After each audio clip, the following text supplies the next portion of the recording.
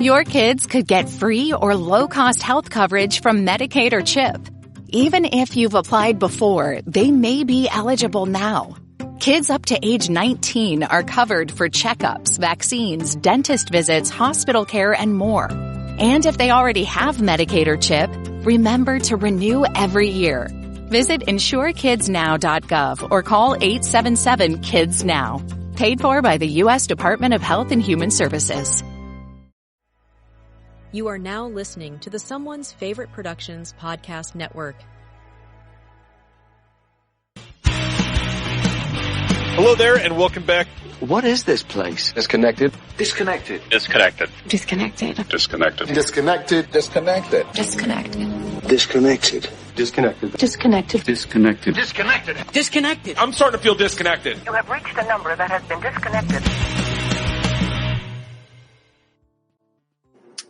Hello there, and welcome back to Reconnected Live on another Thursday night. It's the first Thursday of the month, which means Will's back, and this time, instead of just hearing the kittens screaming in the background, we have kittens on screen.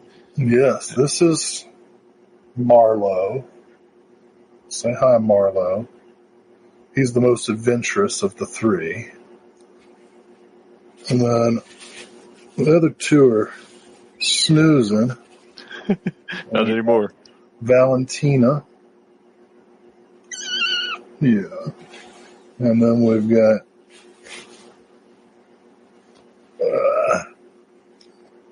Clouseau.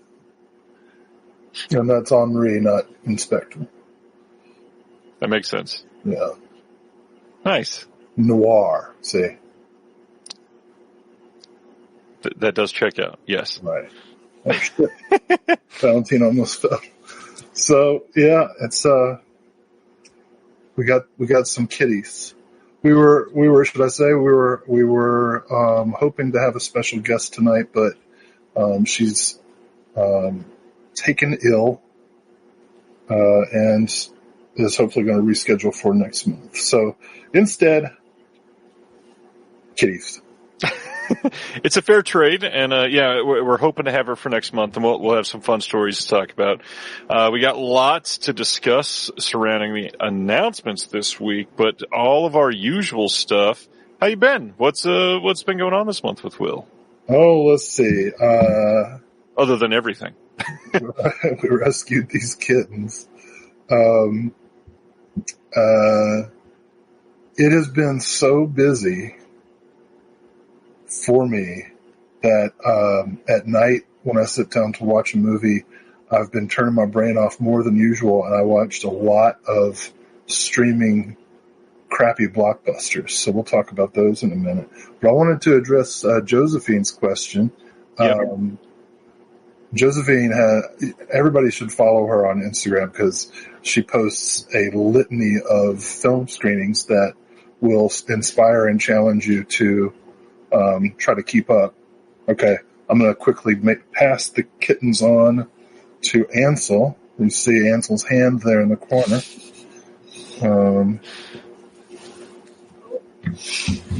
Yeah, take these goddamn things. It's so abrasive. Just kidding, I love them. Thank you, Ansel. So I've been watching an unusual number of Hollywood blockbusters that I'm sure some of the listeners will find amusing when I regale them with my tales of woe. What else has been going on? Oh, the semester's started, and I'm back full-time at UNC Greensboro as a full-fledged, lowest on the totem pole, but as a full-fledged faculty member in the media studies department, whereas before I was kind of a hybrid media studies faculty, English faculty, and residential college coordinator. So nice to be just one thing for a while. Teaching my cult films course, we just watched Bad Girls Go to Hell, introduced everybody to Doris Wishman. Nice. And as per usual, it was super uncomfortable for everybody. And then afterwards we had the most incredible conversation. You know, the very idea of roughies is so fascinating to young people. I bet, yeah. Because they're nowhere near as violent or sexually explicit as anything you would watch, on TV today, right? But somehow they hit you harder. Like, watch Euphoria or Game of Thrones or whatever, and you're going to see a lot of sexual explicit content and sexual violence. But watch Bad Girls Go to Hell, and you'll be like, oh gosh, this is making me feel really uncomfortable. Yep. So now we all love Doris Wishman. That's something I like to do in life. That's the overall message there. Well, there's one public regional university in America that makes sure every student knows and appreciates Doris Wishman, Roberta Finley, Frank Henenlotter, Right. On and on and on. And that's my little slice of life. What's been going on with you? How are things? Things Labor are Day? Okay. How'd you like Labor Day, Mr. Government Worker? I surely labored that day, that's for sure. I have been quite busy. We're talking about some of those projects tonight in our string of announcements, thankfully, so we get to share a little more details behind the scenes. Yeah. Watched, not a ton of things compared to normal this week. It's been a very administrative heavy week for me. But I still watched a whole bunch of the theater last weekend, so we'll get into that in a few minutes. It's been, I don't know, it's been a time. It's been a couple weeks that have taken a toll for sure. I am mentally exhausted. Work is taking it out on me. There's so many people that don't understand. I've talked about what I do and what I don't do as part of my job on here before a little bit, but because I've been forced back into the office, the things that I literally see and hear and that I'm now subjected to takes a much deeper toll than it used to, considering I was just working analytics before, and now it's you're right next to the action, and that never feels great. So yes. I spaced out for that. What were you saying? Life is hard and I don't love my job. Yeah, man, I hear you.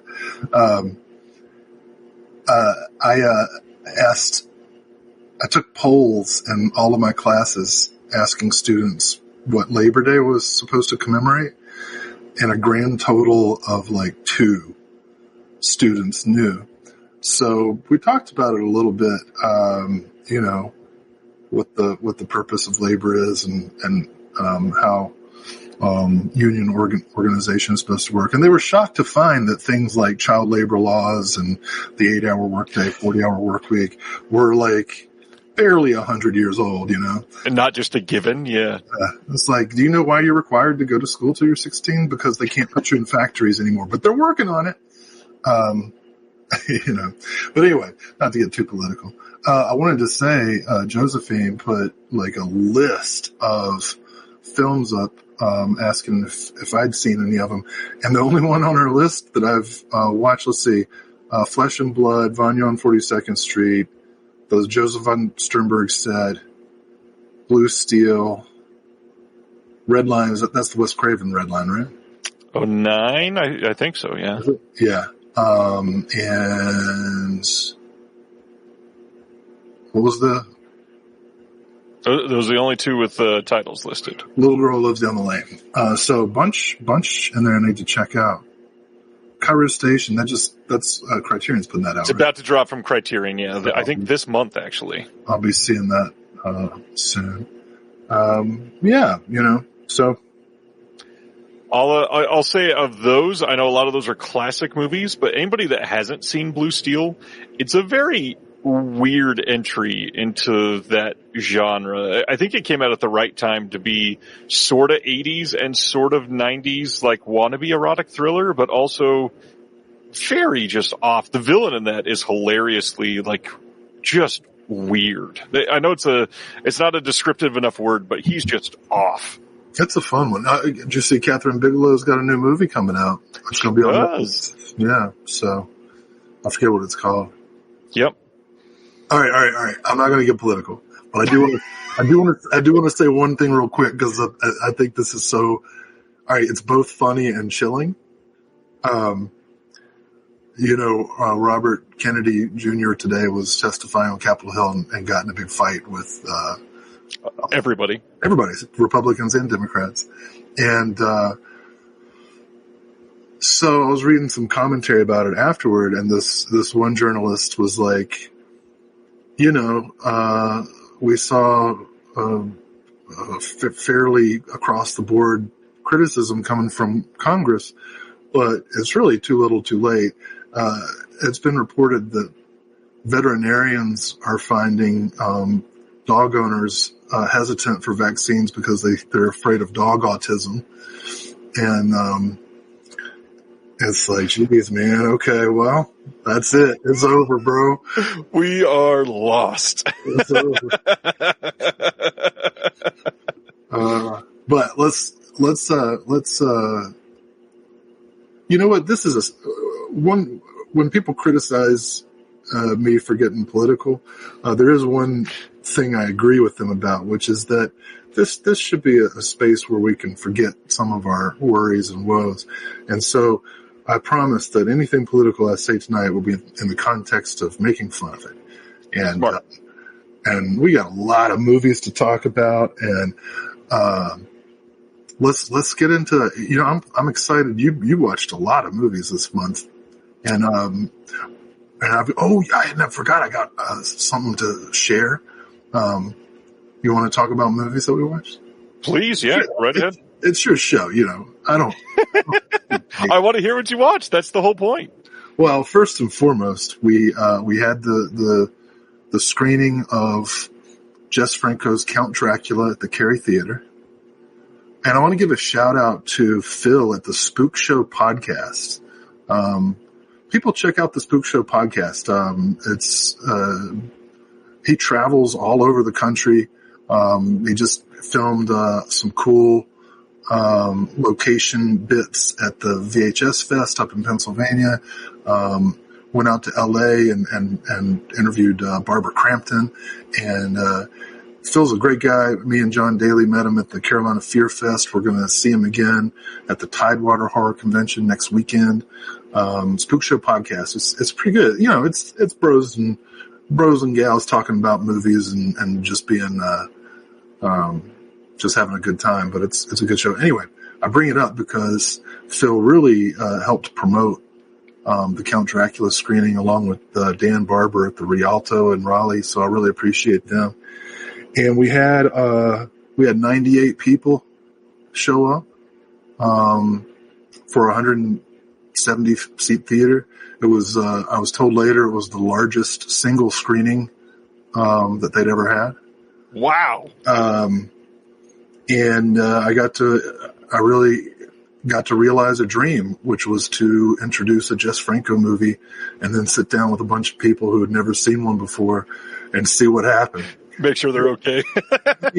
I mean, Count Dracula is not like crazy. Not full Jess. Right? But it's a perfect introduction because it shows that he can make a straight movie. Like there's all these beautifully composed shots and the narrative is coherent and all that, but it also shows that the man is unconstrained by formal conventions. We all had a good time with the zoom lens and some of the eccentricities, the great scene with the taxidermied animals and everything. So great time, and the Cary Theater was happy, and Severin Films was happy, and we're going to continue showing some films from the Severin catalog. That's awesome. Theater. We're talking about Cemetery Man. We're talking about Dracula, Prisoner of Frankenstein. We're talking about Spider Labyrinth. Heard of that one. Yeah, so pretty excited.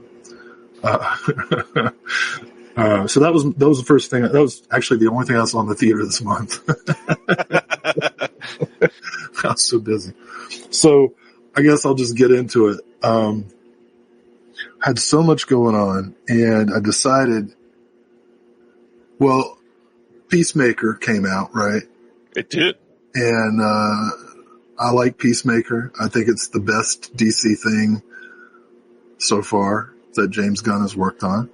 And so I decided to continue filling in the gaps because now I'm like committed to seeing every DC. And so I did something that I hadn't done before. I watched the entire Dark Knight trilogy, which I had not seen the Bane one. I'd seen the other two, but I watched all three again. And I watched the emo Batman. The emo Batman. Which was like the hairdo. And like, I was like, what is this? Loved that one. Hated them all. Hated them all. No surprise, right? I had never really seen the Tom Hardy Bane. Yeah. I'd only known that version of Bane from the Harley Quinn cartoon. So when he started talking, I was just like, what the hell is this movie? And you know what? George Lopez is right. Batman's fascist. That's a fascist Batman. That's a fascist Batman. But my favorite part was that the whole thing depends on whether and when the autopilot has been fixed in the Batcopter. It was just I couldn't, man. But I did it. I sat through all three. And then that dumbass Riddler thing, oh my gosh. So I did it. Those are done. I saw Thunderbolts, which everybody's like, oh, this one's got psychological dimension to it. And it's so much better because there's not as much CGI. And I'm like, well, it's still, they use their words to talk the bad guy down at the end. It's just the same old shit. So that was something. What else did I watch? I watched, the reboot of Harry and the Hendersons, which I think is called Rise of Planet of the Apes. And I gotta tell you, my favorite performance was the ape. Oh my god. Oh, that was not so great. You got me there. I had no clue what was about to be said after that. Yeah. What else did I see? Oh, that's not all. I saw, okay, here, I'll put out some faint praise. I saw what may now be my favorite Ridley Scott movie, American Gangster. I'd never seen that before. I watched American Gangster. It's really just Black Caesar, but twice as long. And, he punks out in the end. But it was kind of cool because, the guy in real life and some of his cousins are from Greensboro or the Greensboro area.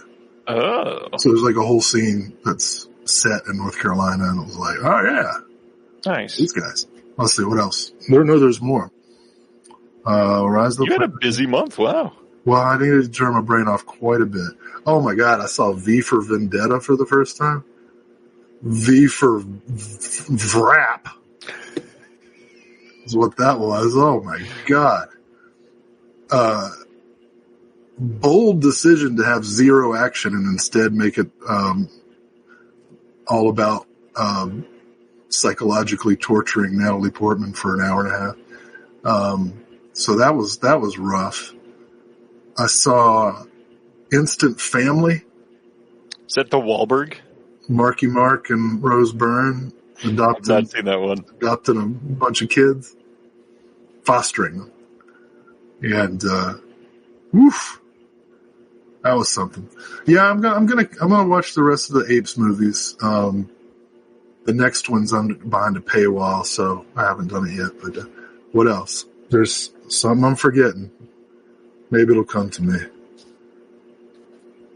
Oh, I watched a miniseries on the Peacock. The Peacock? Yeah. It was called Long Bright River, and it stars Amanda Seyfried, Liberals Sydney Sweeney. And it was pretty good. It was unrelentingly grim. But I did not hate Long Bright River. Now, Silent Mandible says we should make Will watch Punisher Warzone. Punisher Warzone is one of my all-time favorite movies. One that Will literally loves. It is the greatest superhero movie ever made. It is the first superhero movie to be directed by a woman. It is an unrelenting satire of very toxic masculinity. What's that face you're making there? Is it really the first one directed by a woman? Yeah. Jesus. Yeah. What is wrong with Hollywood? Lexi, they try to give it to that Wonder Woman, but no, Lexi Alexander directed Punisher Warzone. And then Lexi Alexander, who's an Olympic martial artist, Austrian. Lexi was forthright about the sexism and bullying that she faced in Hollywood, and subsequently has had trouble, shockingly, with her career. She mostly directs TV now, directed some good episodes of Supergirl. But yeah, I watched a lot of crap this month. I watched the new season of King of the Hill, which was pretty great. I like King of the Hill. That's my kind of people. Can we share these 1-2 punches of comments are hilarious. Corinne says, I missed something. Why has Will been watching so much crap? COVID? And then Sibner responds, yes, Corinne, one of the symptoms of COVID is now watching shit. I'm not eligible for vaccines anymore. So, all right. I did watch some physical. I know I'm going on too long, but I thought people would be amused that I watched all 4 Batman movies, which took the equivalent of a day. It's literally like a 12-hour marathon if you do that. Oh, so crappy. But I did watch a couple things on physical. I saw Charlie Chaplin's The Kid, and this restoration by Criterion is magnificent. It looks great. Love The Kid. Never mind. I was going to make a comment. From the catalog, I watched Mami Wata. Oh, how is that one? It's great. Your friend, Sean said it was one of his favorite movies of 2023. That Sean. Mr. Baker. I think he's onto something. It took me a while to get into it. It's a folktale. I mean, it says it's folktale. It's like the first thing on the titles. It's a West Nigerian folktale. The black and white cinematography is unbelievable. The extras are good too. There's a great interview with the director and 30 minutes of behind the scenes, making of the movie. And it's fantastic. Highly recommend Mami Wata. I saw 2 movies from Cinematograph. Saw Jonathan Demme's Last Embrace, which was his kind of entry into the 70s paranoia stuff. And it was pretty good. I'm not going to say it's an outright classic. You do get to see a lot of Roy Scheider's extremely tan bod, which is something. That 70s tan is different than And then the last thing I watched also from Cinematograph that, I think you said you did not like this, but I actually was surprisingly, high on Joyride from 1977. I still haven't seen Joyride, actually. Okay. Well, it's pretty good. Okay. Joseph Rubin, who went on to direct The Stepfather, and had just come off 2 really good sexploitation films, The Pom Pom Girls and The Sister-in-Law. This has the distinction of 4 Nepo babies in the cast. You've got Robert Carradine, you got Melanie Griffith, you've got Desi Arnaz Jr., and you've got Anne Bancroft. She's coming up a lot today. And Bancroft is coming up a lot. Yeah, she's in at least one of the announcements, and when she got written about in the newest issue of the Physical Media Advocate. And her mother, June Lockhart, of Lassie fame, still living, 100 years old. Jeez. 100 years old. June is 71, Anne is 71. Can you imagine being like, oh, what are you going to do today, June? I'm going to have lunch with my 71-year-old daughter. Because because I'm fucking 100. I hope I make it to 100. Your best friend donated $2 here. Thanks, Chris. He says, "Happy early Valentine's Day, my loves." That's from a bearded film guy. Well, I appreciate the plural, but I don't see a dime in that. I just offered to pay for something right before this, so that's not entirely true. Wasn't for me. I mean, you made the promise. I did make a promise, but I thought we'd be able to fulfill that promise. We might be able to. We'll see. So I've gone on too long, but I actually watched a lot, even though most of it was palaver. Well, Will's stuff, when you catch up, it's once a month, so we get to cover a lot more for you, so it's always nice to hear. But I will say, this last weekend was a pretty decent weekend at the theater for me. I'll say from the lowest, which wasn't even bad necessarily, the new film The Roses, which is, of course, a remake of War of the Roses, starring Benedict Cumberbatch and Olivia Colman. Pretty good.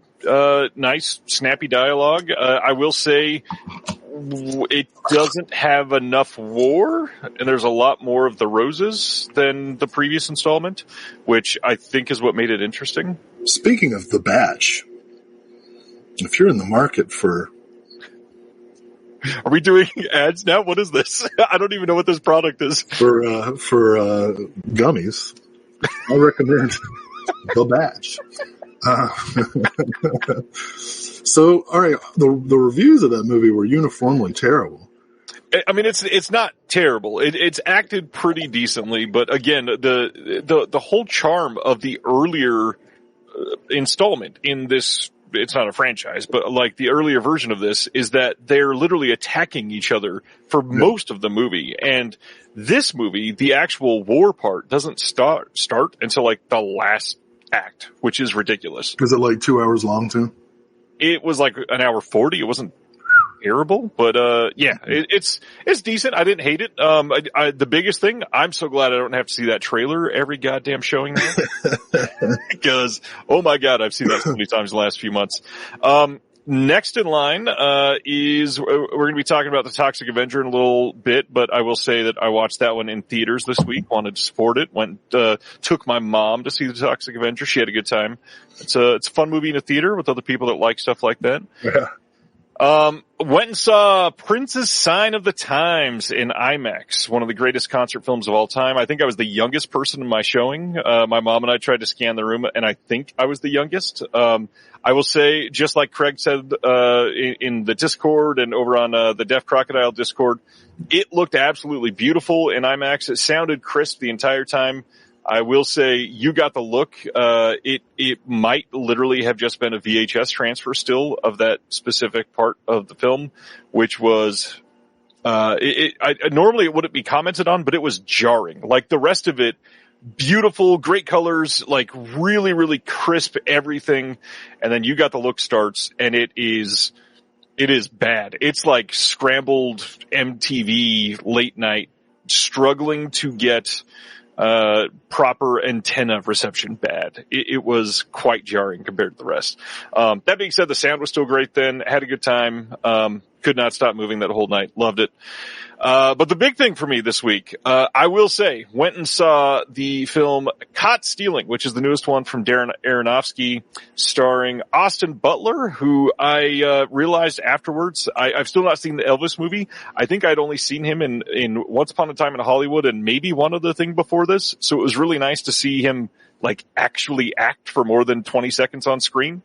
Dude carries this whole movie. He was incredible in it. I really appreciated this entry from Darren Aronofsky. Does not feel like an Aronofsky film for most of it. It's pretty action-packed. The action... Is it actually good or something? It's incredible. Yeah, genuinely incredible. It's top 5 for me of the year by far.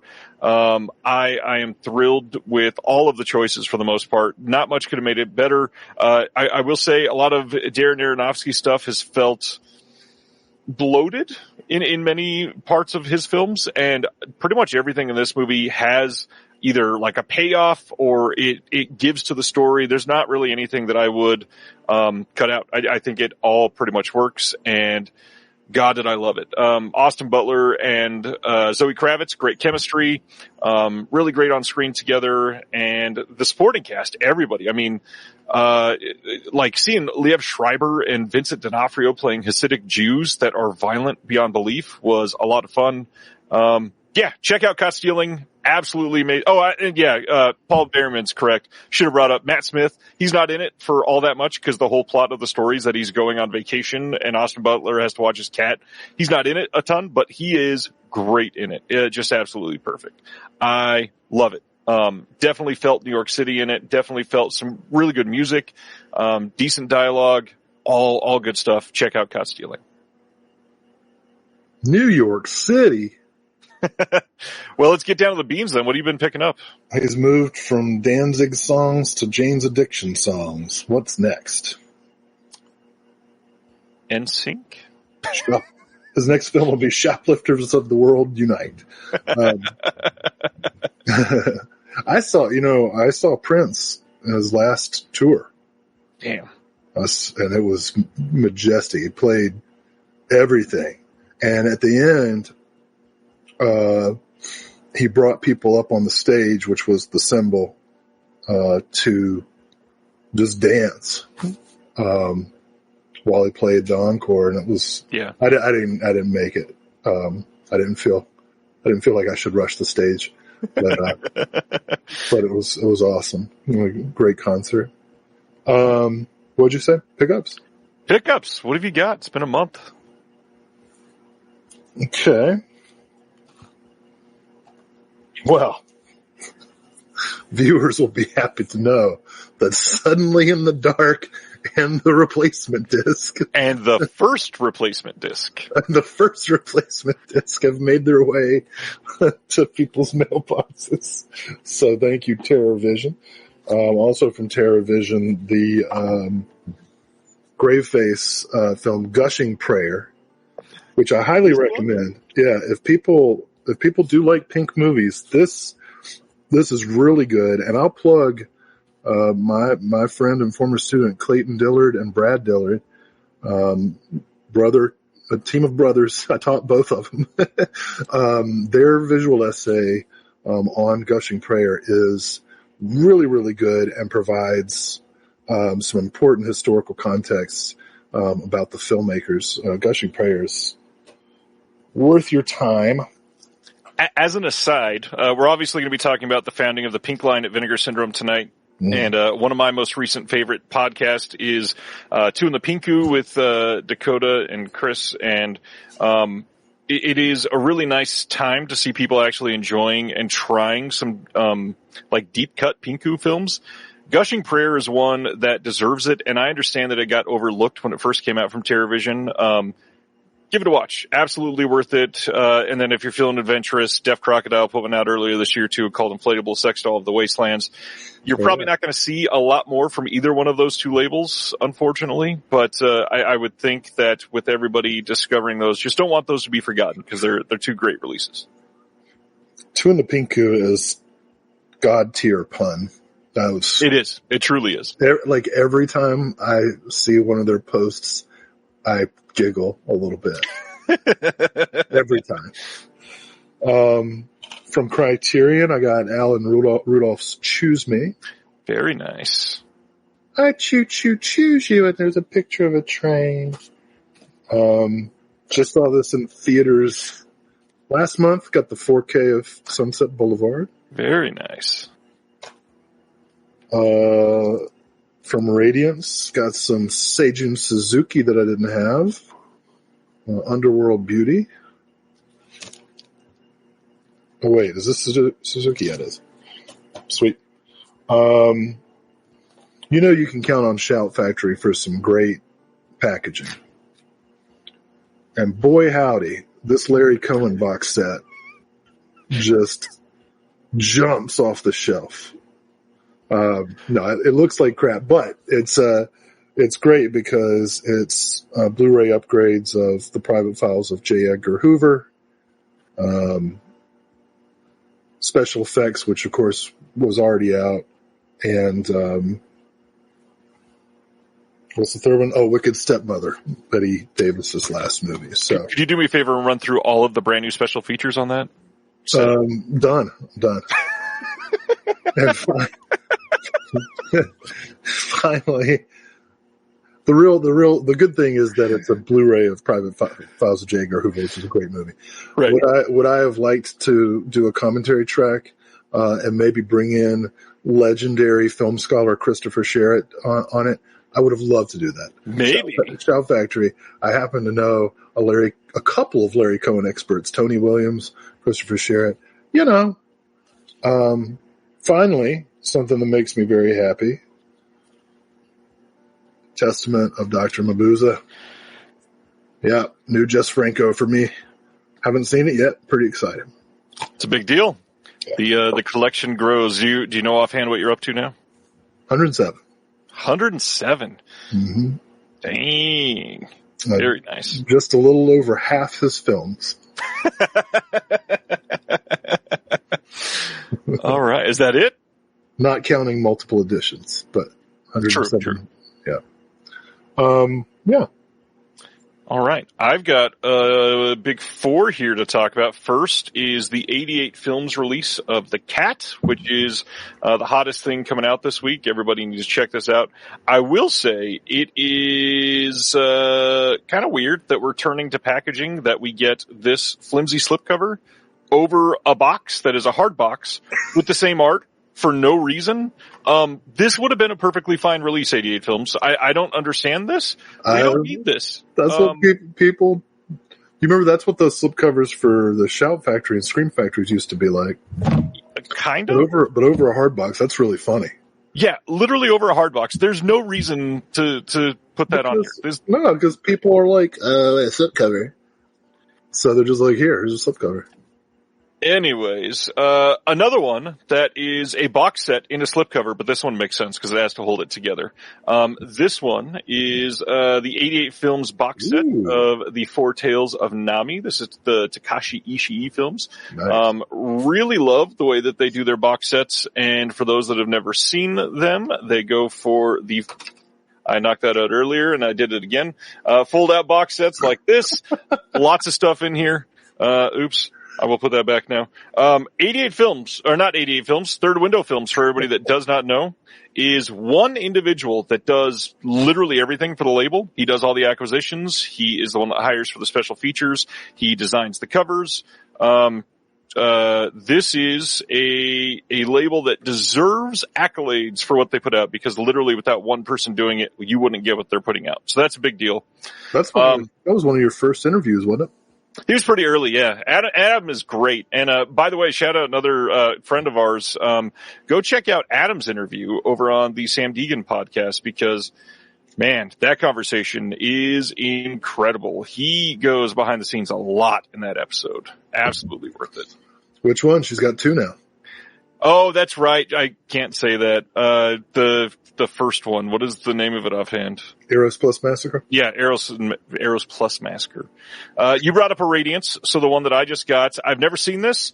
This is one that, the visuals got me, and it's a director that I believe you and I talked about briefly before. This is Senso, the Visconti title that they just released. Real good. Heard literally nothing but like, that is a masterpiece and everybody needs to see that. So I like me some Visconti. You know, normally I hate rich kids, but Visconti, based on his filmic output, seems all right. It's pretty good.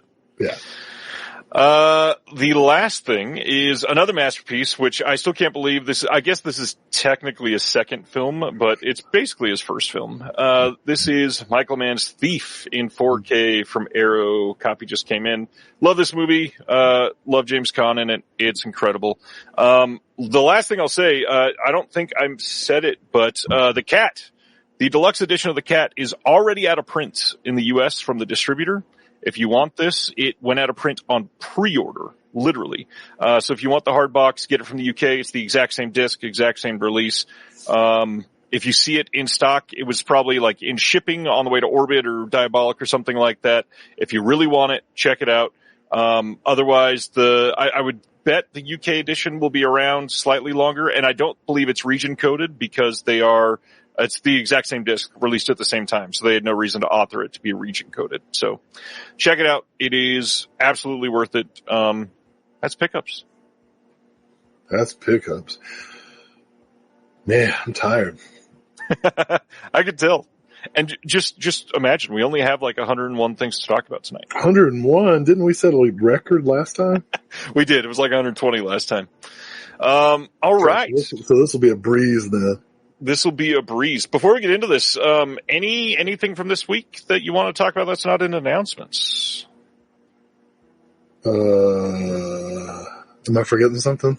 No, just if news came up that I forgot. I know one that I wanted to bring up is, Dolby Vision 2 is something that people are talking about right now. The new standard just got, dropped, I believe at a conference a couple days ago. They mentioned that they were working on it. Essentially, it's like very AI focused Dolby Vision, color grading that it's working on to make proper coloring.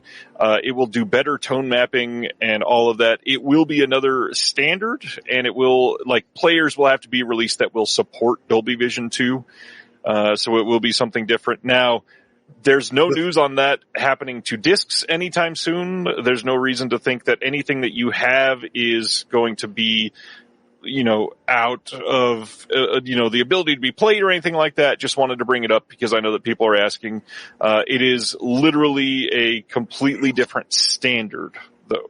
It is not like, it's not just an update of your player. It is an actual updated standard. I know you don't either. I do not live in a situation where I can ever turn my entertainment system up loud enough to tell the difference between the built-in speakers and the sound bar that I have. So what you're talking about is gibberish and Fantasyland. By the way, the word vision in Dolby Vision means it has nothing to do with sound. Oh. I guess Dolby sound. Dolby Atmos is the 7.1.2 surround sound where you have sound coming out of the highs. Yes. Well, I can't do that either. Yes, I definitely don't have Dolby Atmos. I don't have a proper sound system at the moment, but that was a really funny aside that you started talking about that. Do you know what's funny? And I say this is true. If you ever want to see something funny and ironic, watch a media studies professor try to work a device and try to comprehend a technical specification. None of us can do it. Okay, well, great. Can't wait to have to upgrade all my discs again.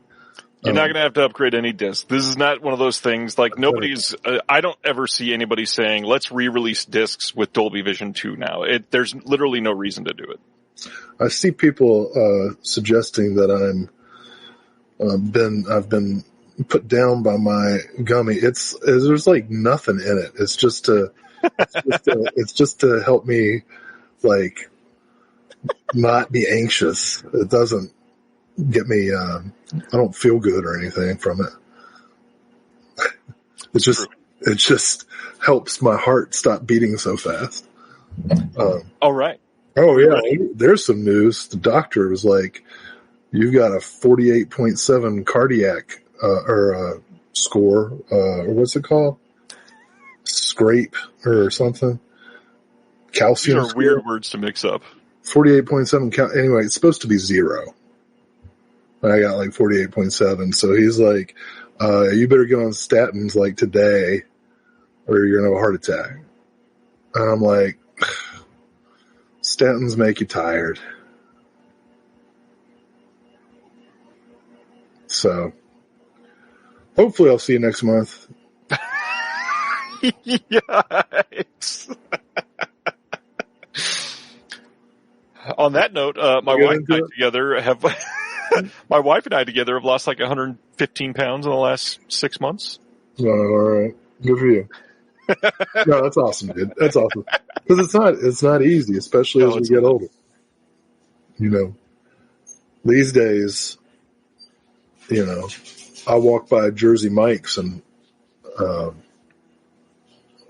I gain 6 ounces just from the window, looking through the window. Yeah. Anyway. Yeah, you know, so I think the Dead Milkmen said it best when they said, life is shit, the world is shit, the world is shit. This is life as we know it. The Dead Milkmen were great. They were. They were a great band. So let's talk about things that make us happy instead then. Let's go to Vice Academy. Naked ladies. I love the timing. You were not here when we talked about this during the reveal last week, so I'll let you handle this one because I shared my piece. Vice Academy, how do you feel about it? Looks great, but I've never seen them. None of them. Wow. And it's funny because of I guess Vice Academy 1 through 3 were already released, right? Yes, but very, very out of print for a long time. I hope it's still worth something because I've got that. I just never watched it. It's worth a lot less now. I guess they were part of the subscription before, right? But this time we have to pay for them. We got to pay $30. No, they were a VSA. Oh, okay. Well, then I paid for 1 through 3, and then I paid for 1 through 6, which I think is how Vice stuff works. You don't get it for free. Touche. Yeah, I like the cast, and as you could tell from my watches for the month, I'm perfectly happy to watch crap. So these have the benefit of being shorter, but more of them. So, perfect. All right. So for those that did not see the information on this last week, yes, it is Vice Academy 1 through 6 that are all coming on Blu-ray now from Vinegar Syndrome as part of the VSA line. These are the same 3 for scans for 1 through 3, and then on 4 through 6, these are new 2K scans. We've got a new interview with Rick Sloan on here. We've got a new piece from Cinema Wasteland. It was a panel that was done with Rick Sloan and Ginger Lynn Allen from last year. Is that all that is new? I think so. I'm getting their food ready. She's an American treasure. So yes, there we go. Damn. We're growing up. Sorry, for those listening on the podcast, I am being attacked by... And now you're muted. Ronnie is saying, are they all the same person? They're all directed by Rick Sloan. They are not all the same woman, though. No. I should hope not. We've got a Linnea Quigley. We've got a Ginger Lynn Allen. We've got, I think, at least 1 or 2 other women, I think. Yeah. All right. And then probably the most controversial announcement of the week. Let's go into Imprint. October 29th, they are putting out a 4K Steelbook collection of Halloween 1 through 5 on 4K in a jack-o'-lantern that you house the steelbooks in the back of the jack-o'-lantern. That's cool. And it's all the original art for all of the 5 Halloween films, which is a rarity. Yeah. And it comes in this little case, and then here is the housing of the steelbooks in the back. Nice. And then the controversial part is this cost $500 Australian dollars. Which in Liberty money, that is $325. Sounds about right. Now, there's a lot of people saying that is way too much money. Imprint is taking the piss. They're taking advantage of collectors. It's a big deal. Now, I will say a couple things. Did y'all not see the Never-Ending Story fake book? Yes. I will say a few things here. First, I'm not defending this release overall, but I do want to say a couple things that are very difficult to nail down specifically with the Halloween franchise. If you go look at this page, this is the most comprehensive release of Halloween 1 through 5 ever. There are archival features that were not in the Scream Factory set. Beyond that, Fidelity in Motion did the encoding, which means these will absolutely look better than the Scream Factory 4Ks. And then to get the original art on steelbooks is very rare for Halloween. Like, that's not happened for Halloween ever. And to get all of the first 5, like, I understand it's not a complete collection, all that stuff. Yes, it's a big deal to get all these together. It is very expensive. Nobody's taking away from that. And of course, one of the big things that we can point out is that A Nightmare on Elm Street is coming out on a 4K steelbook collection, and it's 7 films, 7 steelbooks, all original art, and on Amazon it was only $160. Totally makes sense. I get that. However, this is a boutique label that had to pay for the licensing. Warner Brothers did not have to pay for licensing for their own. Okay, so you're defending this. I am not. I'm making some of the reasons why it's $320. Listen, man, I ain't getting any Halloween set unless it's got Busta Rhymes. I hate that movie. I wish there was a Australian remake of Halloween. I think that'd be awesome. Yes, it would. Oh, get out of the house. That Maya's cunt's in there. I can't do an Australian accent, but you know what I'm saying. The Mayas was pretty good there, yeah.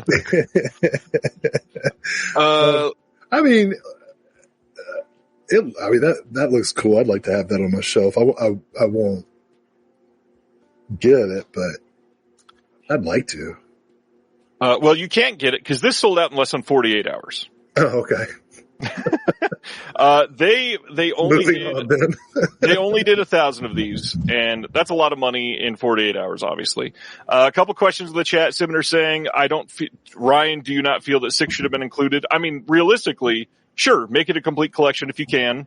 Who knows why they couldn't? It could be licensing. It could be that they're not allowed to in Australia for some reason.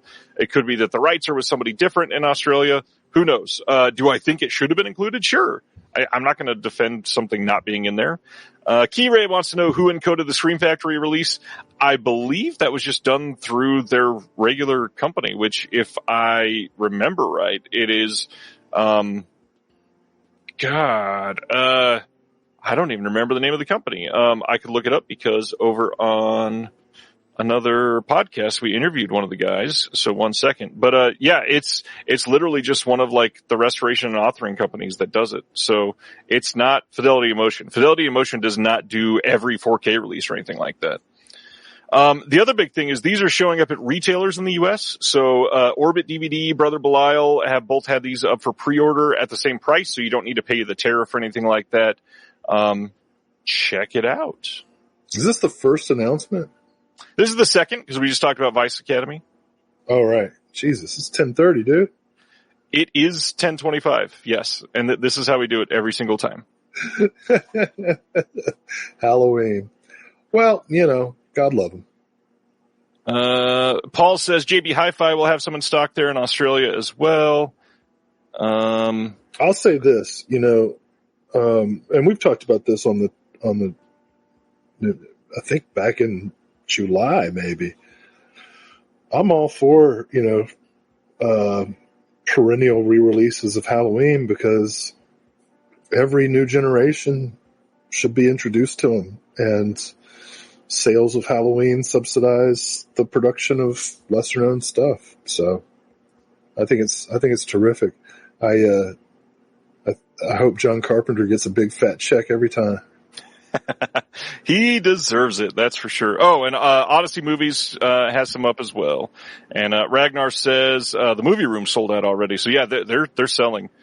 Yes, that is the company. Thanks, Craig. I think it is Duplatech that does it. All right, so that's Halloween.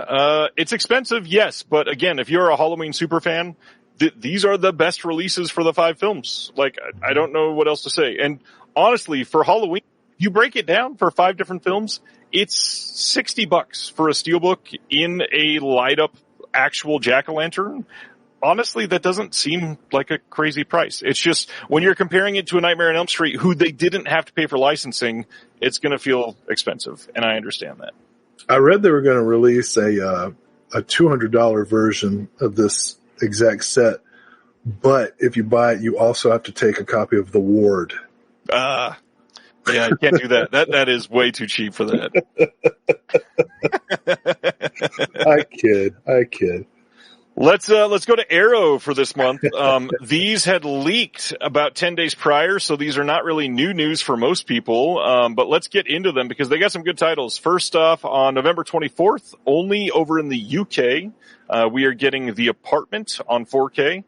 This is a film that Arrow had previously put out on Blu-ray that is legendary, like one of the titles that Arrow was known for a few years. This was one of their better selling, like first of the big deluxe editions that people loved. Big deal title here, obviously one that is a classic. No new extras on this as far as I can tell, but it is essentially the full 4K version of the old deluxe, which was genuinely great. Check it out. Yeah. Apartment. Billy Wilder, man. Oh, this and between this, Sunset Boulevard, and Double Indemnity, I mean, God. He's great with the Fallen Woman movies. You know, I also really like Love in the Afternoon with Audrey Hepburn. Yeah, he's good with the hookers. All right, that's The Apartment. Moving out of that one to more Wes Craven. Nice. Deadly Friend from 1986 getting a Blu-ray release over in the UK. This is another Anne Ramsey movie coming out. This is the first Arrow release of this. It's got a new commentary from Stacey Ponder and Alexandra West.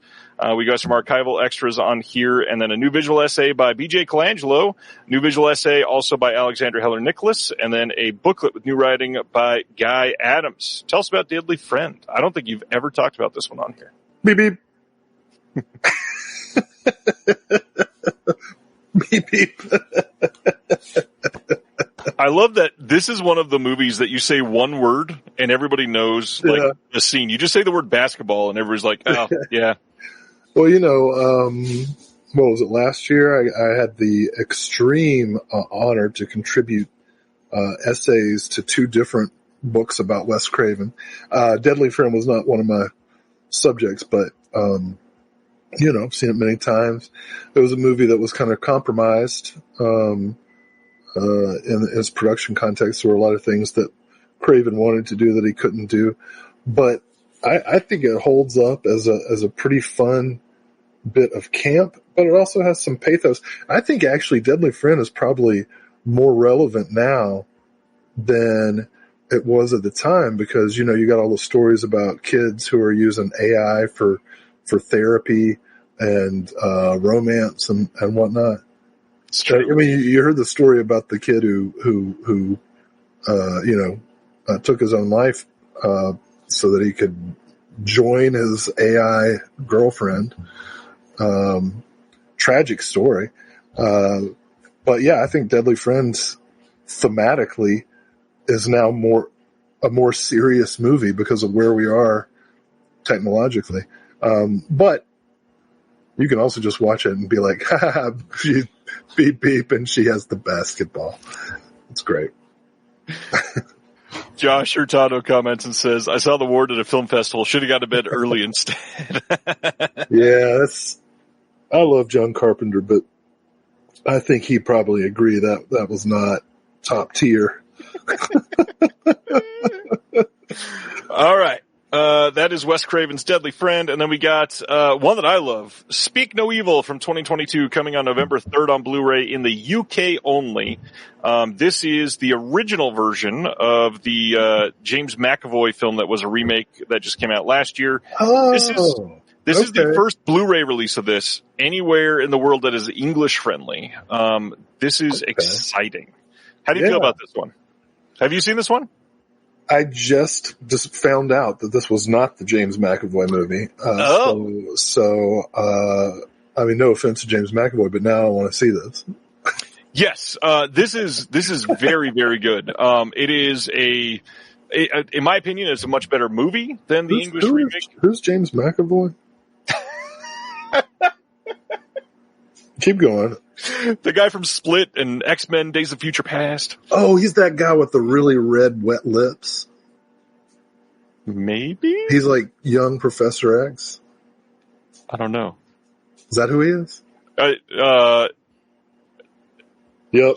Yes, he is Professor X. Yeah, those lips, man, they're ridiculous. Filth. That's another big one with them. Thanks, EPAM. Yeah, he is a filthy man. So this one, we got a new audio commentary with the director and the co-writer that was recorded exclusively for Arrow. Now, I don't know this offhand. Obviously, I'm saying this is the first English-friendly release of this anywhere in the world. But the fact that they say the words at the end of this, recorded exclusively for Arrow in 2025, that tells me there's likely another version of this film coming out here soon. So if you're in the U.S. and you don't want to import for some reason, and maybe you're only region A because this is likely to be region B locked, I have a feeling that it's going to be released again here soon. This is coming as part of the Shudder deal with Arrow, so there is a possibility that this comes through OCN, through that Shudder deal in the U.S. Again, no promises, but from the sound of it, what I take away from that is that if they're using the word exclusively, that means there's another one in the works here. We got 6 never before seen deleted scenes with optional commentary by the director and the writer. New visual essay by Jen Handorf, investigating the illusions of safety within civility. Love that idea. You know why those scenes were deleted? Because they spoke some evil. I did not mean to step on the punchline, but it felt natural. The booklet in here has new writing on the film by Tori Potenza and Natasha Ball. To me, this was a must. I definitely already pre-ordered this. This is absolutely one of my favorite films from the last 5 years. So it was a neat. Wow. Yeah, no, I haven't seen this, so. Brendan says, reminder, Severin has a Shudder deal as well. Yes, this is true, but I believe the Severin deal, they listed all of the titles that they had signed, and Speak No Evil was not a part of that. Now, it's possible that they had expanded that deal, but if they didn't, and they're only working on that original list, Speak No Evil was possibly not coming from them. So, we'll see. Shudder is kind of like, taking a ride around town. They got deals with everybody, so who knows where it comes. Shudder is the Vice Academy of labels. All right. So that's Speak No Evil. Next is Outland on 4K from 1981. Cool. This is coming on November 3rd over in the UK, November 4th here in North America. This is a movie that I have somehow never seen. This is a Peter Hyams film. We've got Sean Connery in this one, and it is coming with a brand new 4K restoration from the OCN by Arrow themselves. We got a new commentary by Chris Alexander, a new interview with the writer and director Peter Hyams, new interview with the DP, Stephen Goldblatt. We've got new interview with the visual effects artist, William Mesa. And then, Josh Nelson did a new appreciation of this one. New visual essay by Howard S. Berger, which, I can say it's a good visual essay. You'll appreciate that one. Booklet with new writing on this one by Priscilla Page and Brandon Stroysnig. I've never seen this. Have you seen this one? Hyams, I said, to no one there. That's Peter Hyams, but it's a Neil Diamond song. I took Peter Hyams' name and I put it in I Am, I Said. Understood. By Neil Diamond. You see that? Yes. Yeah, it's a fun movie. Like Vince says, Outland is high noon in outer space. That's sweet. That seemed to be the reaction. A lot of people very excited about this one. Another one that I don't think I've ever seen is, oh my gosh. I got so excited when this was announced, and then I was like, no. I wanted Mission to Mars. Right. That's what. That's the one I wanted. You remember when these came out and it was like two movies at the same time going to Mars?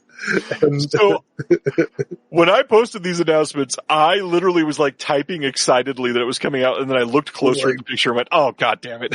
Get me some like lesser known Brian De Palma. Now this does have Terrence Stamp, rest in peace. It does. Oh man, we try not to do a whole lot of time lamenting and mourning, but man, Graham Greene, Scott Spiegel, Terrence Stamp. Yeah, it's been a rough couple of weeks. So sad. So sad. I will say this though, Spiegel got to go out the way he should have gone out. Scott Spiegel was found dead on a couch watching The Three Stooges. And I mean, seriously, for any of those Michigan guys, Bruce Campbell, Sam Raimi, Josh Becker, that's the way. That's the way they want to go. I guarantee you, all of them. If you said to any Raimi or Spiegel, Becker, Campbell, if you said to them, how do you want to go out? I guarantee you they would all choose Three Stooges to be the thing they were watching when they keeled over. So I'm happy that he got to go out that way. I'm sad that he had to go out at all. He was only 69 years old. Nice.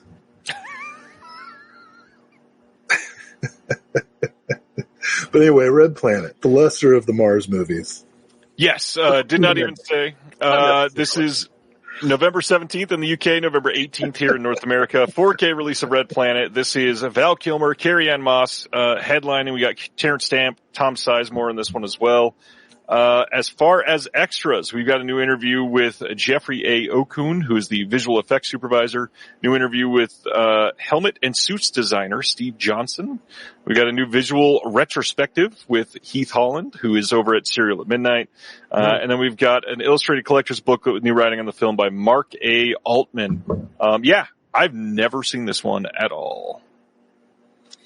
I actually can't remember the difference between Red Planet and Mission to Mars at this point, except because De Palma directed Mission to Mars, I'm assuming there's some split screen. And at least one scene. Anyway, I hope Mission to Mars comes out as well. I'm curious to see Red Planet. I know I have seen it before, but I have zero memory of it except for Val Kilmer on red dirt. Right. So I don't know that I'm going to purchase this, but I do now want to kind of see it again. Well, let's go to the one that everybody was just fighting each other to be able to pre-order the fastest.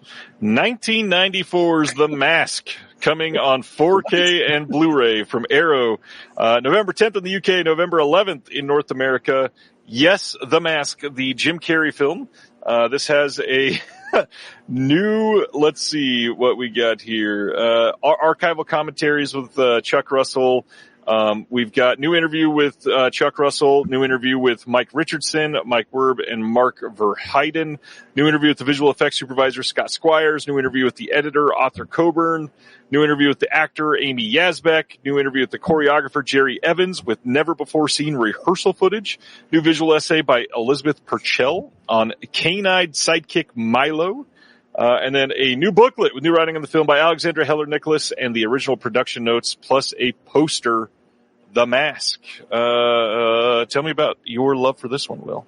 Well, I saw this in the theater when it came out. I mean, Ace Ventura, The Mask, Dumb and Dumber. I mean, Jim Carrey was born to play those roles. But I got to tell you, I prefer Jamie Kennedy's sequel. I'm just kidding. It's because Sivner made that comment. But the fact that I know that there's a sequel starring Jamie Kennedy is kind of funny. I don't know. This, I actually watched this for the first time since I saw it in theaters, with my youngest daughter, like last year. And a lot of the comedy holds up. Some of it doesn't. Now that I'm older, the fact that it is just so unrelentingly kinetic, kind of wears me out. But, I don't have anything bad to say about the movie. It's, if you like Jim Carrey and you like that brand of physical comedy, this is really well done. The quality of the, animation is, for its time, pretty seamless. I'm impressed with the special effects in this movie. Yeah, they went big for this one for sure. The other big thing about this that I will say is the Blu-ray for this was notorious for being awful. So I am imagining this is going to be a giant uptick in quality. Wait, and Chuck Russell? Yeah, the director of The Blob directed The Mask. It's funny. What am I thinking of? Didn't Chuck Russell work on Joyride? I think he did. The one that you just watched? Yeah. Not sure about that. I'm looking it up. Ah, damn it. I typed Chick Russell, and now I got a bunch of not safe for work. Just saving that search for later. Yeah, I'll open that up. Yeah, he was production manager and assistant director of Joyride. That's a nice coincidence. I didn't realize that Chuck Russell directed this. I just assumed, I think, that it was either Tom Shadyac or the other guy. Which one did Kung Pao? Oh, yeah, I know who you're talking about.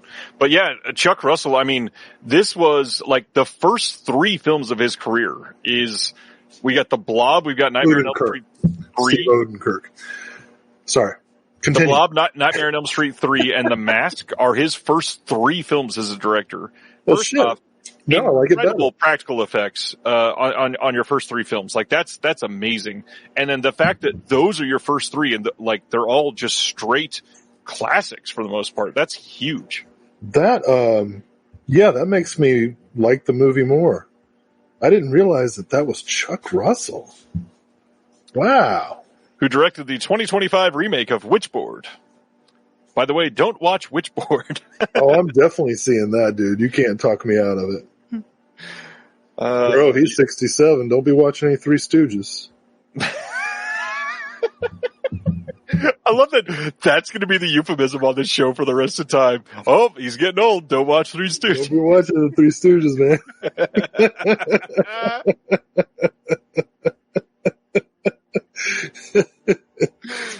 They're going to curly you right out.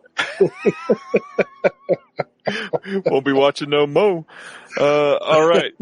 Let's go to the next one, which is a exciting announcement from TerraVision.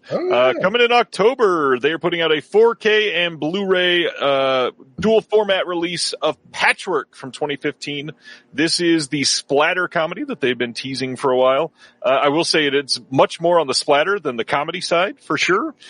I always laughed when he was using the word comedy, because sure, there's a couple scenes from this that are generating laughs, but this is definitely more of a splatter film. Let's go through this because many people had never even heard of this one.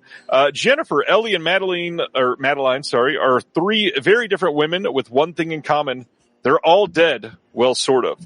After a night out, these 3 ladies wake up with the ultimate hangover, stuck in the same body, sewn together into a horrific Frankenstein-esque creature. Oh. With their personalities still intact, they must work together to pilot their new body, escape their captors, and survive. With the help of Garrett, a hapless med student, the frightful femme fatales use their combined skills, strength, and reflexes as Stitch and set out to find who is responsible. I'm probably going to get this now. I did not. It is worth it. I haven't heard the podcast for that one yet. And I did not know what this was about. And I guess I already missed the window to get it cheaper, but. I think that ends tomorrow, actually. No shit. So this is a Frankenstein story with the feminist twist that is the perfect throwback to 80s genre films that we love and cherish. This is the same director that did The Tragedy Girls and It's a Wonderful Knife from just a couple of years ago. This is the directorial debut from Tyler McIntyre. And it is loaded with extras with the brand new 4K transfer with HDR color grading approved from the director. This also has the CD released with it in one of the TerraVision hard boxes. Yes, there are quite a few things that you can compare this to in Frankenhooker. I see somebody bringing that up in the chat, which I know Will loves. So check out that. This is like Franken-frenemies. Yeah. Extras on this one. We got a 40-page perfectly bound book. We've got a new commentary by the director, moderated by Matt Donato. There's an archival commentary here, new making of. Yep. So in previous descriptions, I have seen these labeled perfect bound books. Don't tell Brad Henderson, but that's the proper way to say it. Perfectly. Yeah, that's what I thought. He's saying that it's like bound really well. Yes. a perfect bound book specifically means the type of book that's in this release. Which, given their track record lately, I wouldn't necessarily believe. Oh, that's funny. I'm not even sure it's going to be in there. But I hope that the perfectly bound book is as good as it sounds. I am going to get this. That sounds awesome.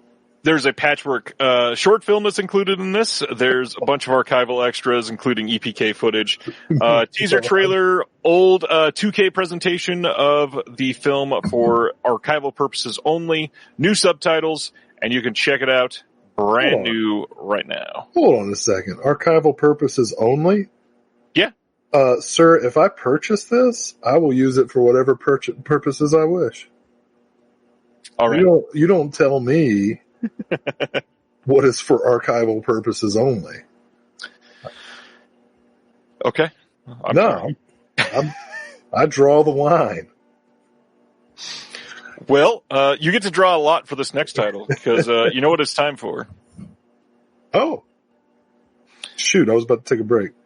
October 28th, there is a 4K Steelbook, standard 4K, and Blu-ray and DVD releases coming of Cineverse's The Toxic Avenger from 2023. Yeah. This is the brand new remake starring the one and only Peter Dinklage as Winston Goose, who's exposed to a catastrophic toxic accident. He's transformed into a new kind of hero, the Toxic Avenger, the hero that we need right now.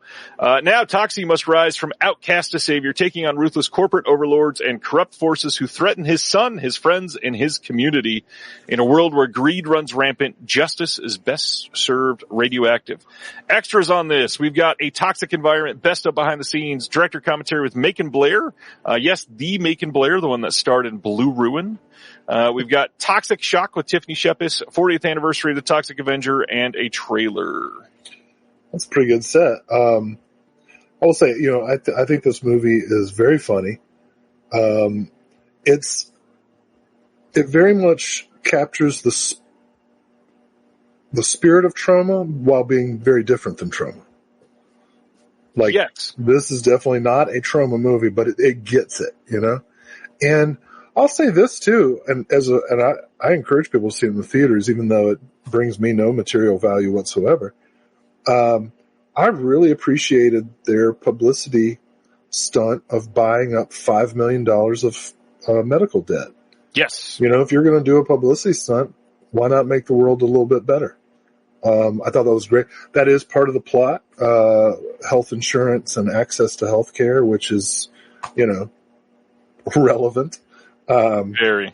And in keeping with the Toxic Avengers legacy, it was a franchise that started out, as an environmentalist, cause.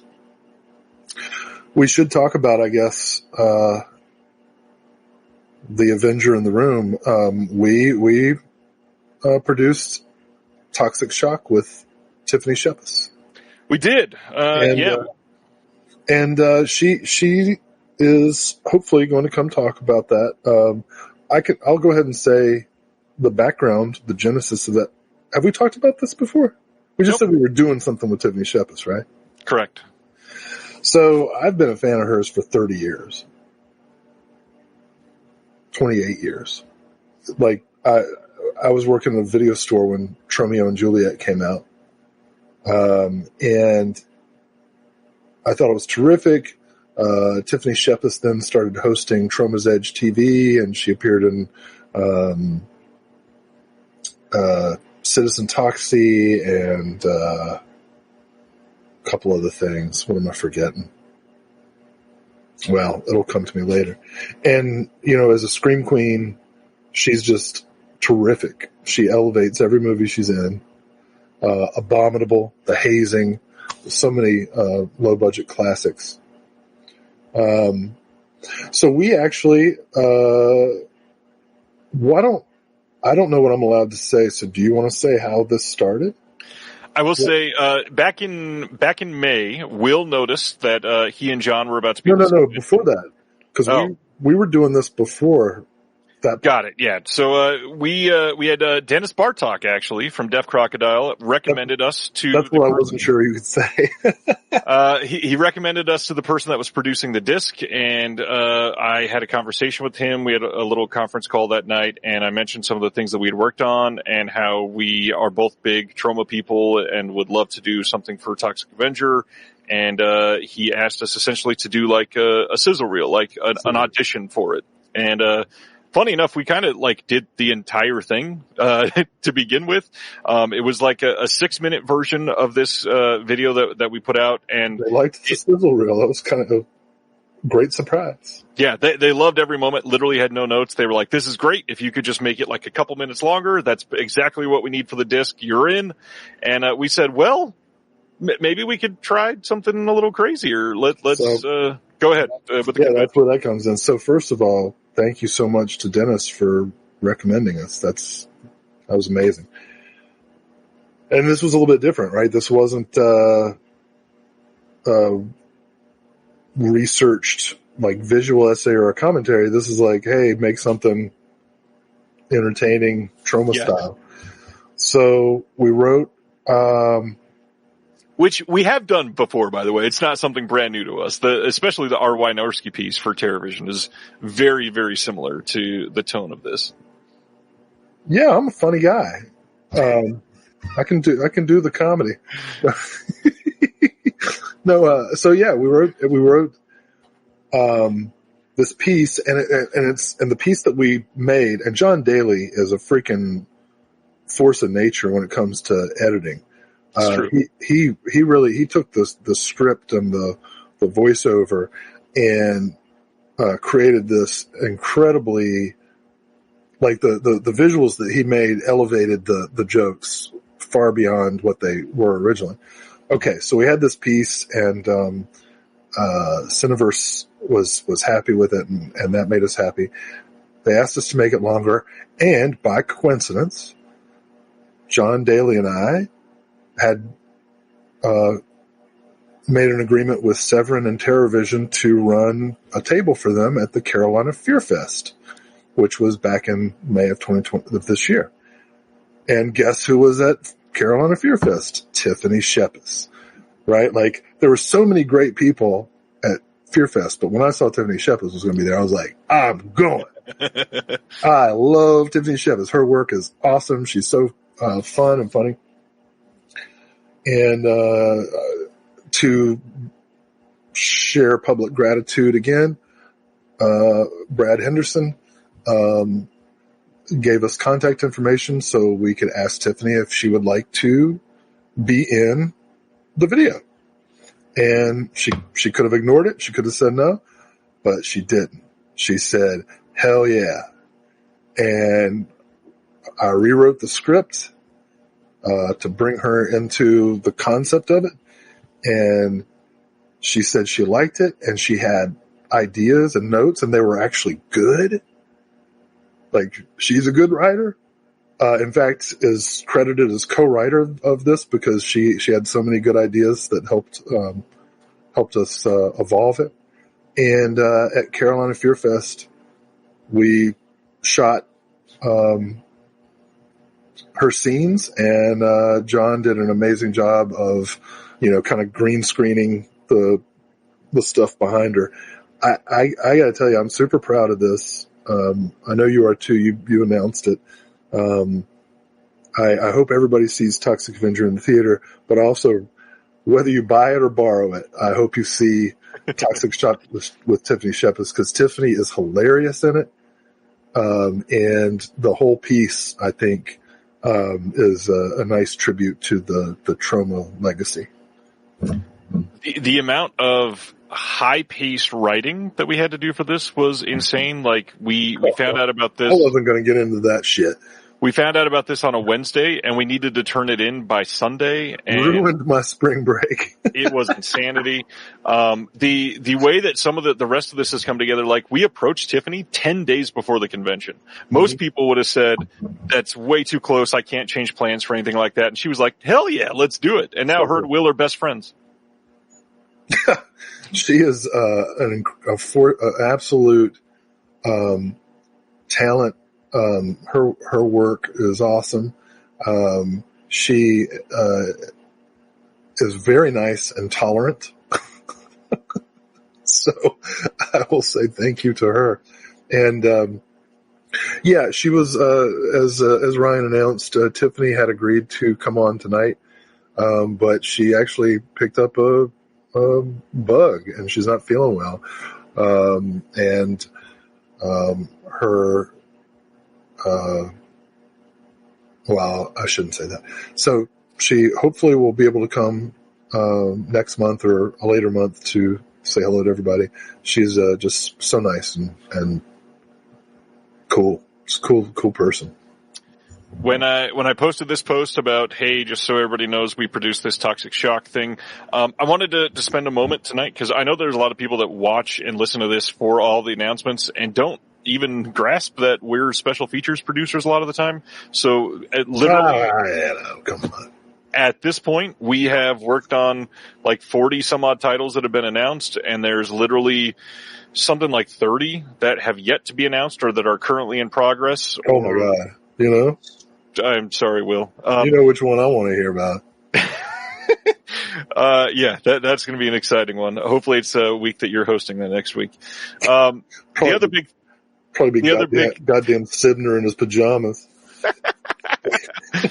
The other big thing is that we are able to help, on many of these titles behind the scenes in ways that we have only dreamed of, literally. Like we're helping craft some of these before they come out, and I hope that people are appreciating this Toxic Avenger Steelbook, all the way down to $31 already on pre-order. It's going to be a fairly inexpensive pickup. Not going to say, hey, pressure you to pick it up, but if you're curious because we're on it and you want to check it out, we would appreciate that. We'd love to hear feedback. Because Tiffany's on. Tiffany's great in it.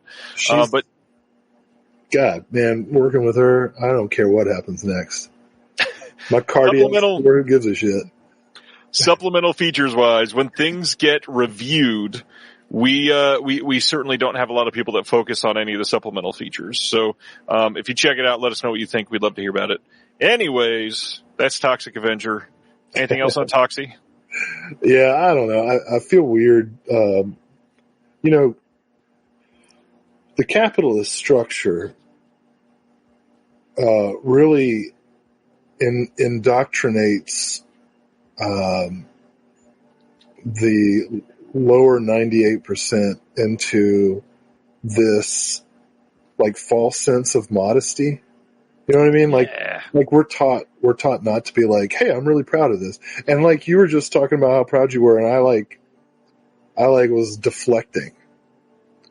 But it's because it's not me. It's the indoctrination. I apologize. Proud. You're proud of this. I'm proud of this. I bet you John's pretty proud of it. John is very proud of it, and he was supposed to be here tonight as well, and he will hopefully come on the show with Tiffany as well. So we'll hear more from that. Oh my gosh, you wouldn't know it to listen to him, but John's a really talented guy.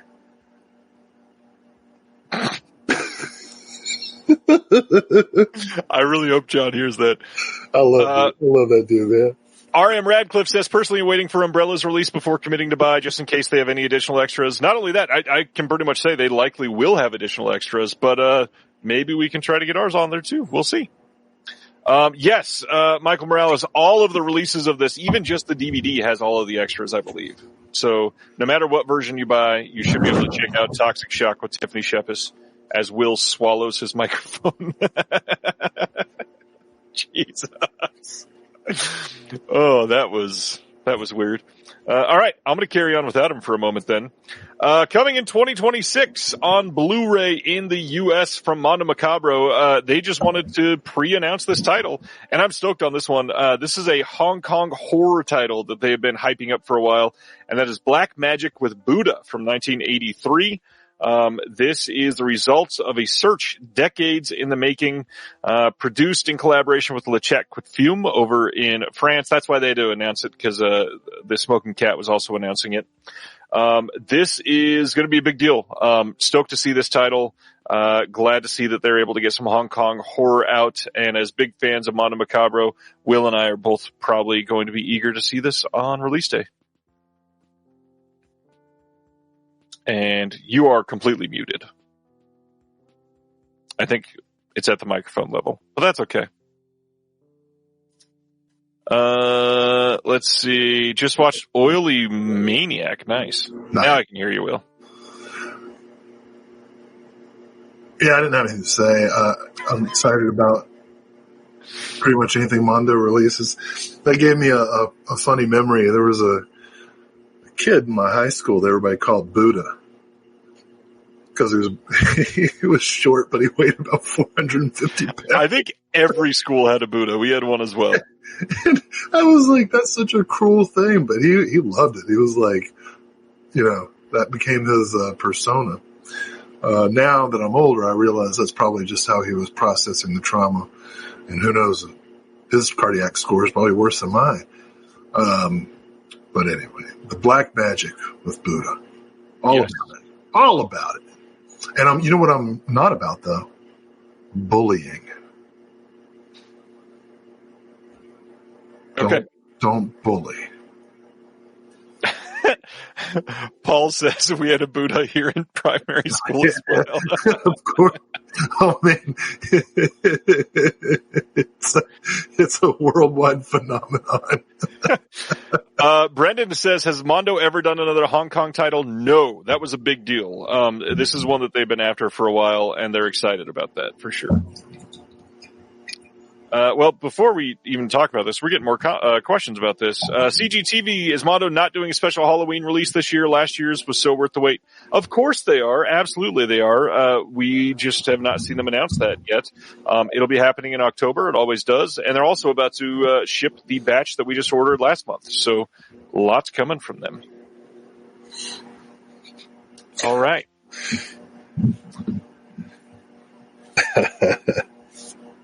Okay. Next up is a big deal title, one I'm very excited about. We don't have a release date for it, but you can pre-order now from the Fun City Editions website. Here in the U.S., a 4K release of Ladies and Gentlemen, The Fabulous Stains from 1982.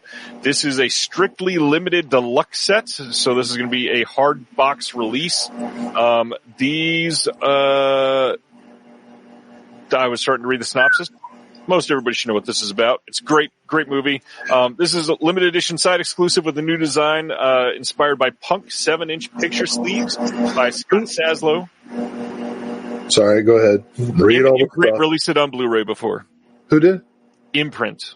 Oh, so that's what I have? Yes, that's the one I have as well. Okay. And what stinks is that had pretty good extras, but this does not carry over those extras. No! So this has a 64-page perfect bound book with new essays by Margaret Barton Fumo and Night Flight's Stuart Shapiro. There's an archival article from the Grand Royal magazine and a replica of the original studio-issued handbook of production information. There's a double-sided fold-out poster featuring a legacy one-sheet key art and newly designed art by Scott Saslow. There is a sticker sheet with 3 custom kiss-cut stickers designed by Scott Saslow. Archival commentary by Lou Adler. Archival commentary by Diane Lane and Laura Dern. New commentary by Mark Edward Hook. New commentary by Jake Fogelnest and Mark Edward Hook. There's an image gallery. There's an archival making of, alternate opening title sequence from the work prints. There is deleted scenes from the work prints. And, this is a huge release. I recently had a student who was getting into college radio and had just gotten their first show. And, I did college radio back in the 90s. The radio station that I was the station manager for was ranked number 7 in the nation by the Princeton Review. No big deal. I did 4 years as a DJ at a community radio station after that. So I've been a DJ a long time. And, so the student was talking about how they just got a new show. And I was like, oh, okay. Well, what do you do? What's your deal? And they go, well, it's a punk show. Play punk music. And I was like, oh, okay. What kind of stuff you into? And they go, well, I like to get back to the roots, like Green Day. And I physically attacked him. Lawsuit is pending. Disciplinary hearing is going to be next week. I feel like I'm going to win because when I explain why I attacked him, all of the administrators will have no choice but to say, well, yeah. Ladies and gentlemen, The Fabulous Stains is such a fun movie, and it's from the time, I really like it, enjoy it. I'm not saying that it has like the authenticity of, say, Decline of Western Civilization or something, but it has the benefit of, you know, being in the right place at the right time, and the style is fantastic. And get to punk rock's roots with Green Day. Jesus Christ. You know, we didn't have Google. We just had to find shit out. Green Day. Will, I will say we've gotten many comments. Right before you started speaking, there was a very loud sound coming from your home. It sounded like you put your microphone in the air conditioner. Oh, sorry. Just letting you know. you know, it's fine now. I'm just letting you know. I don't know if there's something different. You don't need to mute. I just moved the microphone. Oh, I bet I know what that was. The little fuzzy part fell off. Oh. I had to put it back on. Could be. I bet that sounded loud as shit because I forgot to mute before I did it. Well, it sounds like it's still happening, just very quietly in the background. Oh, all right. It sounds like you're near like a hotel air conditioner. Oh, it's a fan. Can we turn it off, or are we good with it? I don't want you to die either. Well, it's not blowing in my heart. Those are the statins. Not yet. I'm afraid of them. You know, Ronnie's right. Dookie did come out. Well, and, you know, not to mention paper lanterns and all that stuff. Came out way before these kids were born. But to say the foundation, the origins are like some freaking pop punk band. Give me a break, you know. Have the decency to, you know, Google punk rock. And I mean, you know, punk rock's a controversial genre in that, you know, a lot, especially in the UK, a lot of it was, you know, prefab stuff. But, you know, it was an era. And, let me tell you a fun Jello Biafra story sometime. I got a really good Jello Biafra story, eating late night dinner at a, what was that place called? It was like a Waffle House, but not. But anyway. We'll share that story when we don't have 73 more announcements. 73. Oh, that's when punk died.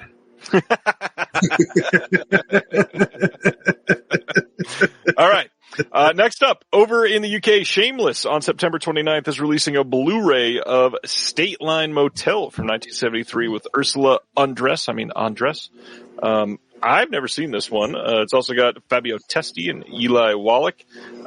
This says, this is no quick-build Hollywood caper. Under the gritty direction of Maurizio Lucidi, a master of emotional tensions, these cinema legends deliver powerful performances in a sleek psychological thriller elevated by a moody score from Luis Bacalov.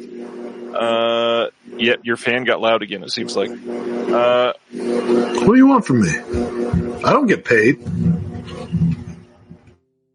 I did mute you for a moment because it was getting real loud. This has a new 2K restoration of the fully uncut version of the film. We got an interview with Fabio Testi on filming with Ursula Andress and Eli Wallach. We've got... Did you turn the fan off? Turn it down. Okay. I was going to say because I still hear it. I mean, I have it on every time I'm on the show. I hear you. All right. Except for that one time I was at my mom's, but then I had a ceiling fan. You were outside that one time too. Then I had ocean. Current says, Will, can you turn your fan off and go shirtless? Any thoughts? I'll do it as a fundraiser. I don't want to lose any money. Half of them are donating for me to put it back on. The other half want me to like drip chocolate syrup on it. Anyways, this is State Line Motel. Is this a film you've seen? No, I haven't. Obviously the cast is incredible. And gosh, who wouldn't want to hear the majestic score of The Postman again?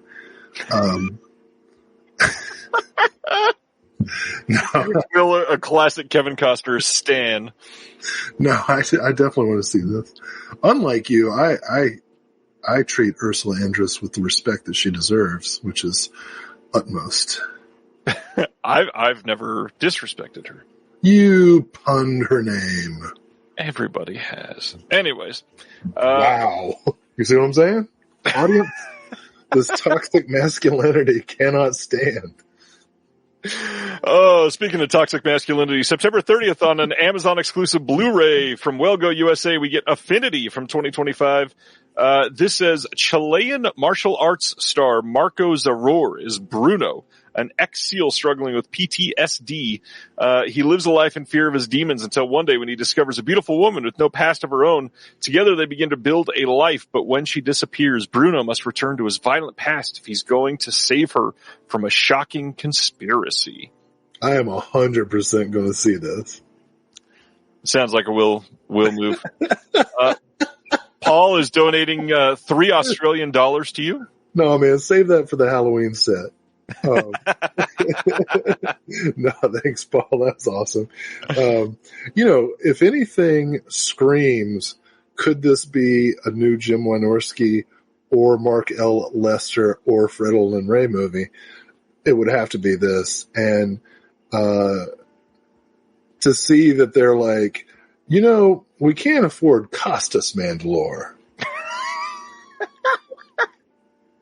But his nephew, Louis, is available.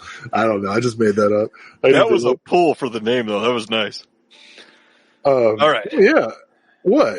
If you're a fan of Jim Wynorski, you know who Costas Mandalore is. And if you're a fan of... perfect one for this. Yeah, and if you're a fan of the Saw franchise. No, I mean, this is a mythic. Oh, Louis Mandalore is Australian. Best known for the My Big Fat Greek Wedding franchise. And he is the brother of Costas Mandalore. So, perfect. Love it. Gonna see it. This is an almost mythic, human story. Like where a man is like incredible but damaged and a woman is in danger and he must take care of business. Sibner wants us to focus on this tagline. Ex-SEAL Elite Team One Impossible Truth. Yes. Affinity. Yes. Those three sentences or phrases, that's very confusing, but okay. I mean, probably he finds out that she's, it's going to be like Chinatown or something. He's going to find out he's definitely getting double crossed. Oh no, it's going to be like Old Boy. Oh. And he'll find out he's like banging his sister or something. What's worse, sister or daughter? I think daughter. So anyways, coming on October 27th on Blu-ray in the UK, Third Window Films is releasing the Kaizo Hayashi's Maikuhama trilogy from 1994 to 1996. You should have muted me. What the hell's wrong with you? A trilogy of films about Yokohama private eye Maiku Hama, played by Masatoshi Nagase, directed by Kaizo Hayashi. In the most terrible time in my life, he gets embroiled in the disappearance of a Taiwanese immigrant's brother, getting caught in the crosshairs of a gang war. In the second film, The Stairway to the Distant Past, he goes after a man in white reigning over the embattled riverfront of Yokohama. The ominous final chapter, The Trap, straddles the line of psychological horror as a series of drug-fueled murders instill fear in Yokohama. And this is, again, like one of the great sets from Third Window Films that I can't wait to get. I just want to say the descriptions of those movies is way worse than what I just said. I'm talking about forbidden love, but you all are fine with murder, dismemberment, vivisection. Oh, man. Vivisection. and everybody out here stands for Old Boy. They're like, Old Boy. Oh. And so I make one reference to like an important plot point and everybody's like, ooh. So in the special features, in the first film, we got an audio commentary by Jasper Sharp. We got a couple new interviews. In the second movie, we've got a selected commentary by Emden Yao, and then a visual essay by Matthew Carter. In the third film, a commentary by Sam Deegan and a visual essay by James Valmont. Again, to me, this seems like a really great set. I can't wait to own these. Oh, fantastic. Yeah. Next up. More Toxic Avenger. Just a heads up, they're also releasing a double feature of the new Toxic Avenger with the old Toxic Avenger as a double feature 4K. This is the same. You want. Theoretically, yeah. If you don't have the 4K that has already come out of the old one, this will be the exact same disc, just packaged together. And hopefully this brings some new fans to Troma or Toxie or everything above. Hell yeah, man. Honestly. Oh, by the way, that reminds me. Did I tell you guys my sister won an Emmy? No, you did not say it on here, just to me. My sister won an Emmy. Your sister has won an Emmy for a show that we talked about on this show with her. Madhu, yeah. So. Paul says he canceled the work meeting to keep watching today. Glad he did. Paul's all right, man. I hope I get to talk to you one of these days, man. I like Paul. Yeah, he sent you $3 Australian. That's like 19 cents. That's awesome.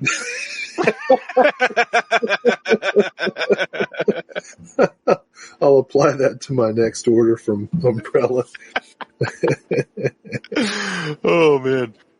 Next up, October 21st, Decal and Bleecker Street are releasing this year's Relay on Blu-ray. So coming on Blu-ray only. I would be curious to see if this is going to get a 4K overseas. It will be, kind of surprising if somebody in the UK or Germany does not do a 4K for this. I really enjoyed this movie. Some people didn't like the ending all that much, but I thought it worked very well. I love this. Riz Ahmed has made some incredible choices, as far as what movies he's in, and this just continues that streak. You have not seen Relay. Have you seen much with Riz Ahmed or seen him in anything? I am hearing his name for the first time tonight. He was nominated for an Oscar for that film, The Sound of Metal, where he plays a deaf drummer. Oh, I do have that. I just haven't seen it yet. Okay, cool. I'll keep my eye out for this young up-and-comer. Jesus, you sounded so old. Oh, man. Next, I forgot this was this week. Oh, sweet, dude. That's another must. October 7th, from Blue Fox Entertainment, whoever that is, Jean-Claude Van Damme's The Gardener from 2025 is getting a Blu-ray release. Wow. I tell you what, man. You know what my bucket list would be is to have Jean-Claude Van Damme appear on Peacemaker. I think he would be the perfect mentor character or villain character going up against John Cena. I think they would have perfect chemistry. I would love that. I could see that. I'm a fan of Cena. I'm a huge fan of JCVD. I love Van Damme. I've heard you say that sentence before, but you never said the JC part, so that's nice. Hey, look, man. I don't dislike him. I just don't think he's, white and blonde. Oh, that was funny. So yeah, this story, I don't know. This says every year the Prime Minister keeps a secret list of his political enemies to be removed. Serge Schuster, a senior official close to the presidency, finds himself named on the list, meaning he will be assassinated within 48 hours by a team of elite government hitmen. Condemned to a certain death, Serge, his wife, and his children only have one hope left: their strange gardener, Leo. Awesome. Awesome. This is going to be like, this will be like micro budget Beekeeper, maybe. I don't know. I don't know what to expect. I'm super excited about it. Micro budget Beekeeper.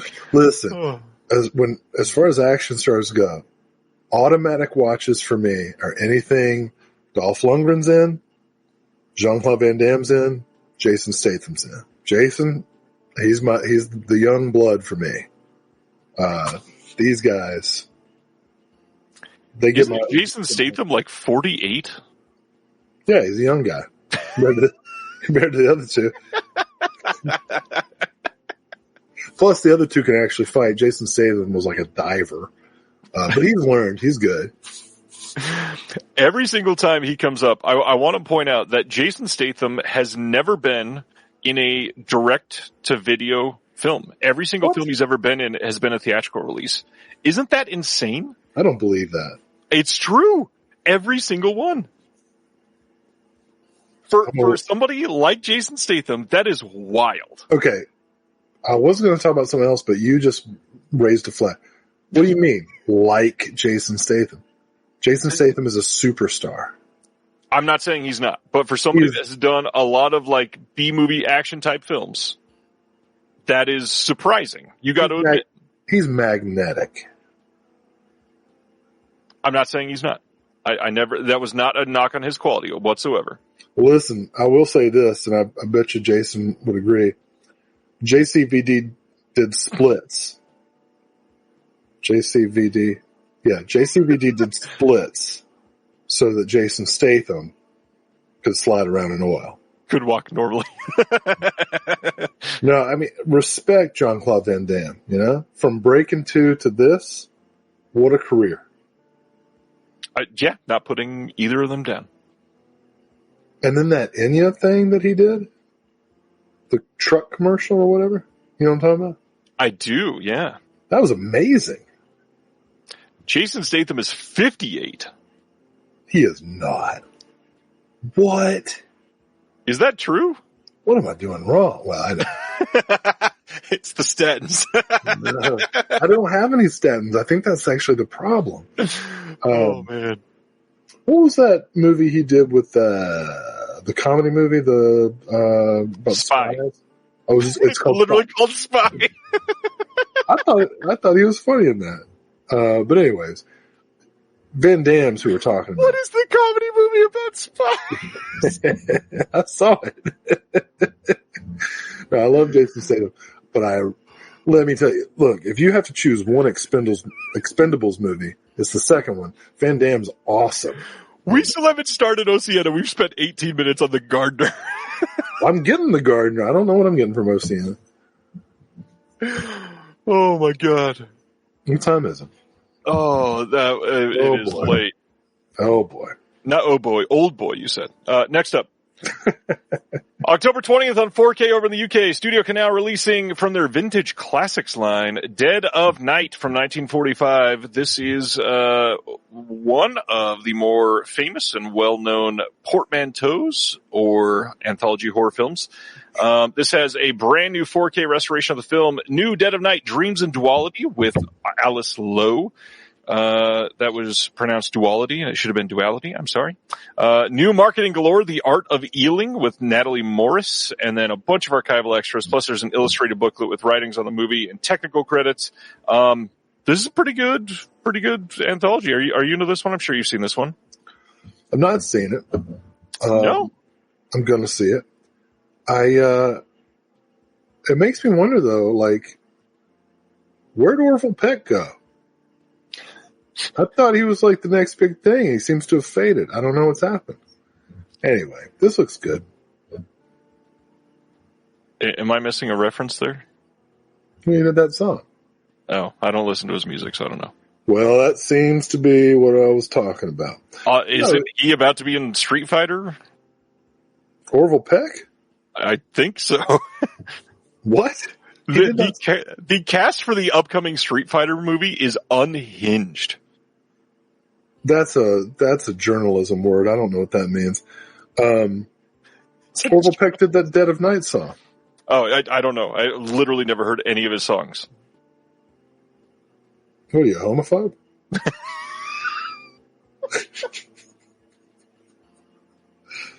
Jesus. Oh, anyways. It's a good song. Anyway, this looks great. I want to see it. Thank you, Ronnie. Orville Peck is going to be in Street Fighter. He also starred in Cabaret on stage recently. Well, now we need to get JCVD and Cabaret. Oh my God, doing the splits in oil? Wait. Yeah.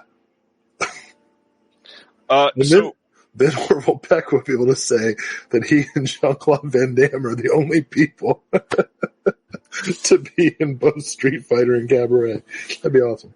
So I understand that we're trying to get through this quickly, but it's been brought up, and this has to be discussed for just a moment. So the next Street Fighter film, Noah Centineo as Ken Masters, Andrew Koji as Ryu, I don't know this name, Kalina Liang as Chun-Li, Roman Reigns as Akuma, David Desmalchian as M. Bison, oh my god, Cody Rhodes as Guile, Andrew Schultz as Dan Hibiki, Eric Andre as Don Savage, I don't know this name either, Vidyat Jimwal as Dalsum, sorry, 50 Cent as Balrog, Jason Momoa as Blanca, Orville Peck as Vega, Olivier Richters as Zangief, Hiroki Goto as E Honda.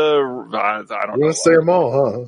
Kyle Mooney from Saturday Night Live as Marvin. So much more than that. He also directed that movie. He did direct a movie, yes. Well, it looks great. I don't know. I don't know any of those names except for the Schultz and Andre and 50 Cent and Orville Peck and Momoa. Cody Rhodes and Roman Reigns are also current WWE wrestlers. Eric Andre is the guy that does the Cartoon Network show where he Yeah, I know who he is. Okay. He plays upright bass and regrets it.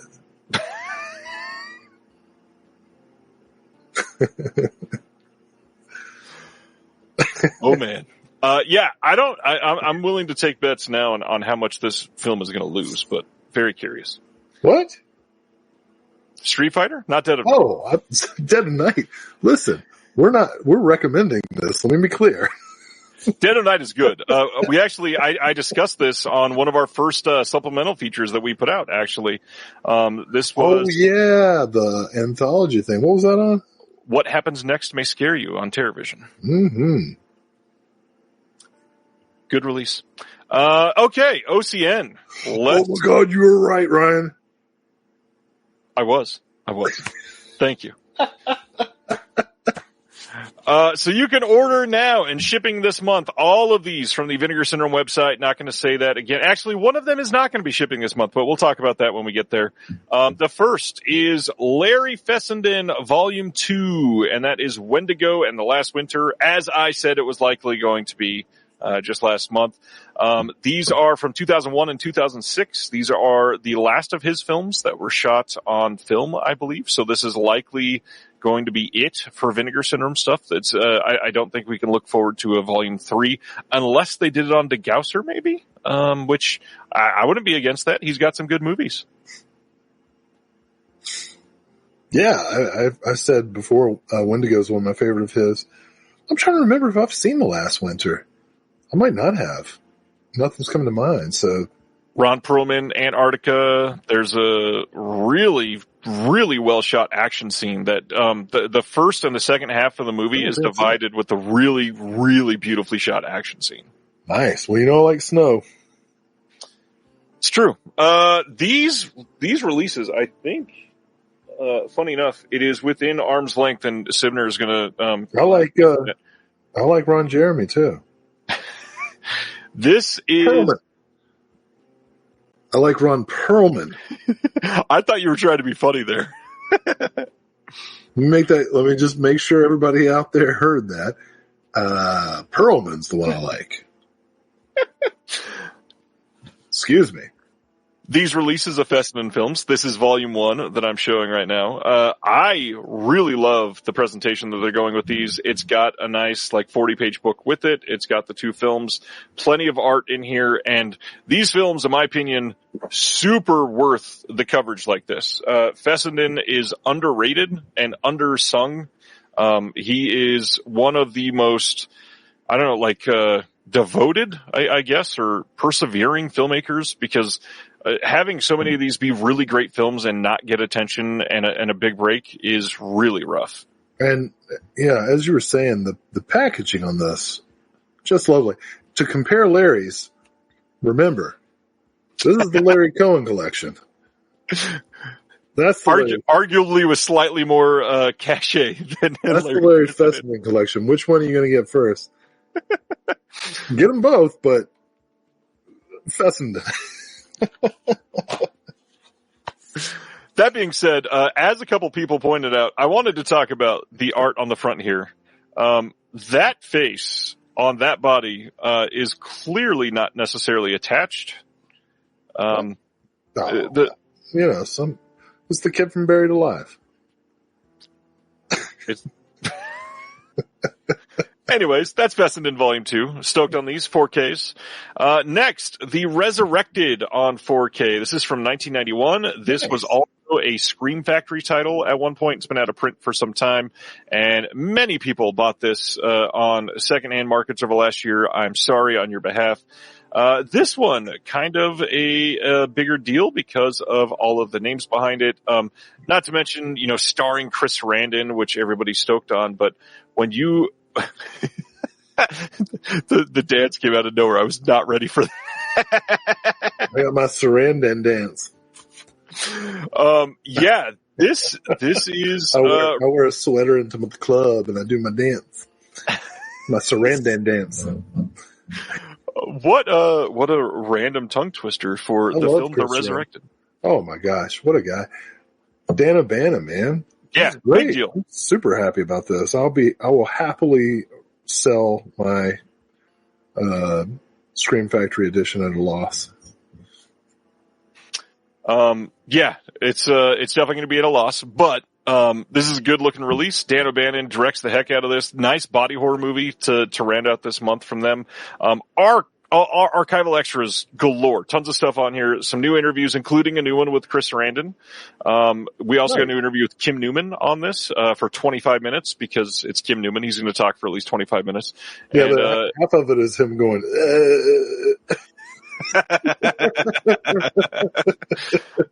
and then of course, just lots of great stuff. And it's coming on 4K. Looks like a great release. And yeah, the cover on this looks pretty amazing. To be clear, I'm a fan of Kim Newman. Me too. It's a British thing, Like after every sentence they go, He's got to think. Yeah. That's what they do when they're thinking. Next is a Blu-ray trilogy, and it is going to be called Bloodstained Italy, and it includes Obscene Desire, The Bloodstained Lawn, and Death Falls Lightly. These are from 1978, 1973, and 1972, respectively. There's a lot to unpack here. Some of these are titles that people have wanted for quite some time. The Bloodstained Lawn specifically is one that I've seen requested a lot. But when we get to the extras, you start finding out what we are getting, because these are really cool. So Obscene Desire. You're breaking up, dude. I am? Yeah. Well, then you talk about it for a minute. Oh, well, 1978, 1973, and 1972, all years where punk died. No, this is exciting. I love sets like this, when any label does them, but Vinegar Syndrome in particular tends to, get some really, underseen titles into these sets. So I'm really excited about this. I haven't seen any of these movies. I don't know, anything about them other than, these descriptions. So, is this any better now? Yeah. So what I was going to say, because I'm really excited that we're getting this specifically, is we've got on Obscene Desire an interview with the daughter of the director, Giulio Petroni, and the script supervisor, Silvia Petroni. Interview with the grandson of the director, and that is Eugenio Ercolani. We get an interview with, yeah. Oh, that's cool, man. So this is a real family affair. He produced these extras for all of these. Yeah. Obviously, he's the right fit for this. Yeah, he's going to crush it. And then, on the other extras, we got a couple other interviews. We got an interview with censorship expert Alessio Del Rocchi. Definitely want to check that out. Interview with, Pupi Avati, on Obscene Desire as well. Bloodstained Lawn gets a commentary with Rachel Nisbet. Wait, an Italian censorship expert? Yes. They won't let me show the titty.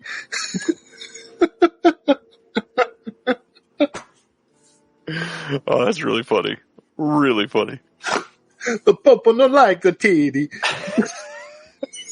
We got a couple more interviews on Blood Salon, and then Death Falls Lightly. We had a commentary with Eugenio himself and Troy Howarth, and then a few other interviews, and even a location featurette. So yeah, this looks like a really fun release. Yeah, I can't wait to see these.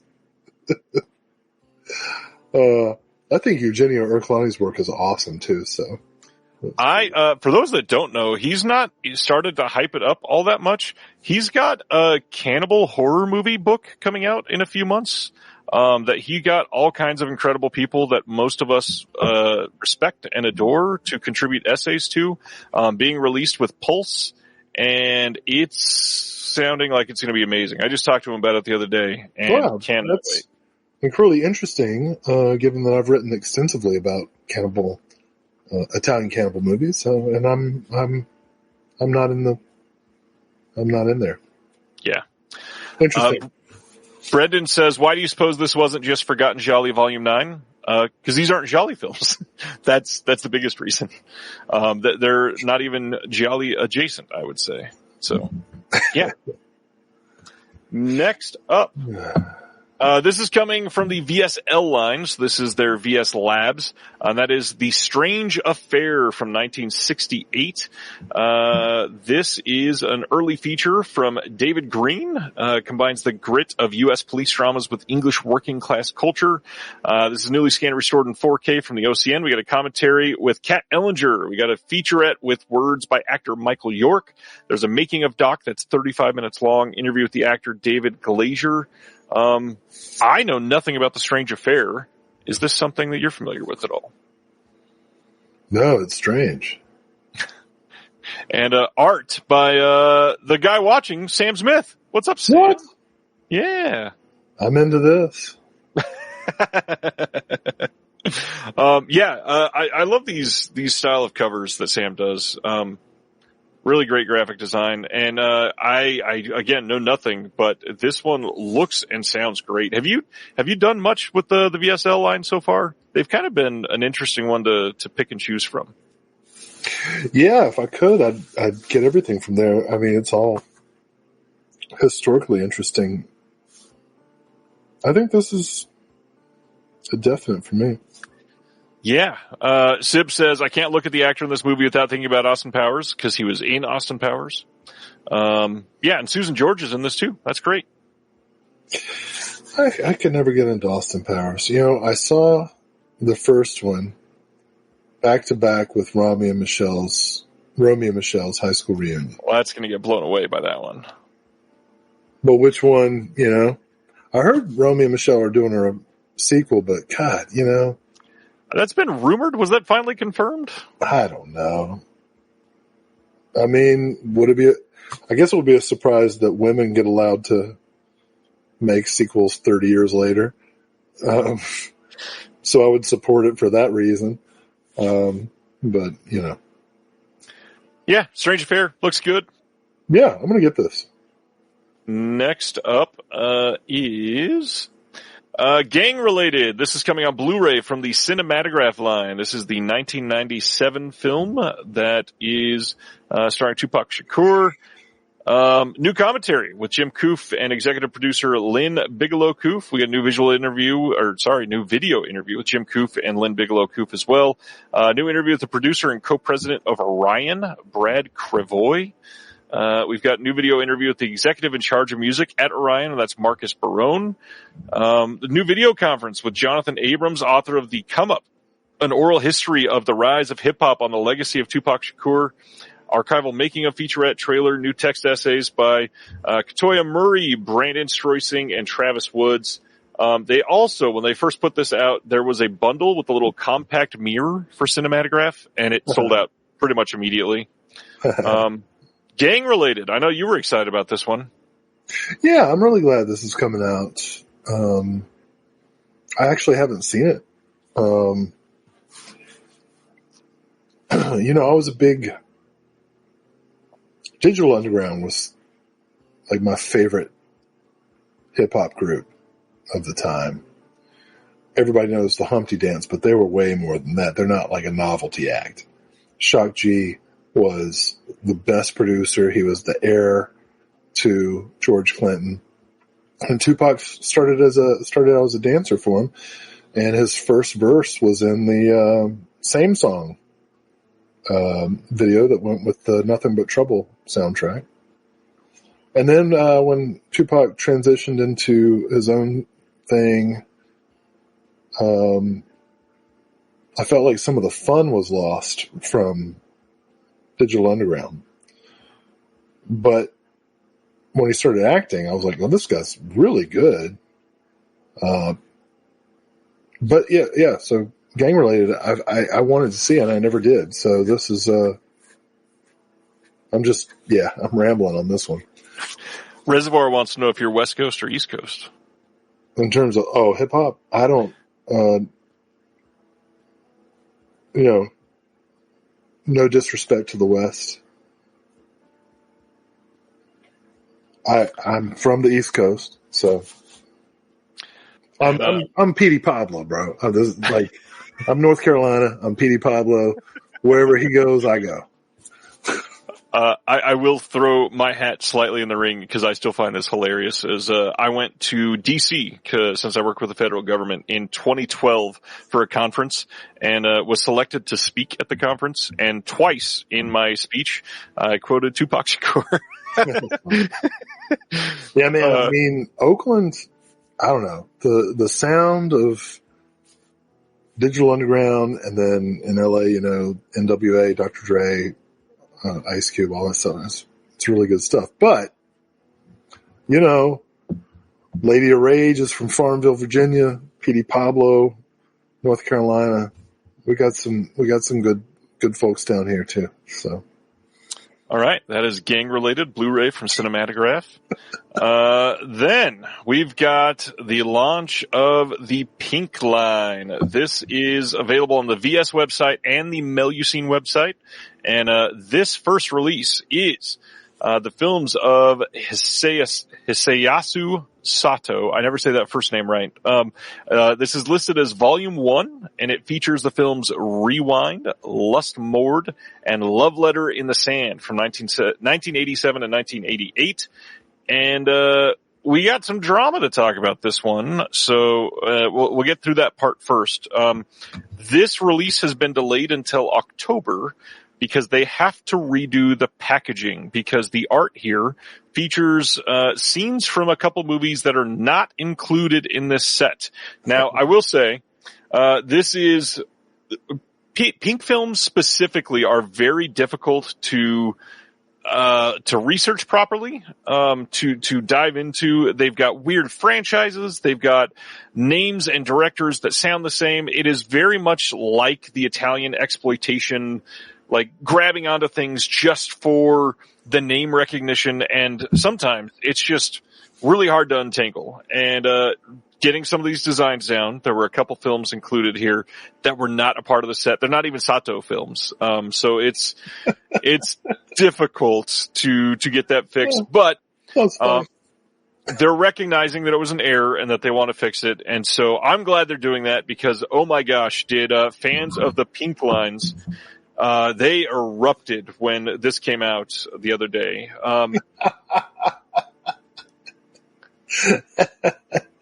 I'm just imagining the rage and anger. How dare you? Literally, how dare you? People very pissed off. Justin told me personally that he was receiving threats about it again.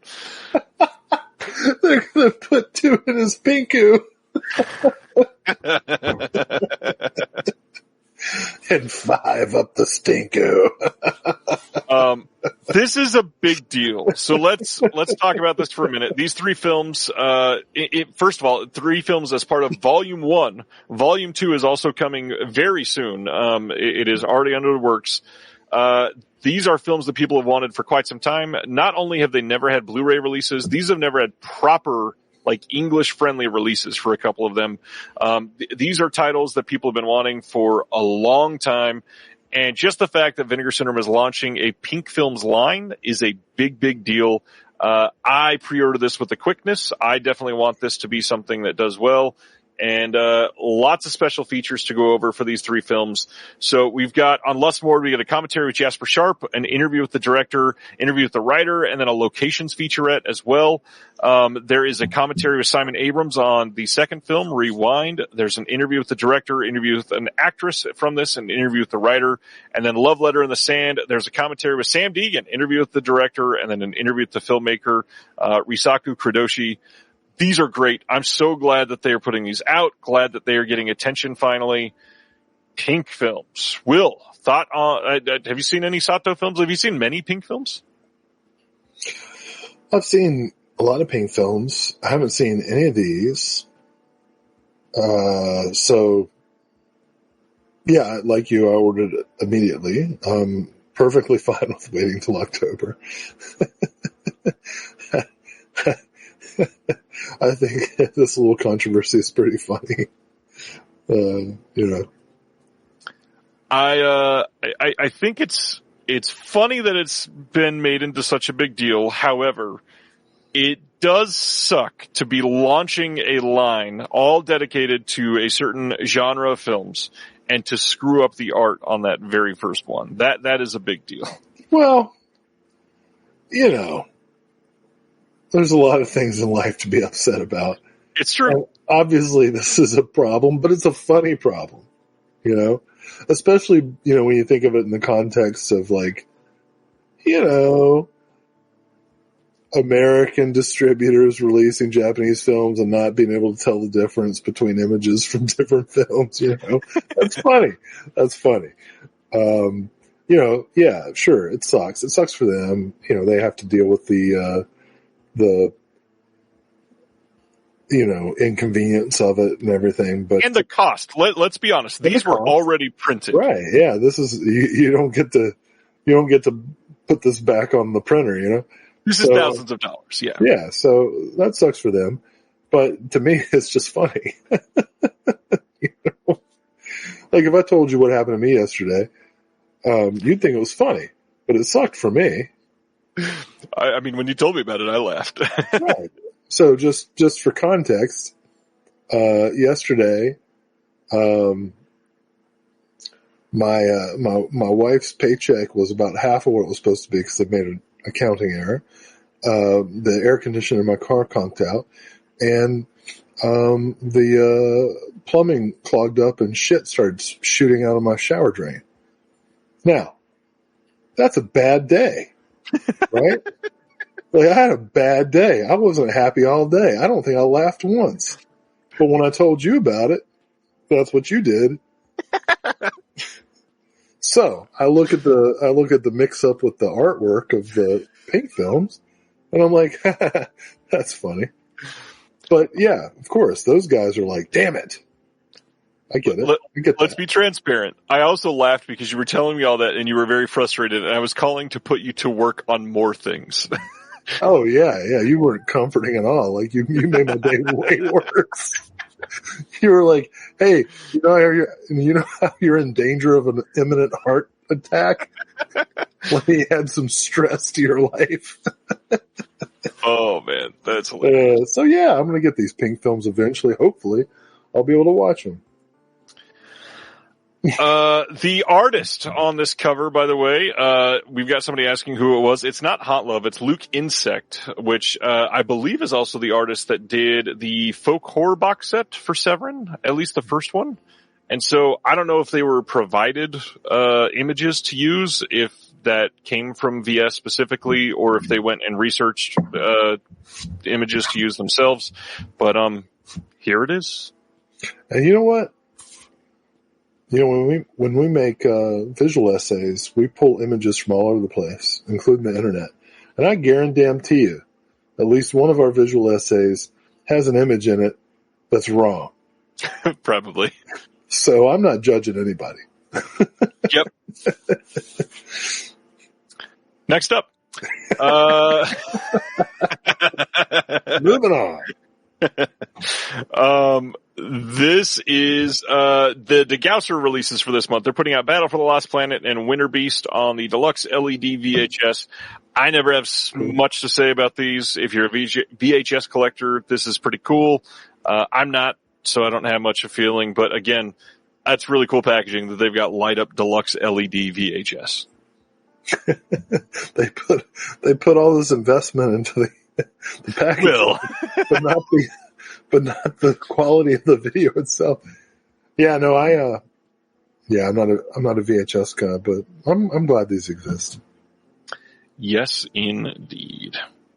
All right. And yes, just like CGTV just said in the chat, if you bought that, Sado set, and you bought other stuff with it, they're going to ship your other stuff first and not delay your whole order. And it'll be. That's cool. Yeah. You know what? That does not deserve death threats. I'll tell you what deserves death threats. You remember that last sale they did? And they had, not the one that just happened over Labor Day, the one before that. The one the month before, yeah. You know those big wooden dividers they have? Yes. With the names of different labels?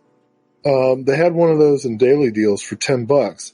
And the way I read it was that you get the whole set for $10 of all the different partner label names in Vinegar Syndrome. That's not so. You're paying for one. And so when my sale order arrived, I had this one divider made out of wood. And I was like, what the hell am I going to do with this? Like, I did not mean to spend $10 on one hunk of wood. I would never have bought dividers if they hadn't been like on sale as a group. You know what I mean? Yep. That made it so good that I had to do it. So I spent $10. I got one divider. And I'm like, what am I going to do with this? And then the temerity. I get an email from Vinegar Syndrome asking me to review my shelf divider. Now, if anything deserves death threats, it's that I got a single shelf divider when I thought I was going to get half a dozen. Let's please cut that quote and share that everywhere. Oh, that's the one you're going to cut. Yeah. Okay. Nah, they're great. Get these, whatever. And Ronnie is correct. You did need to choose which label divider you got. So I assume you just got the default one? Defaulted to Vinegar Syndrome, of course. So next time I take a break, I'll see if I can find it and hold it up to the camera. Yes, but it asked me to do a review. And they give you extra if you have like a video. So, Craig's asking how much are they when they're not on sale? Extremely expensive. They're hunks of wood with the logos. And that's cool. They look cool, but I'm not going to pay money for that unless it's a whole bunch of them. And I just went and looked at they're $30. Jeez. They're $30. Right. So you see why when it was on sale for 10 and I thought it was the whole set, I was like, oh, okay, I'll get that. Right? That makes sense. Oh my goodness. Yeah. Well, nice t-shirt. Look at that. Before we mention the t-shirt, I will say they also have these standard dividers, which are like the width of 10 pieces of paper. Yeah. Those are $10 a piece. That's why I did it. Because I thought I was getting the whole set for just $10. I didn't. That's crazy. $10 for one of those tiny Thus things. the death threats. All right. Let's go through their merch for the month. We've got this, VS Macabre montage shirt. This is a good time for me to take a... Yep. Cinematograph See You at the Movie shirt. This is the back of that one. We've got the Back to School notebook and pen.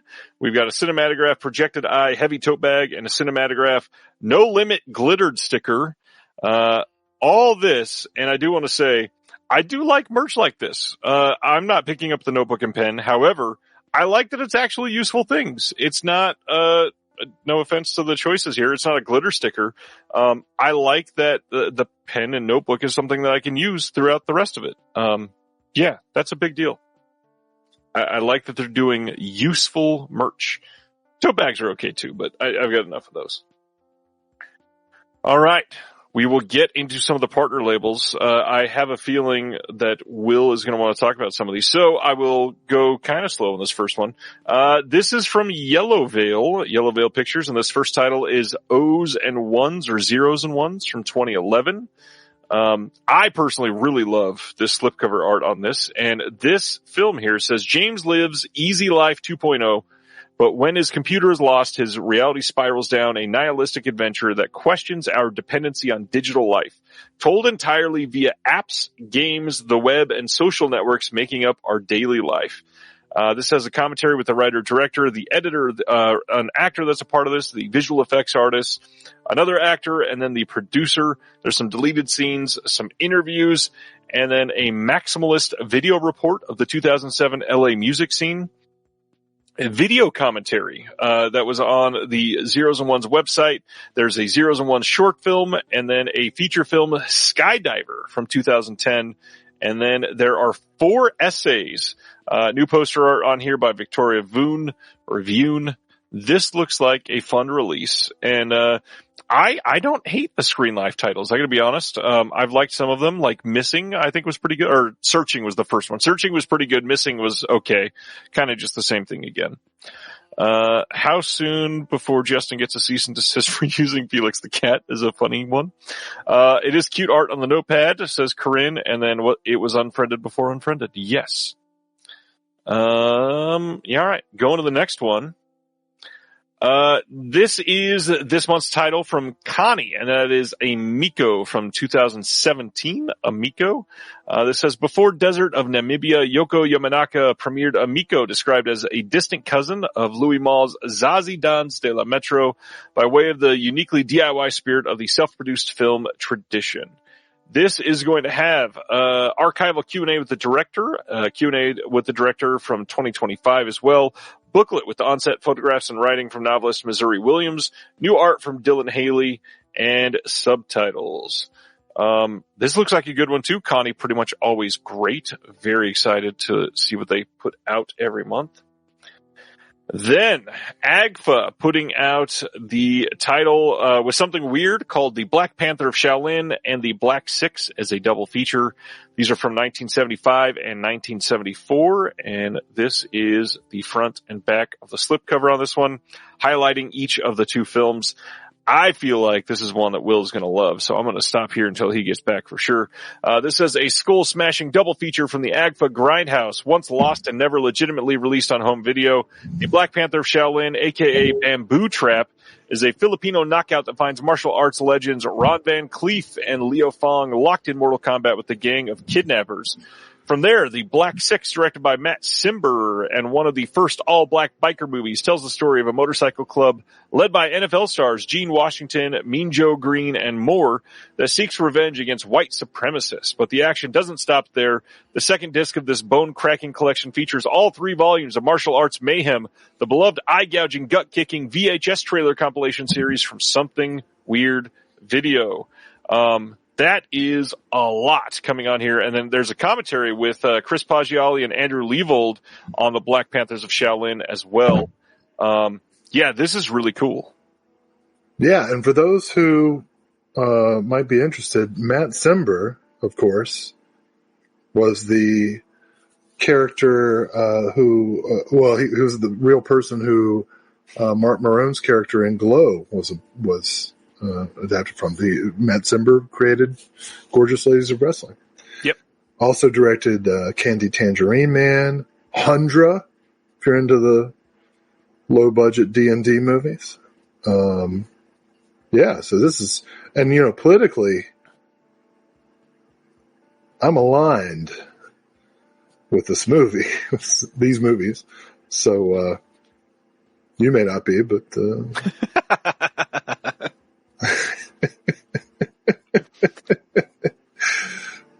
Yes. A Canadian has just told me I didn't pronounce Mark Maron's name correctly. What did I say? Did I say Maron? Mark Maron? I think you said Marone. Did I say Mark Marone? Like he's cool or something? Mark Maron. Hey, did you see his new stand-up special?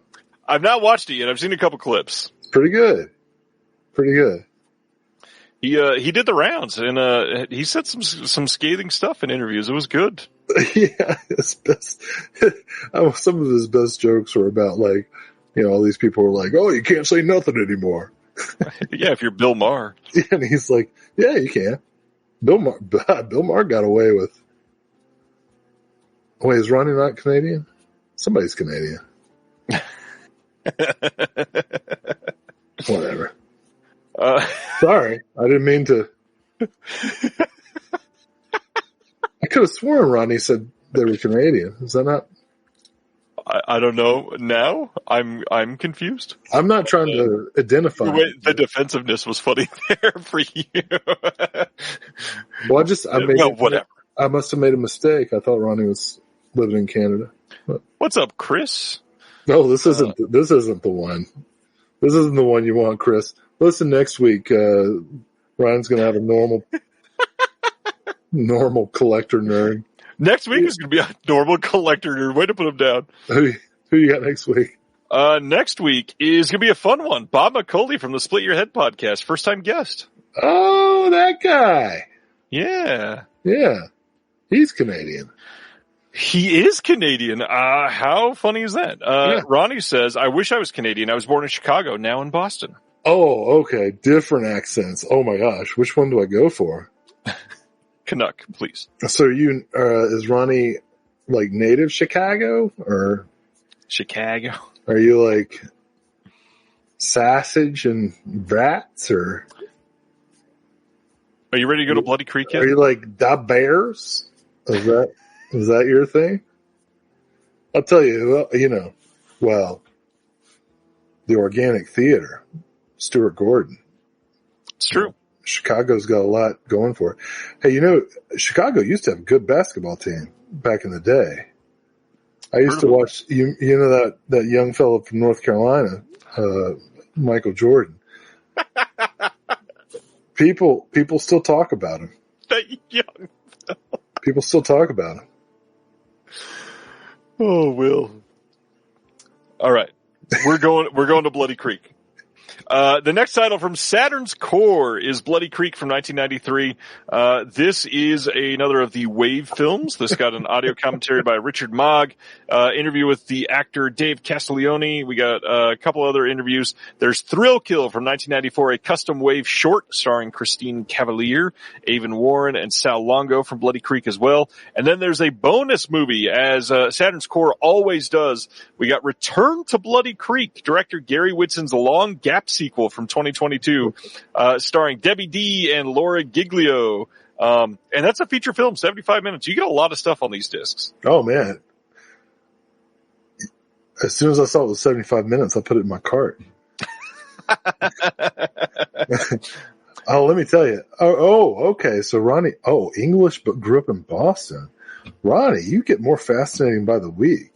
Your taste was already good, and now your background is intriguing. And Paul's pointing out and doing all that. It's funny, as an Appalachian, I am like extra pissy when people do fake Southern accents. I can't do any accent, and yet I still do it.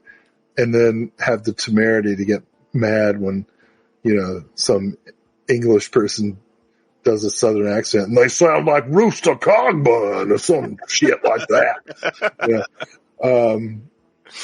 Yeah. I can't really do any accents, but I used to do a joke about, third dates in Boston, because that's usually when you close the deal. Okay. You don't know what I'm talking about, Ryan, but the rest of the people know I'm talking about, like, you have sex on the third day.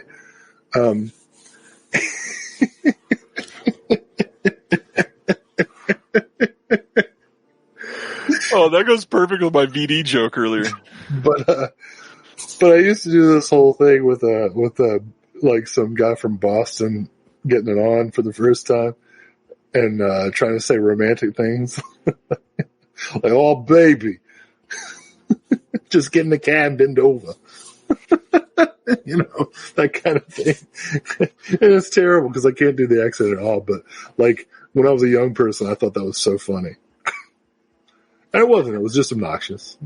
Like I am. It could still be funny, but yeah. Yeah. So Bloody Creek looks great. 75 minutes, and you get a second movie. You can do this twice. And a short film. Yeah. Next, we've got from Hope Runs High, we've got Chronicles of a Wandering Saint from 2023. This one says, in a tiny Argentinian town, a pious yet competitive woman decides that staging a miracle could be her ticket to sainthood. This is supposedly generally, that's how it works. Yeah. Yeah. Cool. Commentary with the filmmaker on here. There's a short film from the filmmaker as well. There's a video conference with the filmmaker, and then Emily the Criminal filmmaker, John Patton Ford, new visual essay by Taylor A. Purdie, and then there's a new essay by film critic Andrew Crump, and an afterword by Taylor A. Purdie as well. This one looked really good, actually. Next is Canadian International Pictures putting out the 50th anniversary release of Cold Journey. This is, go back to, there's a guy heading towards his third date. just a couple kilometers more. You know? He had to change the joke in the middle. I caught myself. Just a couple kilometers longer there. I'm gonna get lucky tonight. Oh man, that was funny.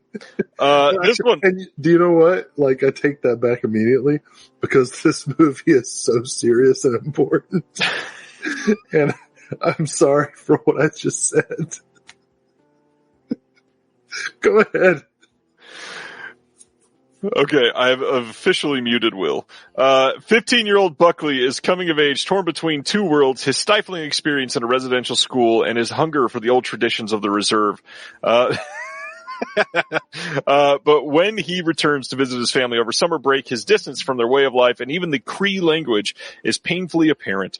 During a disastrous stint living with a white foster family, Buckley meets Johnny, a caretaker at the school who becomes a bridge to Indigenous history and community. Despite this fleeting connection, Buckley grows increasingly disaffected, and his alienation begins to sow the seeds of personal tragedy. Newly scanned and restored in 2K from the 35mm Interpositive by the National Film Board of Canada.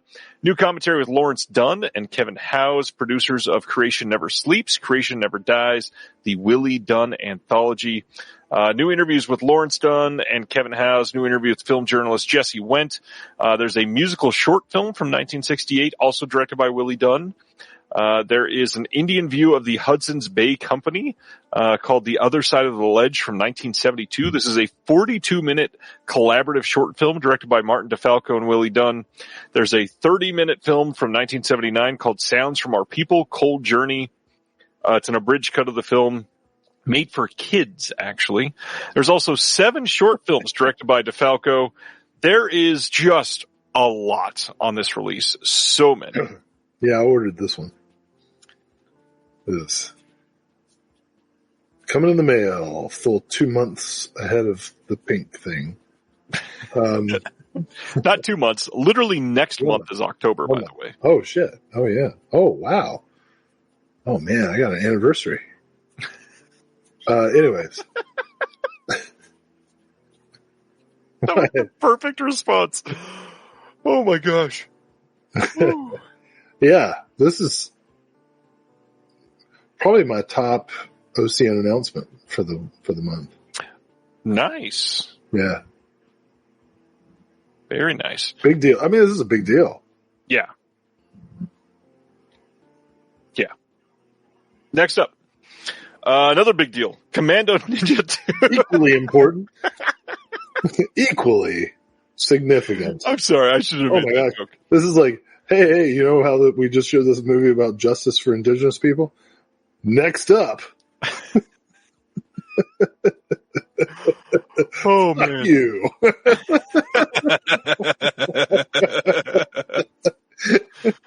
It was too funny not to say like that. Commando Ninja 2 Invasion America.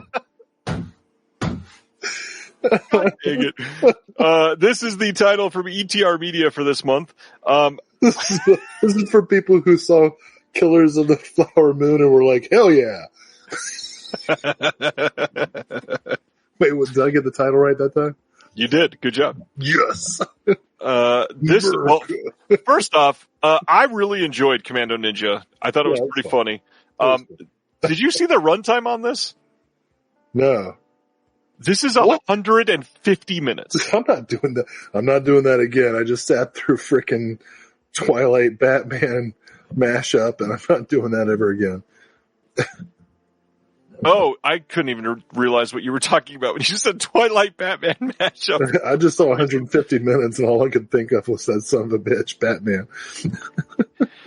Yeah, it's this is a long runtime for this, and I'm not like necessarily always complaining about long films, but this seems very long for Ninja. Same length as Lawrence of Arabia. Lordy, yeah, that's crazy. It's like Lawrence of Arabia, but in America. So there's a making of on here, there's a commentary, there's some trailers, promotional stills, all that fun stuff. Commando Ninja 2, Invasion America. I'm gonna see this, but not all at once. Okay. I'm gonna watch it like a little bit at a time. All right, good choice. After ETR Media, we've got Fire Will Come. This is coming from Kimstim Films. This one looks incredible. Yeah. Now there's a slipcover I don't mind upcharging for. That looks good.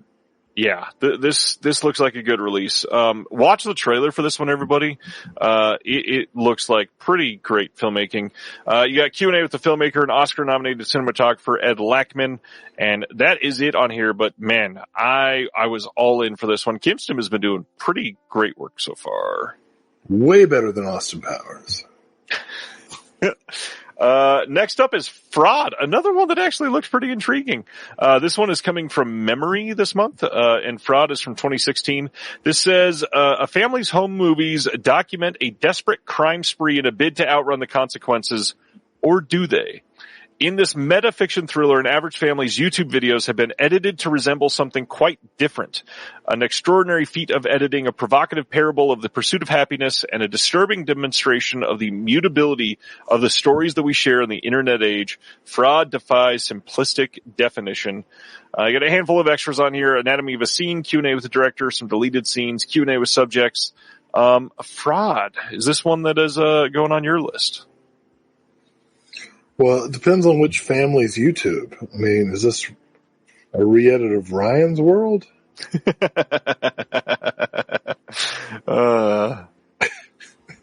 just unboxing toys to find out who the killer is. Wasn't that the plot of some the Donnie Darko guy's movie with not Southland Tales, but the other one? Northland Tales. No. You get a box. And you open it, you make a wish or something? Isn't that called The Box? I don't know. Yeah, it is called The Box. With the Donnie Darko guy? I think so. Is it like this? So I don't know. From the description, I'm not sure what am I looking at people's YouTube videos re-edited? I kind of think so. What? That actually could be interesting. I just don't know if it will be. Can I just say, it is hilarious that twice tonight you have been describing a film and said the name of the film in the description and could not think of the film. I'm stressed out. It's the statins. It's, what's that song? It's not Imagine Dragons, it's the other one. The Kings of Leon. The white emo rapper. It was like 29 Pilots or yeah, that's it. 21 Pilots. 21 Pilots. The song about being stressed out and making candles out of your brother. I love that you said the white emo rapper and it worked and it got it. Oh man. Yeah. All right. Next up is from IFC Film Movement on this one, and it is I Am Not a Witch. This is from 2017. And this is another one that looks incredible. This says, in her BAFTA award-winning debut feature, Rengano Nyoni crafts a satiric feminist fairy tale set in present-day Zambia. When 9-year-old orphan Shula is accused of witchcraft, she is exiled to a witch camp run by Mr. Banda, a corrupt and inept government official. The rest of this, it sounds great. Very, very excited to check this one out. Is this one that you're picking up? I know that you've liked Film Movement a lot. 100%. Yeah. We had a commentary on here with the director, actress, and associate producer. There's an interview with the director, also a short film on here, plus a 16-page booklet. This felt like a must this month for me. Next one from Film Movement is Sea Fog from 2014. Yeah. This one is written and produced by Bong Joon-ho. That got me excited about this. But also the trailer. Watch the trailer for this movie. This thing looks really great. This is a South Korean film. It's got cast and crew interviews, the making of, and a 16-page booklet with an essay by Brian Tallarico. Another one that I was like, well, have to get that now. Fog. I like it. That's it. Fog. Next one from Film Movement, who is literally doing like 3 titles a month every month now, is The Third Wife from 2018. This one is saying in late 19th century Vietnam, 14-year-old May becomes the third wife to a wealthy landowner. She quickly learns that she can gain status and security if she gives birth to a male child, but her burgeoning attraction to Juan, the second wife, puts her fragile standing in jeopardy. As May observes the unfolding tragedy of forbidden love and its devastating consequences, she must make a choice to either carry on in silence or forge a path towards personal freedom. This sounds interesting. Yeah, it does. I don't really conceptually understand getting married the third time. But I guess if you're benefiting like 100% from patriarchal structures, then it makes more sense. For Will's benefit, there is a Between Shadow and Soul alternative silent version of the film. There's a commentary with the director. Oh, that means the wives don't talk. Is that what that is? That was the joke, yes. There's also a commentary on here as well. There's a... Oh, man.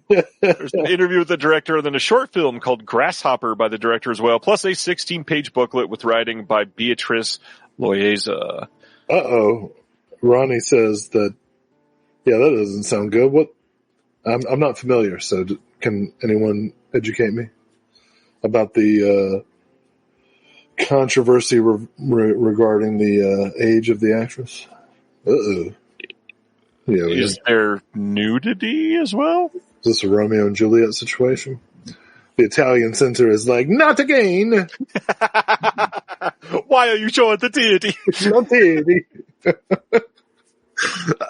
Don't make jokes about underage actors. Jesus, man. You made it first. I didn't get anywhere near the line that you crossed. Nowhere near. I said not again. You took it into specifics.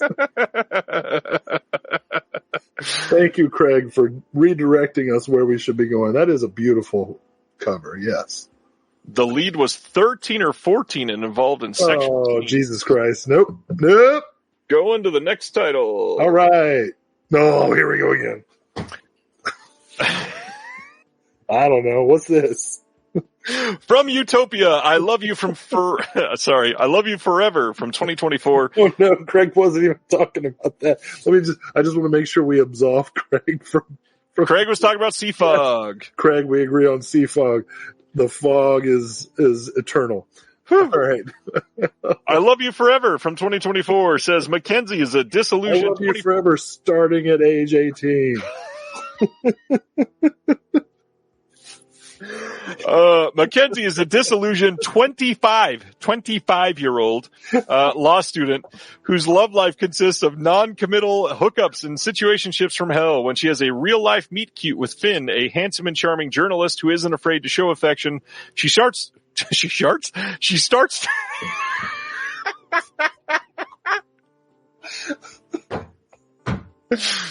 She starts to believe true love may actually exist. When Finn's dark side begins to emerge, Mackenzie finds herself trapped in a tumultuous and depleting cycle of emotional abuse and must confront whether her true love is too good to be true after all.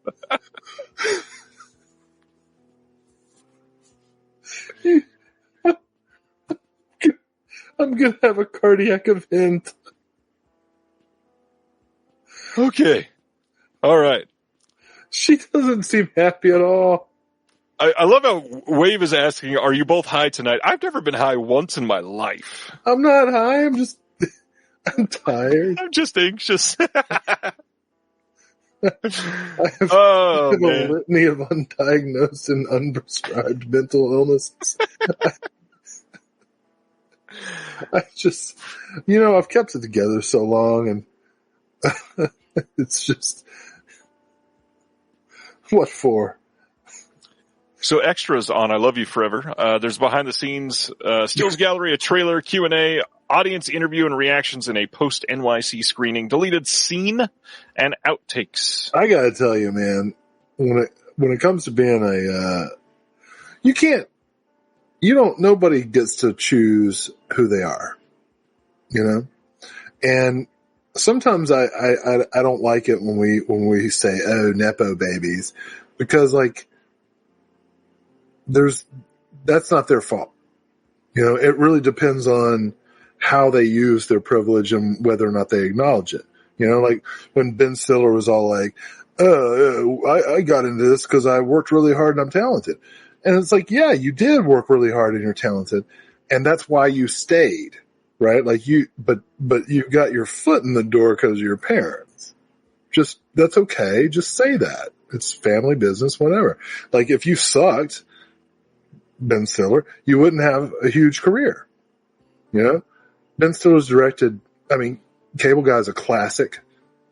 Tropic Thunder's really good. Reality Bites is a touchstone of the decade. So obviously being a Nepo baby is not all you are.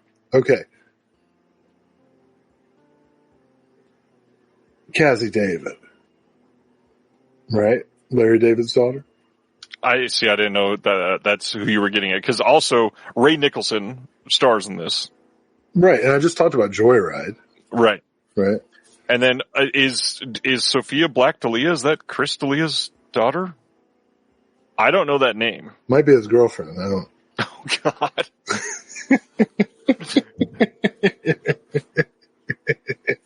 That was good. Wait, is that the right guy? Yeah, I think so. Okay, I don't know. I guess what I want to quote America's Dad.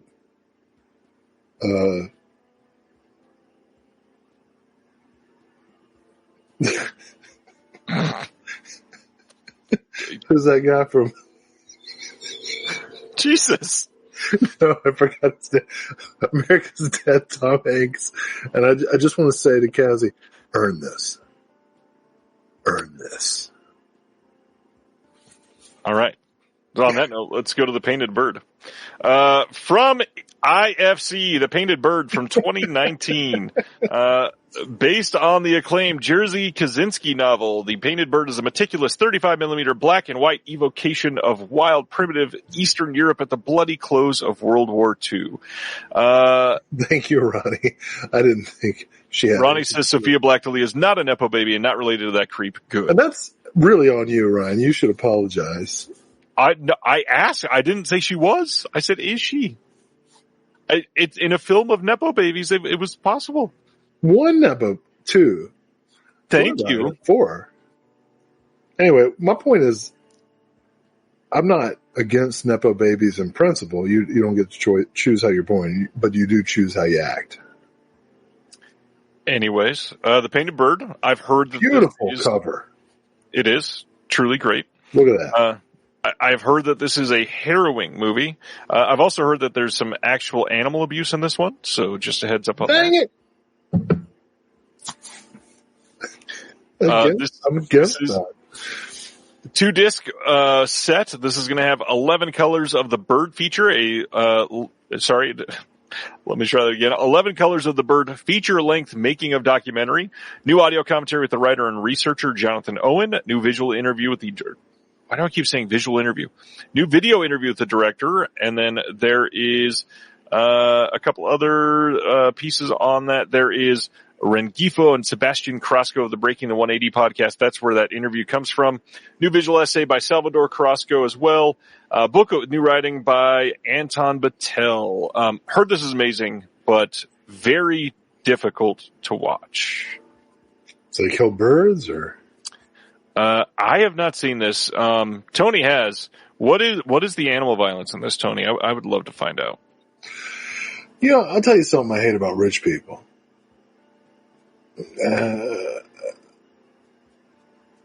I happen to know some folks who go to like Africa and do bird hunting or whatever. You remember when Dick Cheney shot that guy in the face? I do. Right, they were going bird hunting, right? I don't know what kind of birds they're killing, but they go bird hunting. Well, what they actually do is they have shotguns, right? So you can't miss. And they keep the birds, they have employees they hire to keep the birds like under nets all night long. And then let them out. So they're all disoriented and flying up and everything, and they can't take evasive maneuvers. And then the rich people shoot them. And it's so, I find that so illustrative of what they're like as a species, rich people. Right? Like, oh, look, I shot that. And it's like, well, what else happened to enable you to do it? You know? Is that what's happening in this movie? What's happening? I'm not sure. But I do know that Wave was going to ask, was it Quayle? And the first thing I want to say is, no, Dick Cheney did not shoot Dan Quayle.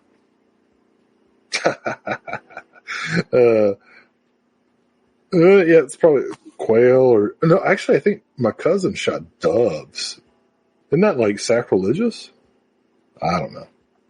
Yeah, it's definitely not peaceful. And yeah, the gun skill literally does not matter. I mean, they're shooting with shotguns. Exactly. Well, clearly in Dick Cheney's case, that's some bitch. I tell you what, that war criminal, Dick Cheney. Oh man. You know, when Kamala brought that motherfucker on stage, I was like, please, baby, no, don't do it. And she did it. Oh, God damn it. This movie though, sounds like it's a controversial situation, but that slipcover looks beautiful. Tony confirms there is bird violence. You know, I can't make any, you know, I've got like 3 different editions of Cannibal Holocaust, so I can't take a moral stand. So our next title is from Bleeding Skull, and it is the Phantasma tapes. This is a 2025 compilation that we're going to talk about. But first, they had a bundle with a cassette tape that you could buy for this one that sold out pretty much immediately, just like the slipcover as a whole did. The Bleeding Skull releases, they need to put out more than 1,000 slipcovers. Diabolic DVD even commented on one of the I think Bleeding Skull shared it, and Jesse was even like, hey, you guys need to do more than 1,000. I only got 2. That is so fast to sell these out. More like bleeding wallets. Am I right? So this one says, welcome to the 1980s TV horror show that never was. Phantasma Tapes is a psychotronic VHS mixtape that reimagines The Revenge of Dr. X, a Japan set creature feature that was written by Ed Wood, and The Brain That Wouldn't Die, the savage body horror film that inspired Frankenhooker, as a late-night home-taped double feature, complete with local TV commercials and a new synthesizer score with from Taken by Savages, who also did Jungle Trap that Agfo put out.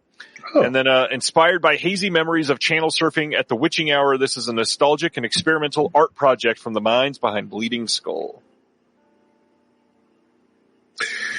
It's kind of weird that there's this whole new economy of nostalgia for that time when you were high. You know what I mean? Yes. I mean, actually, maybe no, I don't, because I've never been high. But conceptually. Yes. You know? I have concepts of a high, yes. Like, when are you flipping channels at 2 a.m.? right? There's only two reasons. You're high or you're anxious. It's true. Either way, this seems like a great pickup. This has a commentary on it, which stuff like this usually doesn't. Annie Choi and Joseph A. Ziemba from Bleeding Skull do a commentary on the mixtape that they made here. There is an uncut VHS preservation of the Revenge of Dr. X. There is the Max Headroom Pirate Incidents, a 7-minute short on this from 2025. There's also a couple other shorts that they found, one that's only 2 minutes long, one that's 8 minutes long. Yeah, this looks like a great release. The standard is out there, not going to go out of print anytime soon. I love these, totally in the tradition of Negative Land and Throbbing Gristle and all the something great, weird stuff. Yeah. That's so cool. Next up, another one that did pretty well this month, Brainstorm Media putting out Psychotherapy, the tale of a writer who decided to write about a serial killer. This is starring some names. We got Steve Buscemi in this one. We've got John Magaro, who I have absolutely appreciated. He's one of my favorite films from this year. This one looks and sounds pretty good. It's got a behind-the-scenes featurette, but that is it as far as extras. I don't think I have anything from Brainstorm Media yet, but this is a possibility for me. So as far as Brainstorm Media goes, that's what they want to give me. Psychotherapy. Yeah. Next up. Cinephobia putting out Rent Free from 2024. This one sounds rather interesting, actually. It says, best friends since childhood, Ben and Jordan are two young men living in a rapidly changing Austin where they navigate low-paying jobs, fraught relationships, and their own emotionally codependent friendship. When they suddenly lose their apartment, they come up with a last-ditch plan to spend the rest of the year rent-free. They set out on a tragicomic journey across the couches, floors, and guest rooms of their friends, while desperately trying to save up enough money to leave behind a city they no longer recognize and flee for the promised land of New York City. This is made with a satirical bent and an ensemble cast. Rent-Free is a high-anxiety comedy about a generation on the edge, as well as a poignant exploration of male friendship and a city in flux. We get a commentary with the director on here and the lead actor and then surprise guests from the cast and crew. Behind the scenes montage, there's a short film called Knowing Me, Knowing You, written and directed by Fernando Andres, Jacob Roberts, and Tyler Rue. Rent Free. So they both go on Kill Tony, or? I mean, that sounds like the goal, at least. That's sad. Okay. Looks, like something I probably will see at some point. Next is from Shudder. Sorry About the Demon from 2022. I have not seen this one because I have not had Shudder for a while. Have you seen this one? You don't have Shudder? I do not have Shudder. I haven't watched this yet. Or your login for Shudder. I wasn't going to say it on air, but if you want the login, I'll give it to you. No, I put this in my queue when I saw the announcement. I haven't watched it yet, but I will. This is yet another title this month that had a cassette bundle that you could buy that sold out about 12 seconds after it went on sale. I just got to say, hey, cassette tapes were my life. The mixtape, my culture. Who's got cassette players? I have some cassettes. I got all these from TerraVision, all these Jim Wynorski things. Soundtracks. I can't play them. They're just for decoration. Who's got a cassette player? It's a good question. Where do you get those from? eBay? Thrift stores? Thrift stores. It sounds like a John Daly question. Give me a digital download and a CD. And I know Brad Henderson says that nobody buys CDs. I buy CDs. They're putting out CDs. Like Patchwork has a CD this week. Oh, okay. Well, news to me.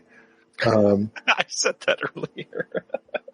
I don't like when you talk. I understand. I'm like, what do I need to get to the store tomorrow?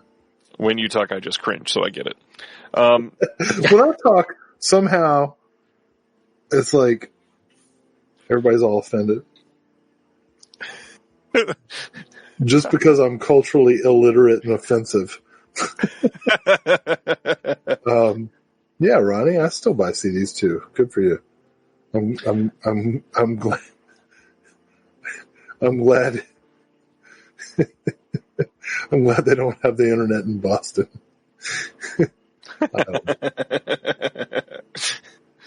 Yeah, I'm a big Boston Celtics fan, and not because Boston's a racist city, but because, and I'm not like a Larry Bird era fan. I'm like Rajon Rondo to Marcus. Call him Rajon? That's his name. Rajon. That's not his name. Listen to Rajon Rondo say his own name, and you will hear how it is supposed to sound. Anyway, Boston's such a weird and strange place. I'm reading this great book about the Revolutionary War, and man, the shit that went down. Anyway. Oh man, hey, you know what? I didn't even say this, but he just popped into the chat. I had the great pleasure of meeting Robert Hubbard, who is a filmmaker and a viewer of Reconnected. And he happened to be working on a film that was shooting in North Carolina. And he and I this was him. Okay. He and I got to go to the Cary Theater to see Day of the Dead together. And Robert's he was a really charming and fun guy. We got to, I'll next time I'll throw up some pictures for you to share. We took a couple photos at the theater, and I mean, what a great way to meet somebody for the first time. It's like, hey, how are you doing? My name's such and such. Let's go watch Day of the Dead, and we got to sit down and just laugh together, and gosh, that movie is everybody yells. Like every line in that movie is yelled. So it was nice to share the experience with somebody. Yeah, Robert, great guy. I'm looking forward to talking with him again.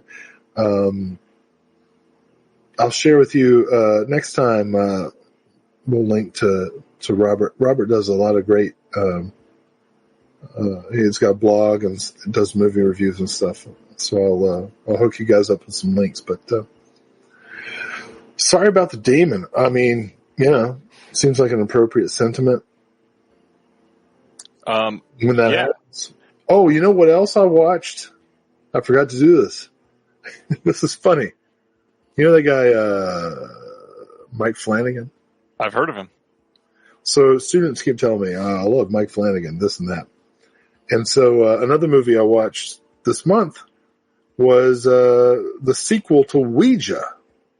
What's it called? Ouija : Origin of Evil, I think. Origin of Evil. And I watched it, and I was like, that's all right. And then I go to put it in my list of movies I've seen before, and it was already there.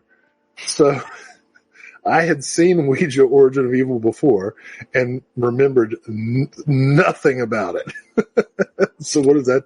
I don't know. What does that tell you? Yeah. I tried to be a prepared host. I did not plan on this, but I just did this quickly. I believe this is a picture of Robert Hubbard. Oh, shit. Yeah, sure is. I hope Robert's cool with that. You said you were going to share the picture, so it's a picture from the night. I was going to ask him first, but okay. Robert, he's over in Topeka. If you're ever in the Kansas City area, let me know. We'll hang out. Yeah, dude, he was great. Sorry about the demon. This has new audio commentary with Emily Haggins and the actor John Michael Simpson. Deleted scenes, behind the scenes gallery. Book of new writing by Amber T. Yeah, I wanted to finish it because we've been stuck in there. All right. Is that a double entendre? It was, yeah. Next, from a brand new OCN partner label, because we did not have enough. Several Futures is the name of this partner label, and they are putting out Layla and the Wolves from 1984. This one, Gonna say a few things about this one. First, a rundown of the label. It says Several Futures is an independent film distributor with a focus on auteurist and anti-imperialist work. The label was founded in 2022 by filmmaker and programmer Graham L. Carter in the hopes of bringing films to North America that might otherwise not be released. My loyalty is always with the oppressed is the quote that they are running with here. And this film itself says, drawing on the Arab heritage of the Arabian Nights, Layla and the Wolves combines fictional drama, archival footage, fantasy sequences, mosaic pattern to refute the colonial and male-dominated version of history. Layla travels across time and space to explore the collective memory. Just to be clear, auteurism is like 100% patriarchal male domination. But go ahead. Layla travels across time and space to explore the collective memory of Arab women in Palestine and Lebanon and their hidden role in historical events. Justin La Liberty from OCN is saying this is the most important film OCN is releasing this month and possibly this year. So this is one that sounds very intriguing. Curious to see what other films this label's going to put out. Stuff that might not have been released is always an exciting venture to see. This coming from 1984, sounds great. We got an interview with the director, and then there is a trailer on this one. I've never seen Layla and the Wolves. Is this something you've seen? Oh, ordered immediately. Also, I recognize I just and actually'd this movie. But auteurism, seriously. This is, I agree with Justin. This is pretty important. Wherever you happen to stand politically. Yeah. Well, it is 3 hours and 10 minutes into this. We still have 48 announcements.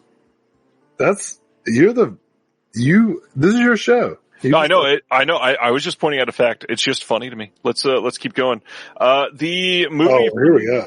The Melusine side this month is, from Command Cinema. This is Star Angel from 1986. Ronnie was speaking up and saying we're still on Monday, right as I said that. That was perfect. This one is region-free 4K scan and restoration from the best surviving film elements. To me, the Command Cinema stuff for some reason doesn't ever work all that well, but, yeah. What do you mean, Ryan? I just, as appreciating them as for what they are, they're almost like too well made, maybe? Well, this one stars Angel, and she's well named. I'll say that. Reservoir. Yeah, I agree.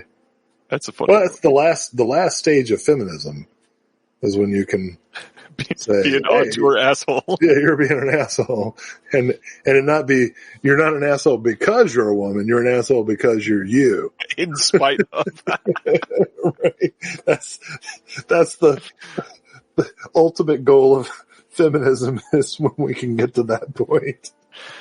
But as far as this porno goes, I will say, thanks to the graphic designer for making the nipple just out of frame so I didn't have to edit this one. Well, look, that's Angel. She's, there's a reason she's, venerated, in the era. She's a, there you go. Great t-shirt.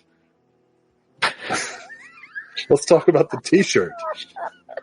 Melusine also released a shirt this month. It's a 3/4 sleeve jersey shirt. Yeah. This Scorpio. I like a t-shirt that covers 3/4 of the body. God damn it. No, that's good. T-shirt. I think, as a dad of girls, I like a good 75% coverage shirt from a porno company. I just love the tagline. I like a shirt that covers a lot of the arm. Yeah. Not half of the arm or all of the arm, just a lot of the arm. Moving on, October 6th, the UK is getting their first 4K release of Hereditary. Gets a 4K steelbook from Entertainment and Video. No new extras on this, but you can pick this up over in the UK, over in the US as well from some of the retailers. I've had this steelbook before. It was released as a Blu-ray steelbook. Beautiful steelbook, I gotta be honest. The embossing on this is great. Really, really pretty. Love the movie. 4K. This is the first 4K release over in the UK. We just talked about Shudder. Let's spend some moments on Shudder again. November 11th is going to be a big day for Shudder. First, they're releasing a 10th anniversary collector's edition box set. These are 10 Blu-rays of 10 of some of their most iconic films. In this, we've got Terrified, The Mortuary Collection, The Dark and the Wicked, Host, Mad God, VHS 94, Caveat, Skinamarink, Late Night with the Devil, and then In a Violent Nature. Oh, wow. This is a pretty cool box set for Shudder. I'm glad they're doing this. I think most fans of Shudder are probably going to have more than half of these. So it might be a little bit of I couldn't really buy this if I wanted to, but this is a cool idea. Yeah, when I saw this announcement, I thought it was like a documentary or something. Wow. Yeah. That sounds great. Yeah. What a variety.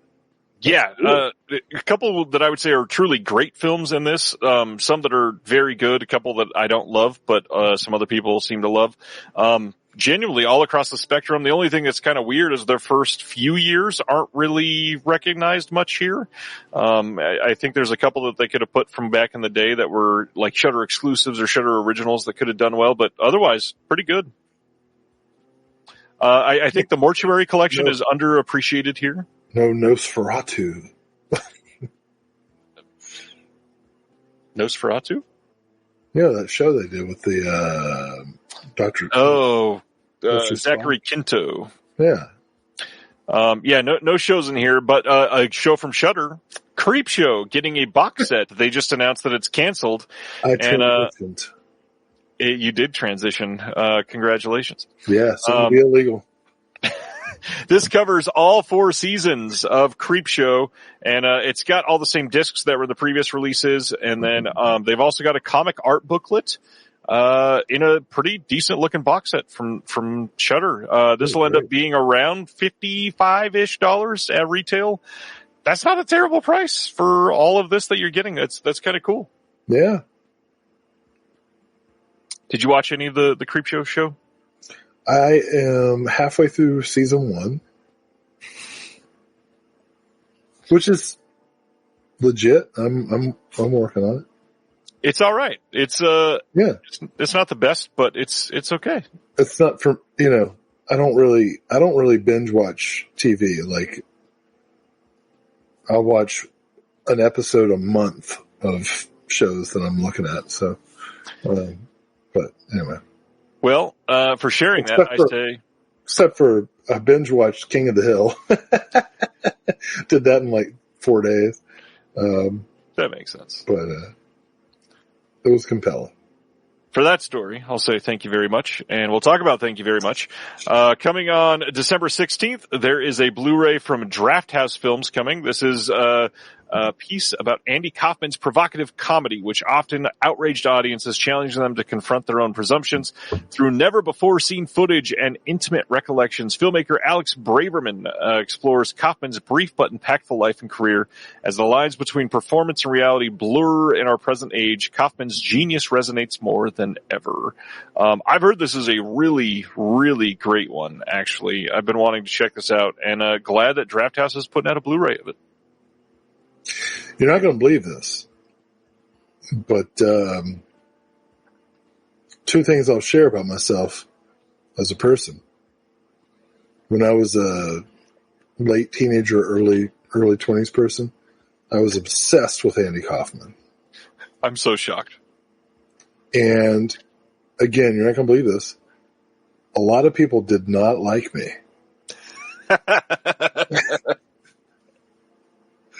The connection between those 2 things is profound. I'm so not surprised. I was a walking Tony Clifton.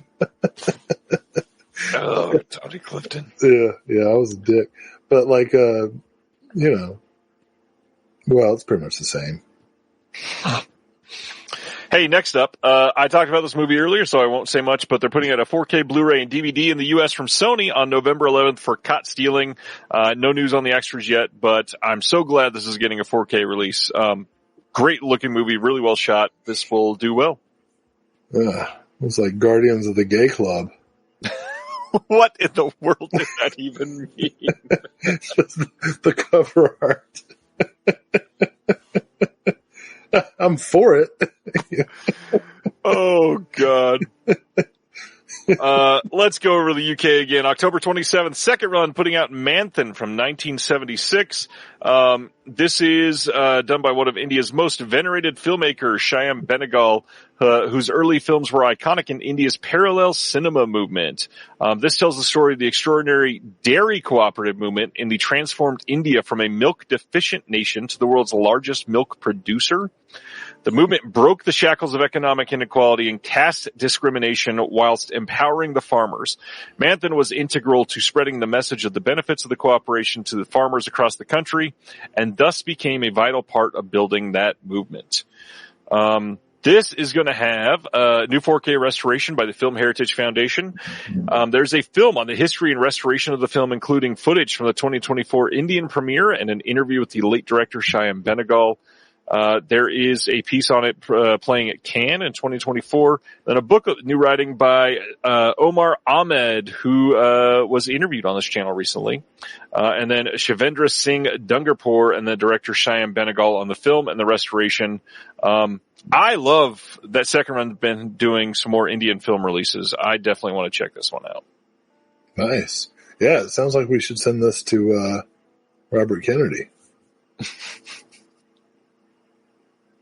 Yeah. Okay. Yeah. Let's make fun of his disability, Ryan. That's just the brainworm speaking. Yeah, that guy. Oh, he's something. But, milk. So weird. Have you ever milked a cow before? Yes, I have. Well, then you know what I'm talking about. It's not easy either. It is way more difficult than it looks. Weird. Yeah. Like, that's their engorged teats. Because they've recently had children. I went to a dairy farm with Cub Scouts so that we could practice milking and learn about the farm and all that stuff. Yeah. And we just happened to be there while one of the cows was giving birth. And oh man, that was a traumatizing trip for that entire Cub Scout troop. Yeah, that's a weird way to learn about intercourse, isn't it? Well, let me tell you, raw milk is not something to fuck with. No. These people that do the raw milk stuff, I think they're mistaken. It'll make your life flash just past your eyes. You dick. Go to the next movie. I'm done with you. Go on. Oh yeah, let's talk about Tarantino. October 20th, there's a 4K steelbook coming from Lionsgate of Reservoir Dogs. Speaking of auteurs, hey, you know what? Speaking of Scott Spiegel, because if it wasn't for Scott Spiegel, this movie would never have been made. He's the one who introduced Lawrence Bender and Tarantino. They lived together in a rental. And the story is Spiegel got those two guys together, and that's how Reservoir Dogs got made. All right. That's it. It's Reservoir Dogs. That's your response? Yeah. Wow. Oh, I see. You're obsessed with your little joke. No, I was typing that before you started telling the story. It takes forever. It was a great pun. My point is the timing of the release of this steelbook. With the passing of Scott Spiegel, we should recognize that we absolutely should. in addition to his own film work, he actually enabled, like, would you even have this show if it wasn't for Quentin Tarantino? No, seriously. I hate his movies. I don't think he's a great guy. You're being serious about the video store idea. Yeah, but no. His championing of exploitation movies, cult films, etc., directly led to their financial viability on home video. You know, and let me be clear. Like, I have said this before, I actively despise Tarantino's movies, but I am so grateful to his existence. Reservoir Dogs. I just rewatched this. I talked about this a couple months ago. I liked it less than I used to. Watching it again, it was like so stagey, you know. Great soundtrack, and rest in peace, Michael Madsen. But I'm not a fan. I understand. Yeah. How many we got left? Tell me how much I need to speed it up. Like 40. For real? When I said 48, I counted. That was actually 48. Wow. Okay. These next two, we'll go through these real quick because nobody has seen these. You're like, let's get this guy out of here. September 12th, there are Blu-rays coming from Bizarre Theater releasing of Tinseltown Blues from 2021. There's an uncut version of the film and a 30-minute making of doc on here. Bizarre Theater is like a underground extreme type of label, so you'll understand what you're getting into there.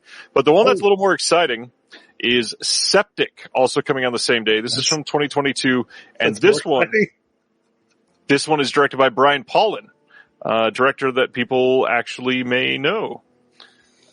This is limited to only 300 copies, so if you want it, get in on it. It's in the original 4:3 aspect ratio, fully uncut and uncensored. Okay. All right. Speaking of the home video life, roaring back to life, Anchor Bay releasing Mutant Swinger from Mars on December 16th on Blu-ray in the U.S. This synopsis is wild. Check it out. This is a weird sounding one for sure. I don't have much to say about this. Bye, Corinne. Sorry it's so late. Audience is dropping like flies, dude. This is where Anchor Bay takes an interesting turn this week. So on December 16th, they're also releasing Beast Wishes, The Fantastic World of Bob and Kathy Burns from 2012. Now, there is a piece of art. If you go look up on Amazon right now or on the MVD website, there's a piece of art for this film that is really terribly generative AI. It's not good. In fact, it's really bad. Anchor Bay came out and said, hey, people called us out for this and we're going to be changing the art. But there's more to come on that saga because they also did it for another title, and they actually DM'd me. So we'll talk about that in a few minutes when we get to that one. Speaking of milk, Mubi on October 13th is releasing hot milk. That's the last thing you want to happen to your raw milk. Oh, man. I've heard this one is good. Have not seen this, but I'm glad it's getting a release, although Mubi is embroiled in controversy right now as well. So, what? What for?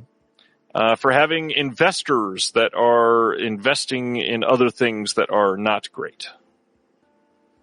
Okay. I don't want to get in trouble or anything, but like,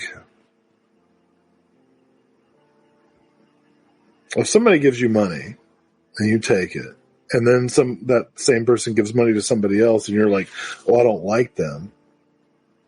Do you really have to give them your money back? I have no idea. I don't know. I mean, you know, not to invoke Epstein, but, you know what I mean? Like if look, I don't want to say anybody specific, but let's say a neo-Nazi who also collected physical media, was like, you know what? I'm going to donate $1 million to a physical media store. Right? And the store was like, oh, sweet, $1 million. We can stay open for 10 years. Thanks, Adolf. And then they find, and then like 6 months later, they find out, oh, that's why you're named Adolf. Do they have to like give up their dreams? What I'm asking is, can you take something from a bad source and do something good with it?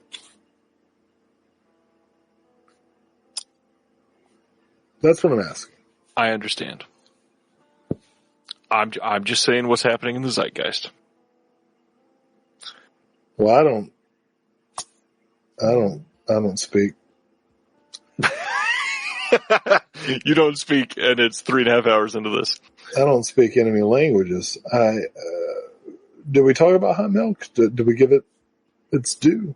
I don't know. I'll read the synopsis, I guess. It says, the directorial debut from award-winning screenwriter Rebecca Linkowitz, Hot Milk is an intimate exploration of self-discovery, desire, and the complex bonds that shape us. Set against the sun-drenched Spanish coast, a young woman discovers that the people in her life, her ailing mother, and a mysterious lover, may not be exactly who she thought they were. Secrets, lies, and revelations lead her to doors that might be best left unopened. Based on the acclaimed novel by Deborah Levy and featuring compelling performances from Emma Mackey, Fiona Shaw, and Vicky Creeps, this is a vivid and evocative look at liberation and longing. Well, this sounds, whether or not I like it, I should get it. Can I just say, it is really funny on a night that you mansplained female auteurist theory. You also said, thank you, Adolf. I didn't. Oh, right. Oh, man. Tonight you also called Ronnie a Canuck. So you're just labeling all of the things that are... Ronnie forgave me. I apologized. Next, let's talk about all of this is your fault. It's my fault. Yeah. All right, we'll have somebody else on the first week of next month. Now available on Blu-ray. You do that. We would get so many less viewers. Everybody tunes in to see fucking Jeremy or some shit. He spends the whole time like, what should I buy? What should I buy?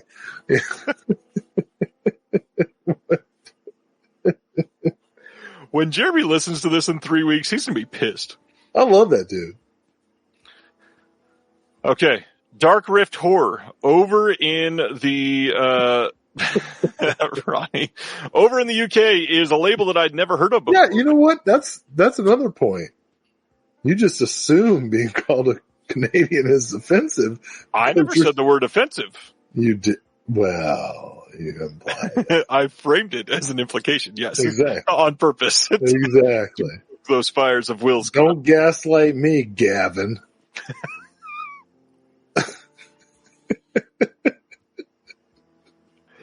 Anyways, I had never heard of Dark Rift Horror, but they are a UK label putting some stuff out that I know of one of these movies. I didn't know there was a trilogy here. How to Kill Monsters is this first one. This is a limited edition. Wait.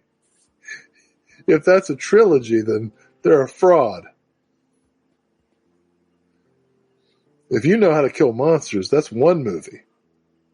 That's the last one.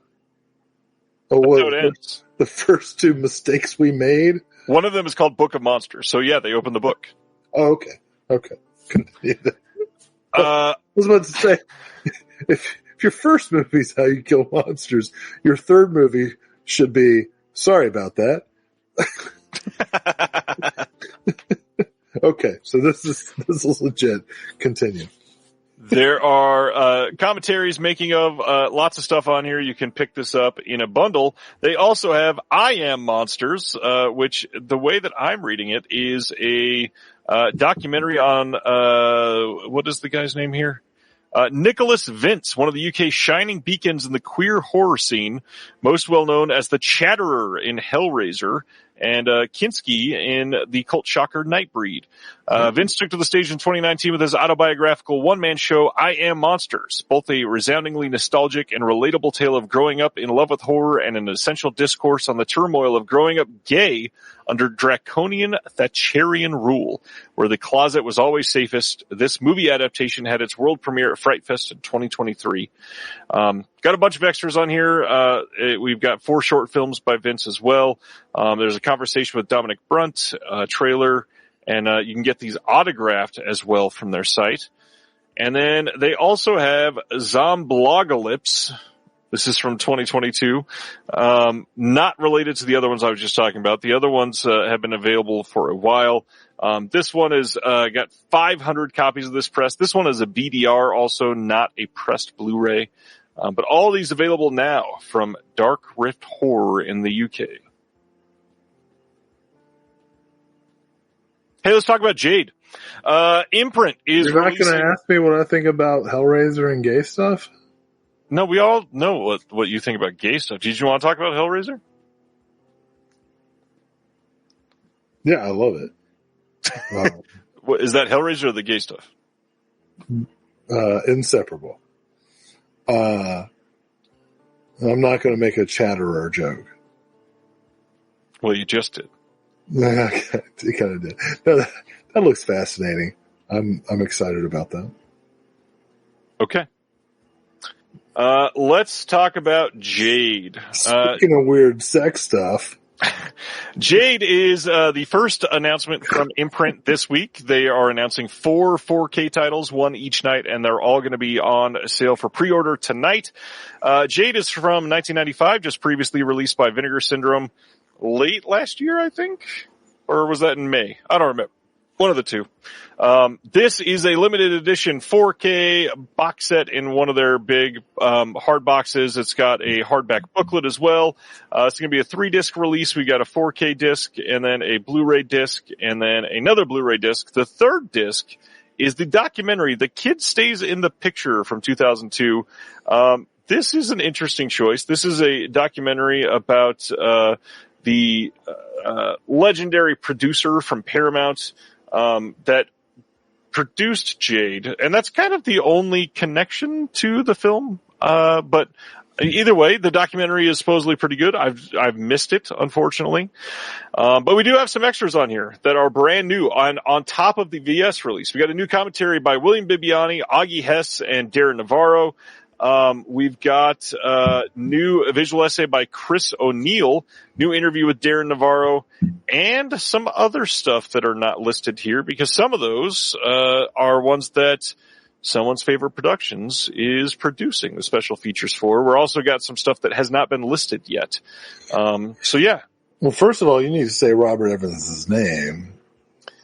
I mean, the kid stays. I love the fact that it's partially obscured. The kid stays in the what? In the Pisces.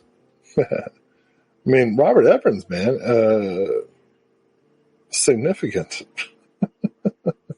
Yes. This might be my.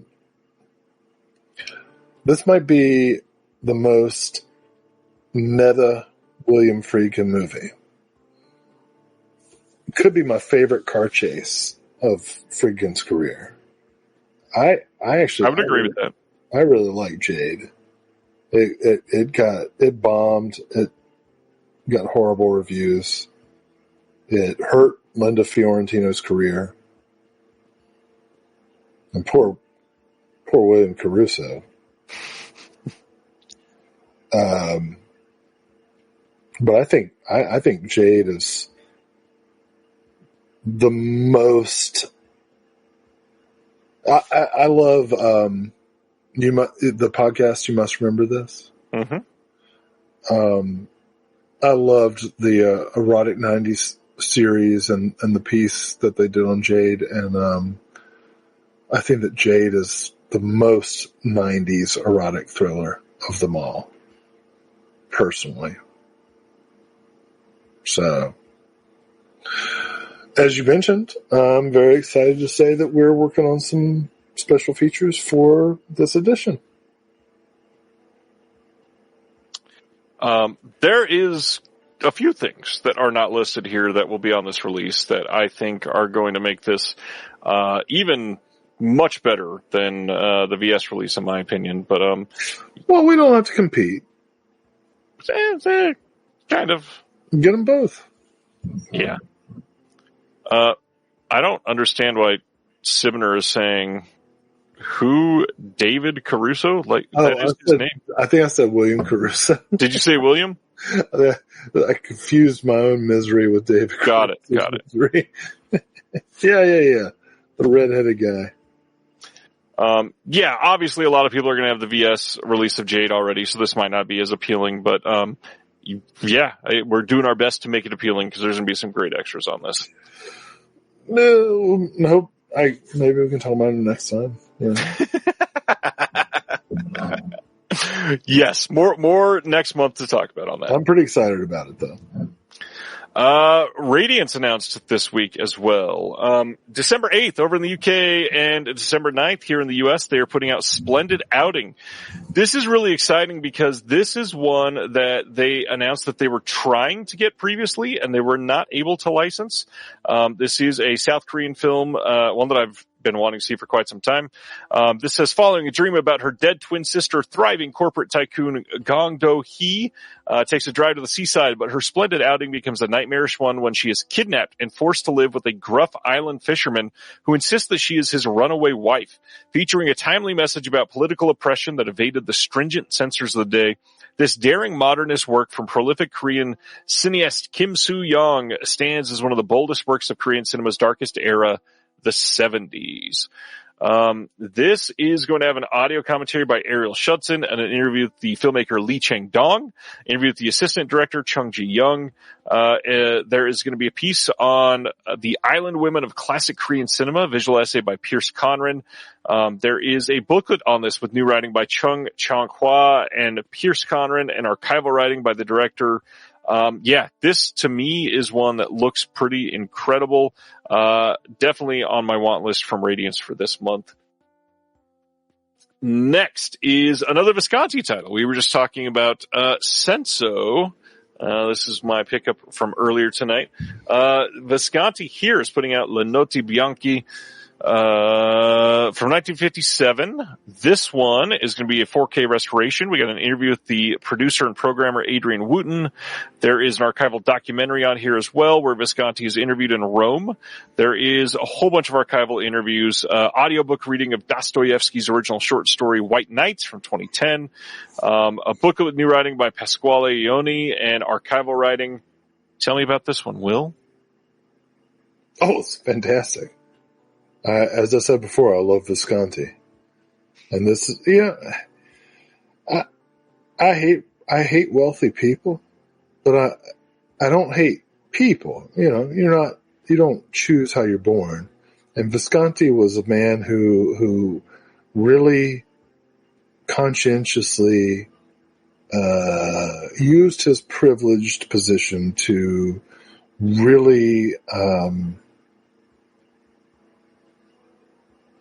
reflect and observe and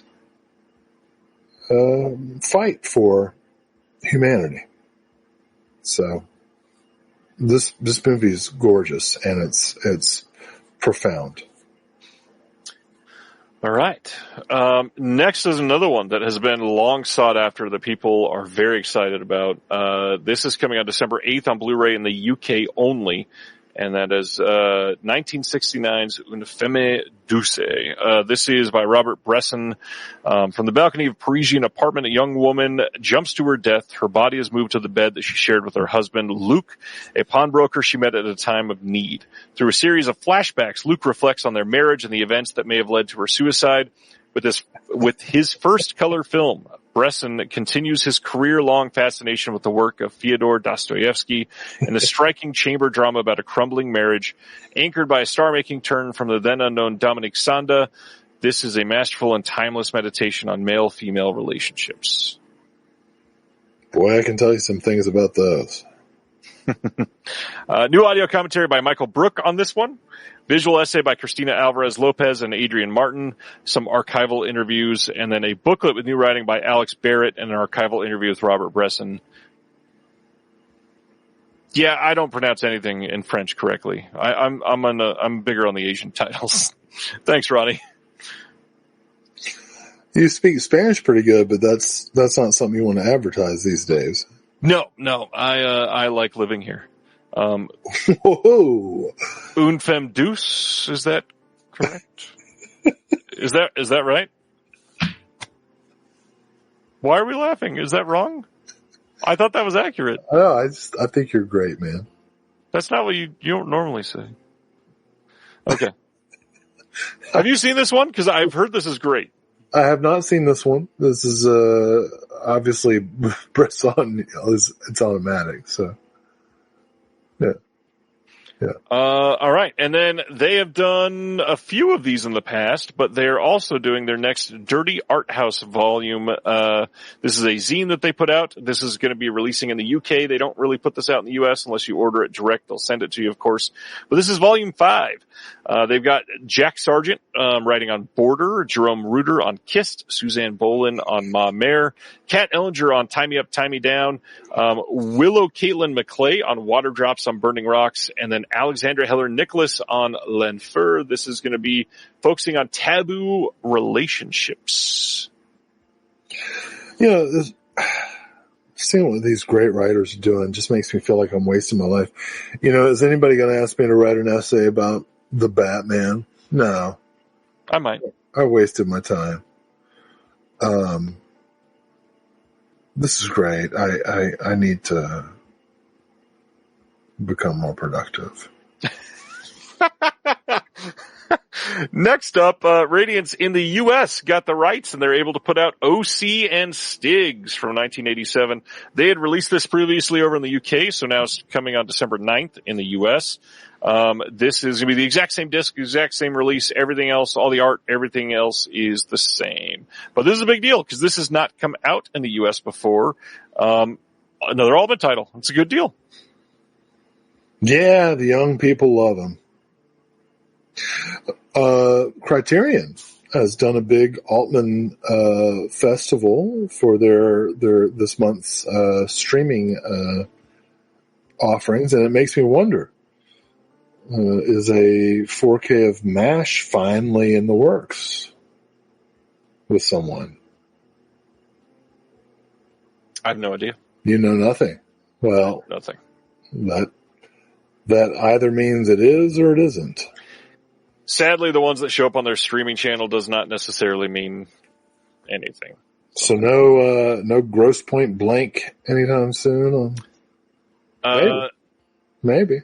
I would say it would be more likely if the Janice title card showed up before the film. Oh. Okay. On the streaming channel. The next one from Imprint for this week is a pretty big one. The Last Seduction from 1994 getting a 4K release from Imprint. And this is a big deal because they are presenting this brand new, restored from the OCN by Imprint themselves. This is the first time that any release of this has come from the OCN, I believe. They're also doing not only the film in its full color theatrical cut on 4K, but also an exclusive noir edition with the full film in black and white on 4K. And we also have the extended version of the film on SD. The Last Restoration. Yes. Well, another key film in You Must Remember This is Erotic 90s series. And a very interesting backstory. So this is 100% worth it. This has a lot of good extras. We got a new interview with John Dahl, new interview with Peter Berg, new interview with Bill Pullman, new interview with the editor, Eric L. Beeson, a new interview with the cinematographer, Jeffrey Jur, more new special features coming as well. So, they're putting together a pretty damn cool week here of titles. Yeah. All right. That was Last Seduction. Finally to some Shout stuff. Somehow we have still not gotten to Shout, and I think this was Wednesday for the Shout stuff. And we got some big stuff to talk about tonight. So first, Vampires, the John Carpenter film, is getting a 4K Steelbook on November 4th. This is an Amazon exclusive, and this is all the same as the previous release. Nothing new on this. It's just the exact same 4K discs. If you don't like the art, this is Mexifunk again. This is the same artist that people have not been liking a lot of their stuff from, but this isn't even the most egregiously bad Shout art this month. This isn't even the worst either. We're going to talk about the worst in just a minute, but people hated this too. We finally got the first big John Woo title. November 4th, they've got a deluxe 4K release coming of Hard Boiled. That is pretty bad.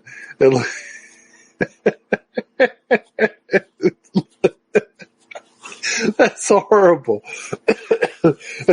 And it looks like he's taking aim at their blaxploitation box sets. This looks like a what's that movie rating site that's got the same color scheme?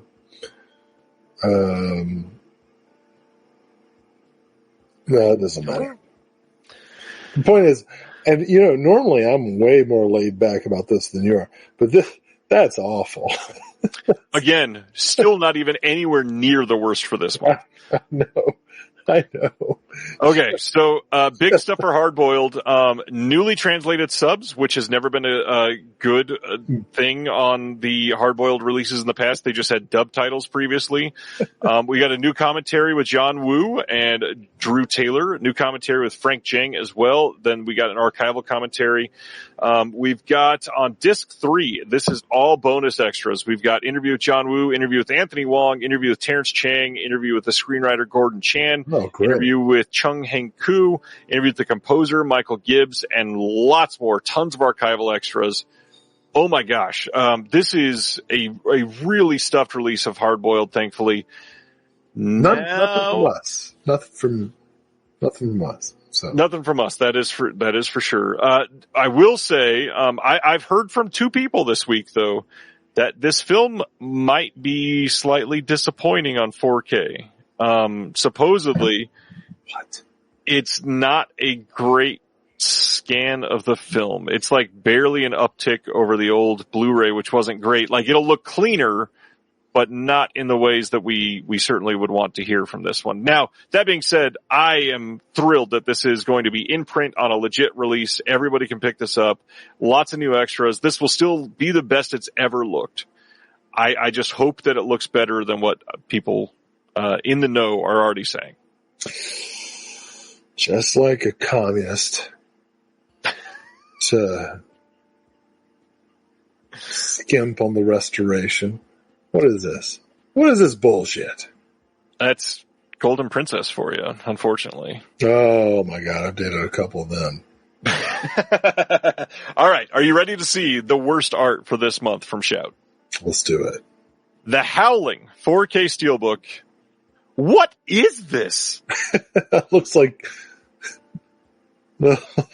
something from Tamla 2010 or something. I mean, this is from like Liquid Television. This is nothing in this has any connection to the movie whatsoever. You look at this and the happy face, but you remember that part in the 40-Year-Old Virgin where Paul Rudd and Seth Rogen are doing the back and forth of you know how I know you're gay? Of course. You know how I know you're gay? You got the Howling Steelbook. Oh, Craig's mad at me now. Well, it's going to get me madder after your response to the last one. Yeah, no, I would never. I'm just saying that this artwork seems inappropriate to the movie. It doesn't make any sense. I don't even say it's bad. It would fit other things. Like I said, the Tamla 2010 thing is I thought this art kind of fit the vibe. It does. It's more pop art like Tamla 2010. I get that. This is crazy pants. This is a wild attempt at pop art that does not work. Let me tell you, I don't like 40-Year-Old Virgin. I thought it was offensive.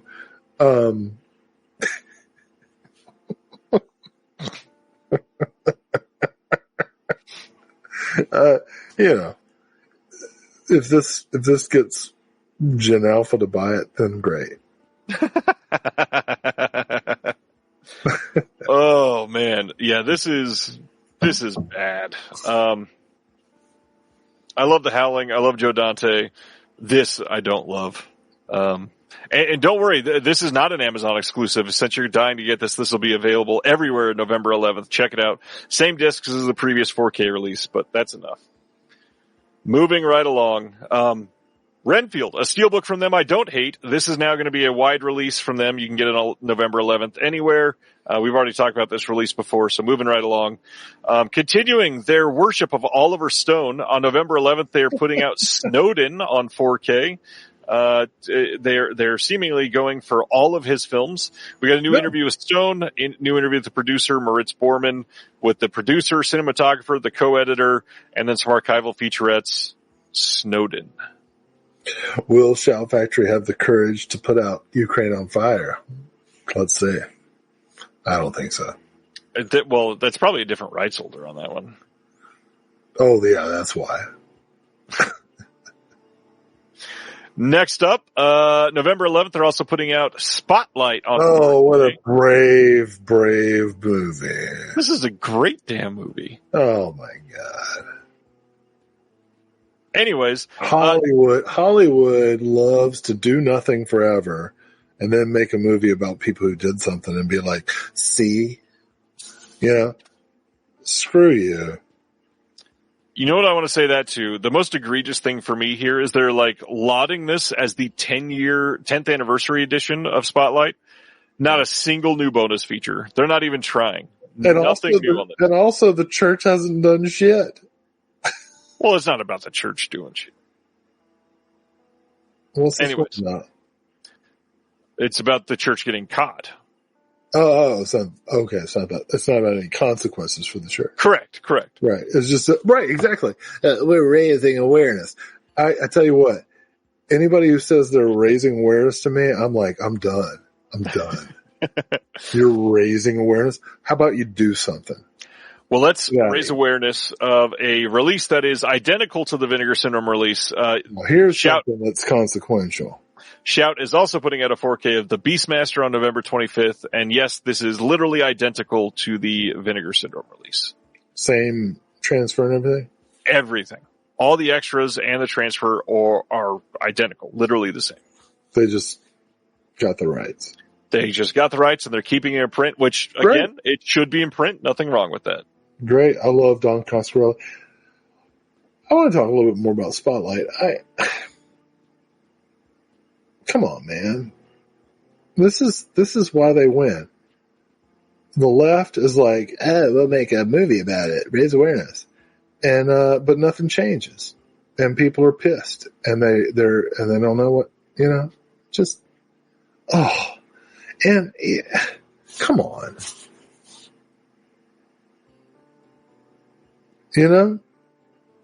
Just,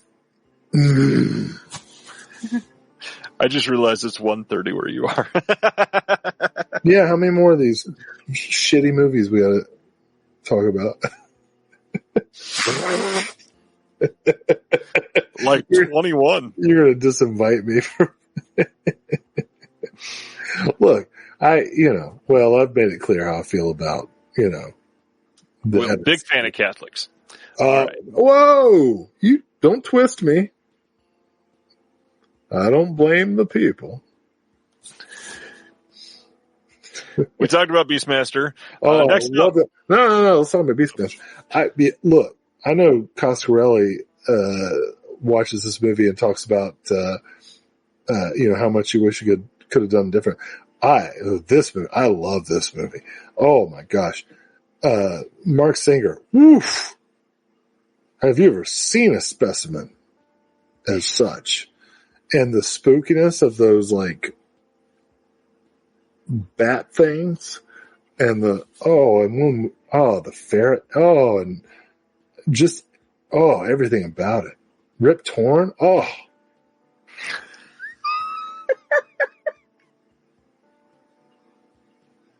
You're laughing at Sibner, not me, aren't you? Yep. Oh, man. That's a pretty good joke. Gotta admit. He says, Will is like a period. It comes once a month and seems to last forever. Yeah. Well, Sibner comes once a month alone. So. What's next? What's next is the next of the big titles from their Hong Kong Cinema Classics line. Shout is putting out a Better Tomorrow trilogy on 4K. This is coming on November 18th. And yes, a lot of people think that this is the worst art for the month, even worse than The Howling. And this is, again, Mexi Funk doing the art for this one. And it's everybody seems to think when they see this that it's AI. It's not. It's vector graphics that he uses for these. In fact, you'll see him in the comment section on Instagram here thanking me for raising and supporting his art. But that face here. I'm not sure you're exactly doing that, but okay. No, I'm certainly not. Mexifang does not watch the show. That face there on the left, oh boy.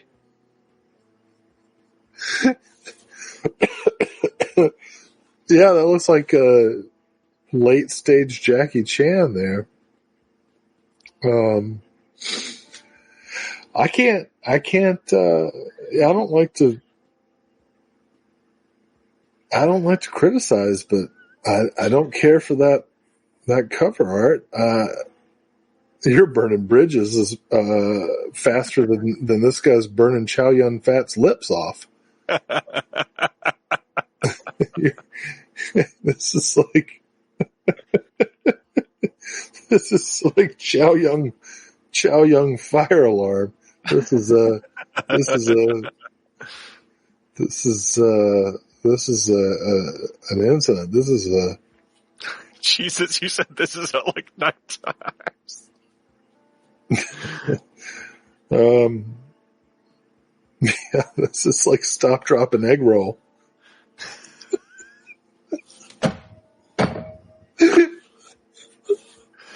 Are you serious? That was the one. I'm done. Okay. Well, let's talk about the extras real quick, because this is kind of an incredible looking release for this. This is a 7-disc set.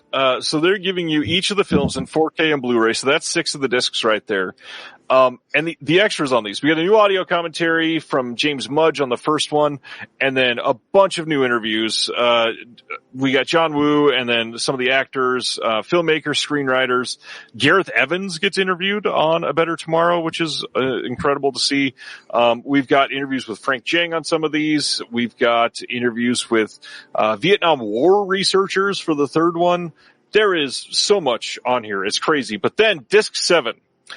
Long lost A Better Tomorrow 2 work print. It is something that Brandon Bentley found, Brandon Bentley, friend of the show, featuring over 30 minutes of never before seen footage, audio in Cantonese, and then they've got the Taiwanese cut of A Better Tomorrow 3 on there as well. It is huge. This is very exciting for a lot of people. This has needed a great release in the US for a long time. 7-disc 4K box set. I mean, this is a big deal. I hope it looks great. Better Tomorrow. I'm getting it. I just wish we had a better cover art. Well, on that note, one of the main things I was going to leave us with on this, a reminder to everybody, this will also be released in the UK by Arrow on 4K with the same scans, potentially different extras, but they'll likely have at least all the same extras. A better tomorrow. A better tomorrow. It won't be tomorrow, but it'll be a while. All right. All right. Do you feel like going back to the 80s? Because next up, we've got September 16th. Every day. A 4K steelbook coming in the U.S. of Tron from 1982. I miss the Reagan era. Is your gummy trickling down right now? No. It's just the world sucks so bad. That was just a Reagan joke. Oh, okay, so heads up. This is not getting a standard 4K release in the U.S. It is only getting a Steelbook release in the U.S. It is getting a standard release over in the UK, so if you want that, you can check it out. You can pick it up now. It'll likely be on Orbit eventually. The pre-orders for these are weird. They've been up on Walmart, taken down from Walmart. They've been up on Barnes & Noble, taken down from Barnes & Noble. This is going to be available everywhere. They're going to make a bunch of these. They're going to make a ton of money off of them. They are still not up on Amazon. And when I'm saying they, because on the same day, they're also doing Tron Legacy from 2010. Same thing, not getting a standard here in the US, but it is in the UK. I personally have never been infatuated with these movies and don't understand the worship these movies get. Are you a Tron fan? Tron! That was Khan. I understood, yes. William Shatner. Yeah, you want to know something? I've never seen Tron or the Big Love Tron. Is that because you're waiting because you are really excited about the Jared Leto Tron? There's a third Tron? There's a third Tron coming out this year. We live in a society. That's why they're putting these out, yes. Yeah. Okay. So the big thing here, other than Disney catalog title coming out, because that's always a big deal, these are coming out in 11 days. 11 days. And we don't have a pre-order up on Amazon for this. It's been a very odd rollout of this. This was just revealed, technically. Like, it leaked earlier. You're breaking up. You're breaking up. I'm just going to take over. 11 days. That's like a Joe D'Amato movie or a fourth of a Josh Hartnett movie. You know? Great. Fantastic. Tron. Disney. Early CGI. Jeff Bridges. Weed. Jared Leto. Bad boyfriend. One of my favorite jokes from Peacemaker is how much all the characters hate 30 Seconds from Mars. Am I still breaking up? You're okay. We're back together. Okay. So yeah, these are coming out in 11 days. The rollout's been very weird. These leaked a couple months ago, but technically they were just announced. And so negativity. All right. Whatever. You know what happens. I think it's just because you were saying Tron, Jared Leto. I had a point. Look, I'm just a human being. All right. Next up, we talked about the art being the problem for Sato, so that's coming out in October. But Imprint announced their third title. Two in the Pinko. Two in the Pinku. One still trying to figure out where to go. Next Imprint 4K title. November 26th, they're putting out a 4K of G.I. Jane from 1997. And new commentary by Chris Rock. Oh, you said the same joke. No, I was saying let the Chris Rock's jokes fly, because that's all that people can think of. What would be awesome is if these guys had gotten Chris Rock to do the commentary, it would be the funniest shit in history. That would have been. I would have gotten it. I would have 100% bought this if the company who's putting this out? Imprint. Oh man, I believe in Imprint. Imprint should have been like, let's get Chris Rock 100%, at least an introduction. You know, that would be funny. That whole situation. Imprint could have put out a third disc in this set and said it's a featurette on the slap and make a documentary about it. Yeah. I don't want to make judgments. You gotta stick up for your,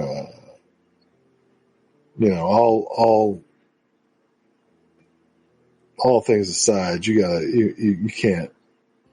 stand up for your spouse, Like if your spouse is mad, you got to do something. Otherwise, you're going to be in trouble. He seemed to have gone overboard. You know, a stern text, maybe a confrontation at the cocktail party afterwards would have been more appropriate. Like, Chris, we've known each other a long time. I know you're a comedian and everything, but I feel like that joke crossed the line and it upset my wife. I'd like you to apologize. I think that might have been a more appropriate reaction. Measured response? Yes. Yeah.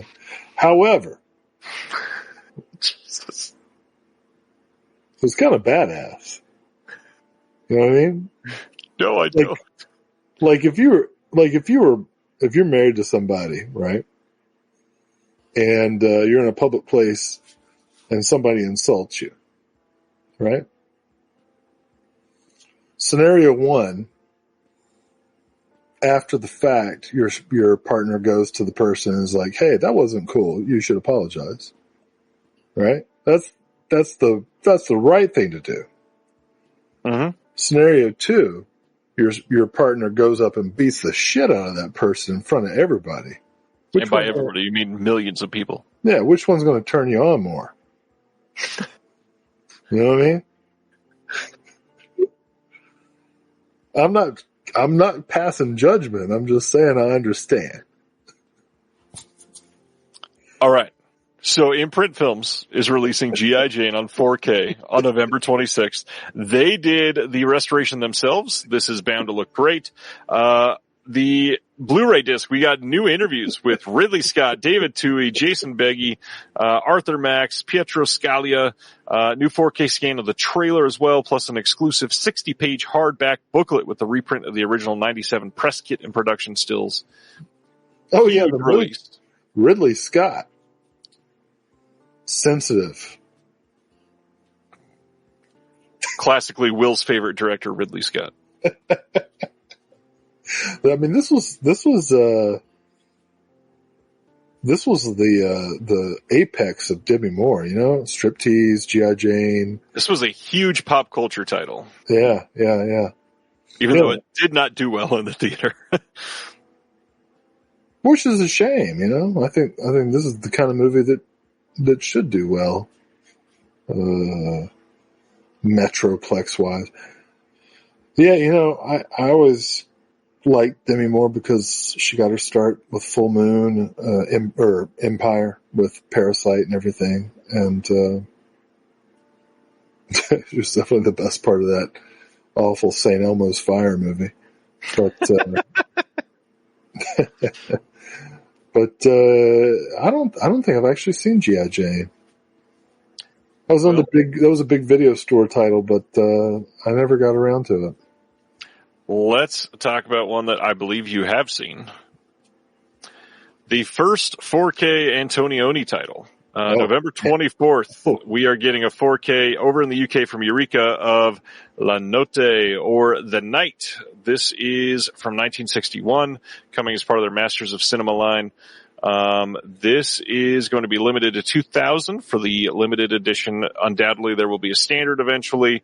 We got a limited booklet in this with writing by Brad Stevens and a transcript of a lengthy Q&A conducted in 61 with Antonioni. This is going to have a new commentary with Tony Raines, new interview with the academic Richard Dyer. Antonioni, Will. It's too dark to see the titties.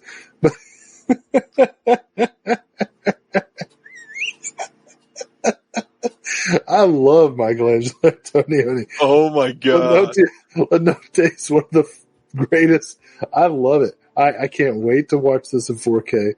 It's going to be gorgeous. I know it doesn't seem like it right now, but I can sit quietly and just inhabit an Antonioni movie anytime. I'm a huge fan of this film. Oh my goodness. Yeah, I'm done. I can tell. I'll never see you again. November 24th, over in the UK, they're also releasing the Fantomas trilogy from 1964 to 67 with Fantomas, Fantomas Unleashed, and Fantomas versus Scotland Yard. Josie just unfollowed me. Not really. Don't do that, Josie. But just Josie was gone 8 minutes into this, let's be honest. There is a 60-page hardback book in this. We've got new commentaries, one with David Collott, one with... How's it bound? I can't even say a name right now. All right. We got new interviews, new visual essay on the evolution of Fantomas in cinema by Kellen Blake. Check it out. This is a definite. Got to do it. All right. I'm going to the next one then. Wait, I want Eureka to bring the Louis Fouillade box set back into print. I didn't get a chance. I didn't get it. There's standards out there of all of the films. But you have to get them. I want a set. Okay, $250 on eBay. Hey, have you seen Rio Lobo? This is coming on Blu-ray from Eureka on November 17th over in the UK. This is a John Wayne film, so I know you've seen it probably 8 times, and I've loved it every time. Yeah. Howard Hawks' final film. Total bomb. Got terrible reviews. But as time has passed, people have come to appreciate it, as they should. It's a great film. All right. That is enough about Rio Lobo. We've got a couple new interviews on here. One with Austin Fisher, one with Sheldon Hall, talking about Howard Hawks. They're also putting out Shogun Samurai from 1978 on Blu-ray over in the UK on November 17th. This is still from Eureka. This is a Sonny Chiba film. We've got a new visual essay by Joe Hinkenbottom, new interview with Tony Raines, and a new book, new writing by Jonathan Clements. Never seen Shogun Samurai, and very curious about this one, actually. Oh, it's awesome. Many, many years ago in Gatlinburg, Tennessee, I picked up a 10-pack of Sonny Chiba movies with it was one of those DVD sets where it's like a different movie on each side of the DVD. And Shogun Samurai is, I think, one of the 2 last titles on that DVD set now it has, but up until this point hadn't been upgraded. So couldn't be more happy about this. I love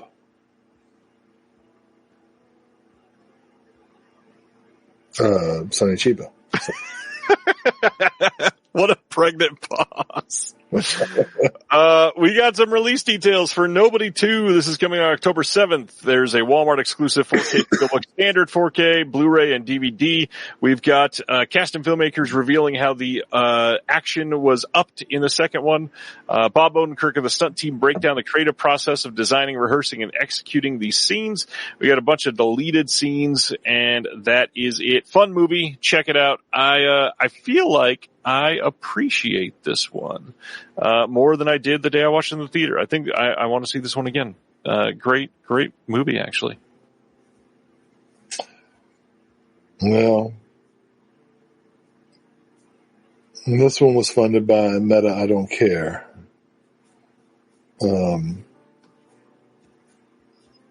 But great. I'm glad that old guys who never. I'm glad old comedians can do action movies. I can't wait to see an American remake of District B13 starring Patton Oswalt. All right. October 13th, there's a Blu-ray and DVD coming in the UK from Studio Canal of Port of Shadows from 1938. That'd be funny, wouldn't it? It would be funny. We got a new 4K restoration of the film. We've got Poetry of Misfortune featurette introduction and then alternate credits. Yeah, this sounds like it's a winner, and I've never seen this one. Have you seen Port of Shadows? Yeah, it's awesome. Okay. I have no jokes because it's a great freaking movie. You watch Port of Shadows and everything you see in the theater this year, you'll be like, why did I bother? Next up, David Cronenberg's The Shroud that came out this year. Like Will just said, would you bother with this? December 8th, 4K over in the UK from Vertigo releasing, which means this is likely not getting a second site release like lots of people wanted to happen. So unfortunately, it is not happening because obviously they can't also have the rights. There will be no disparagement of Cronenberg when I'm on this show. Well, you just said, why would you bother with anything in the theater this year, right? Get out. Next up, Unearthed Films putting out their next title on December 16th here in the U.S. It's a Blu-ray of Garden of Love from 2003. This one actually sounds pretty good. It says the story of a young woman tormented by bloody visions of a past she can't really remember. All she knows is that all of her family was slaughtered when she was very young. Now the spirits of the dead lust for vengeance, and they want Rebecca to guide those responsible to them. Rebecca reluctantly agrees, and blood-spurting chaos ensues. I've got a handful of archival extras, nothing new on here, but I'm curious with this one. It's a Olaf Ittenbach film. Well, I feel this will be a great triple feature with The Shrouds and The Gardener. The Shrouds already is Garden of Love, basically. This is what I was referring to earlier with Anchor Bay. So on December 16th, they are also putting out Long Live the King from 2003. This is a tribute to King Kong.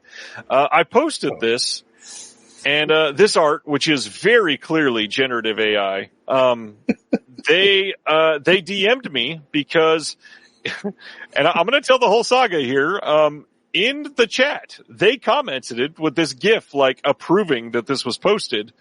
And I don't think they liked that I responded and said, hey, you announced that you would change the AI art on your other release. Are you changing this one as well? And will you refrain from using AI art on your other releases coming up?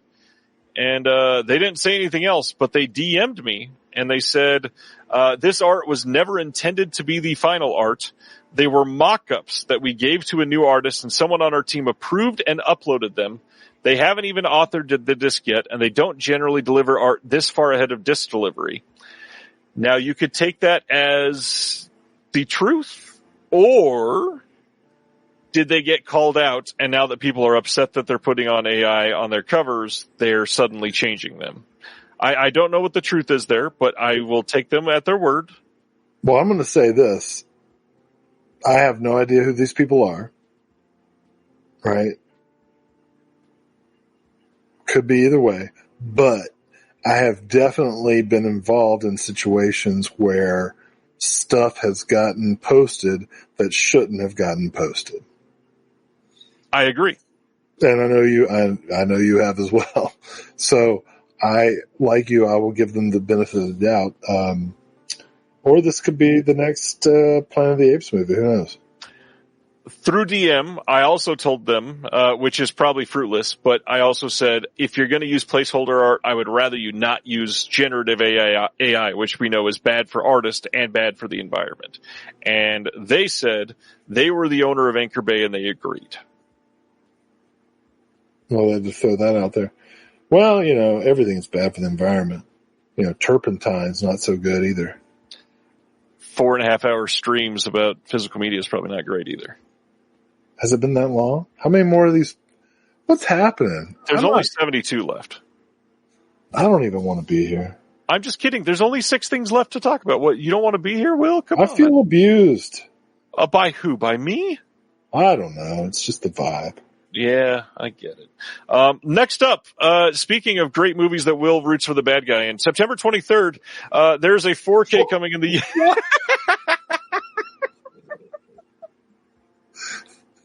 And which bad guy are you even talking about? The Nazis or the Earlier Catholics? tonight, you said thank you, Adolf. I just wanted to make that callback. We have proof that you said thank you, Adolf. Wow. Wow. Okay, Tucker. Okay, September 23rd, there's a 4K coming here in the U.S. from Disney of The Sound of Music. This is the 60th anniversary release. And again, just like we just saw with Tron, this comes out in 18 days. Just 18 days. That's a very short pre-order window for a disc. Disney maybe trying out something new here? Yeah. But that's it. Nothing new on this. Just a supposedly beautiful 4K restoration. And Betrayer. Betrayer, is that a name you call yourself? I'm the betrayer? Yeah. Yeah. And the vibe is bad against you? Auf Wiedersehen, I do. Hey, Will, how do you feel about The Sound of Music? I love it. Robert Wise, it's gorgeous. It's, I hate Rodgers and Hammerstein, so there's a little bit of tension there. It's beautifully made. I dislike most of the music. I really don't like Rodgers and Hammerstein. Stein. I hate their music. But that being said, the whole saga of the Von Trapps is so crazy. And this film is, it's a perennial, so. Hopefully, I already have I feel like, am I wrong? Was there already a 4K of this? No, this is the first 4K. Okay, well then I'll eventually get it. Oh, I hate Rodgers and Hammerstein though. I really do. South Pacific, get out of here. Get out of here. And what was the film they made that was a remake of the Fritz Lang film that inspired Dark? It's very late to try to think of that. Is it State Fair? No. I'm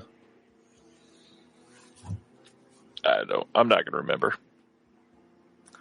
But what I do remember is that we only have 5 or 6 left. So I'm going to go to the next one while you look that up. I'm not in any hurry. The next one, December 16th. This is coming from Kit Parker Films, and they're likely releasing it through VCI. And that is Stranger on Horseback from 1955. This is a pretty rough looking Photoshop on our main character here. But this is a new Carousel. That was a remake of Lilium, the Fritz Lang movie. And Lilium inspired the look of Dark City. So it's weird.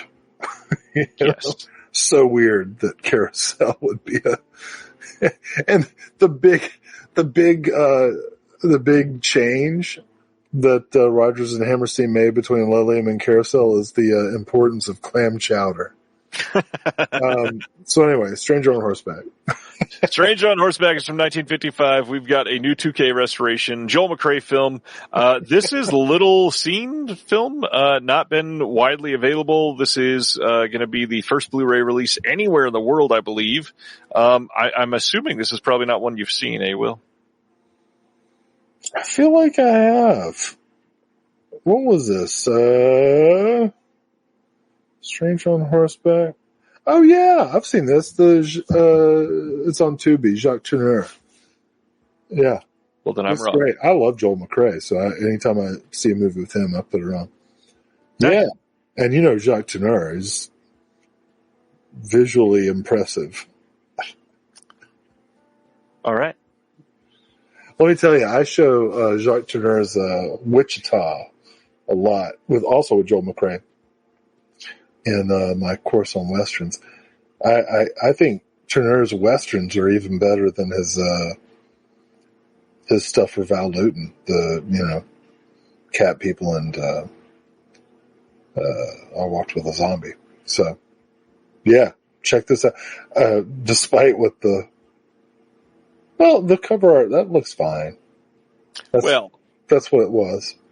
The lighting there is It does, yeah, it looks kind of photoshopped, but no, the movie's great. I mean, it's better than A Better Tomorrow, I will say that. Yeah.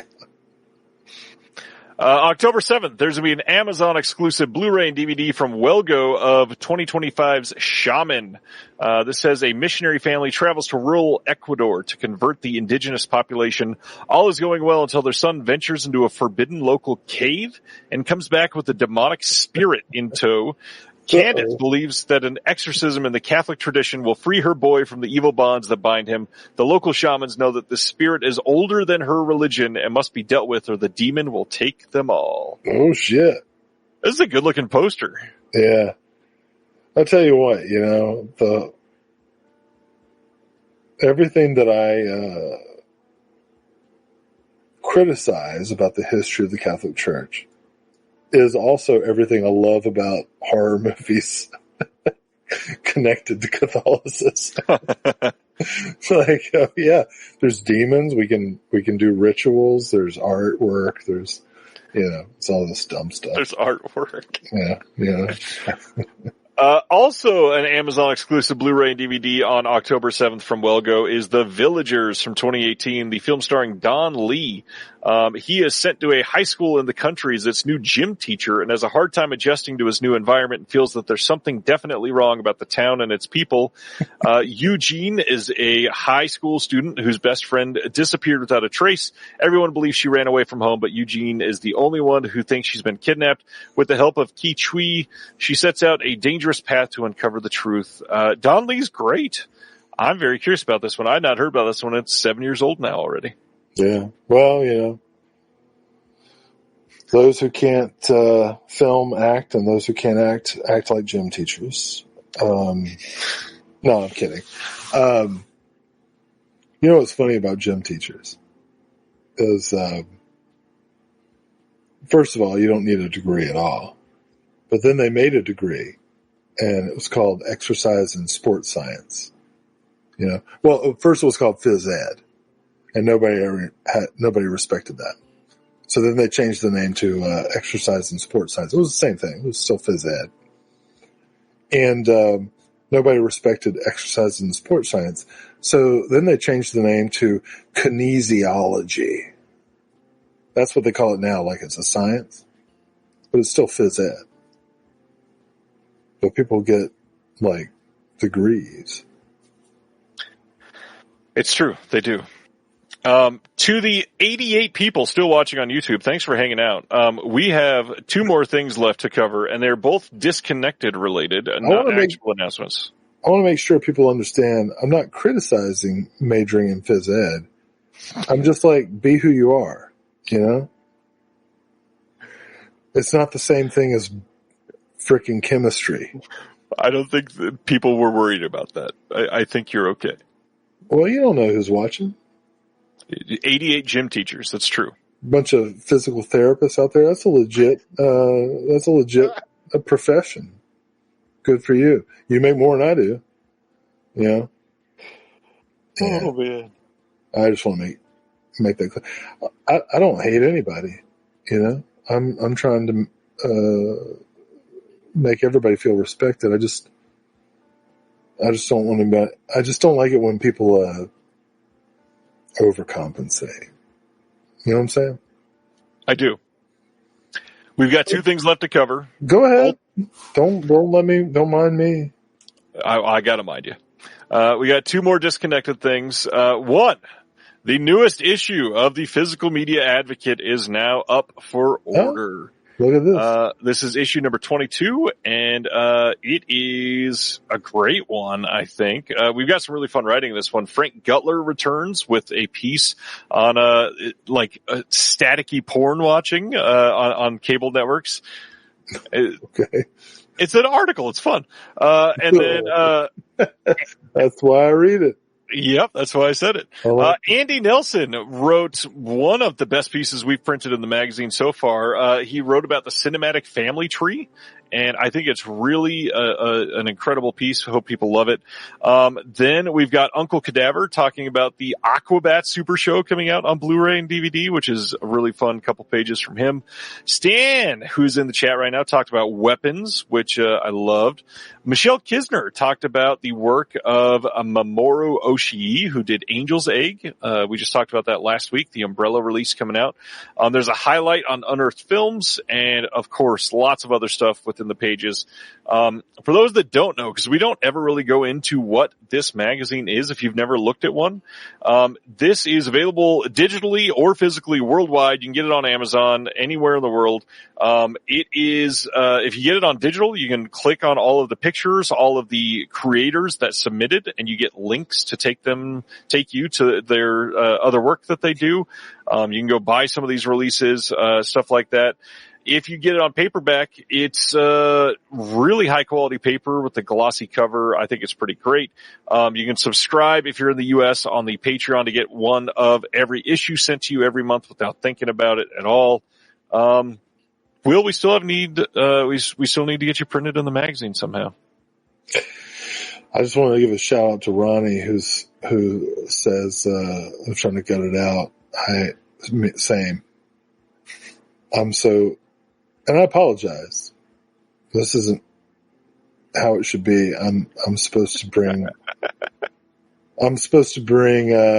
unpredictable kinetic energy to this. Yeah, at some point I hope you ask me to contribute. I'd like to do something.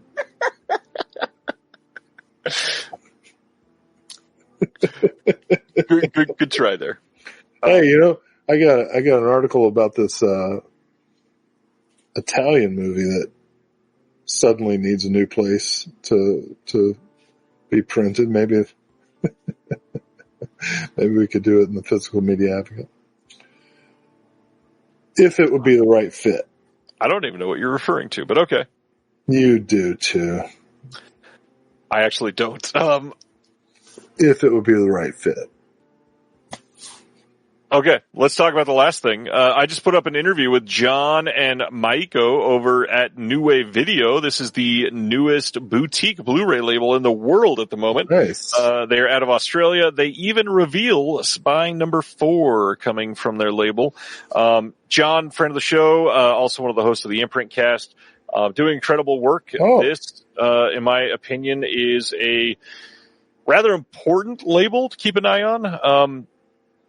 To start a label in your first title be Strange Circus, a title that people have wanted for years, that has not had a good announcement, that has not had a good release, and you go for a title like Shion Sono, and then we got Rubber's Lover coming, we've got Rescue Doji, we've got they've already hinted at some other things, and then if you go in and listen to the fourth reveal, you'll understand they've got their eyes on some pretty big things. So go check it out. They're doing some really incredible work to lay the groundwork and have a strong foundation of a great label. I saw Rubber's Lover.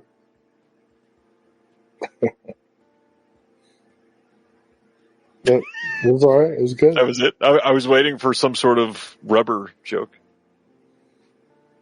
I don't want to be a rubber lover. Okay.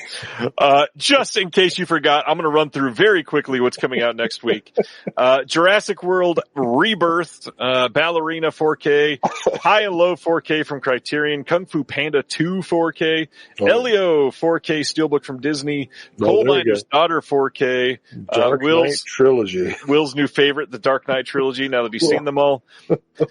He Who Gets Slapped from Flicker Alley, Samurai Resurrection from Shout, Materialist from A24, Little House on the Prairie Complete Series Blu-ray, Nice. Ouija 4K Steelbook from Shout, The Strange Woman from Film Masters, Proof of the Man from Arrow, Arbor Day and Sledgehammer will be shipping probably next week from TerraVision, so good luck with that. Oh my God, there's an Ice Road sequel? Holy There's an shit. Ice Road sequel starring Liam Neeson. Ice Road was horrible.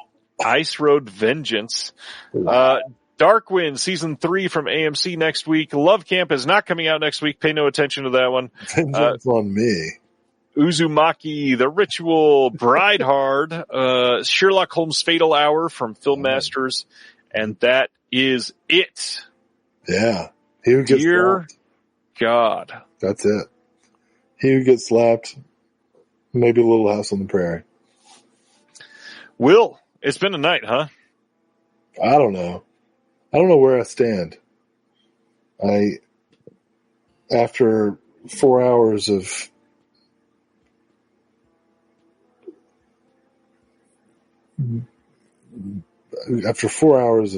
of just spewing nonsense, I'm now facing the consequences, and I don't like it.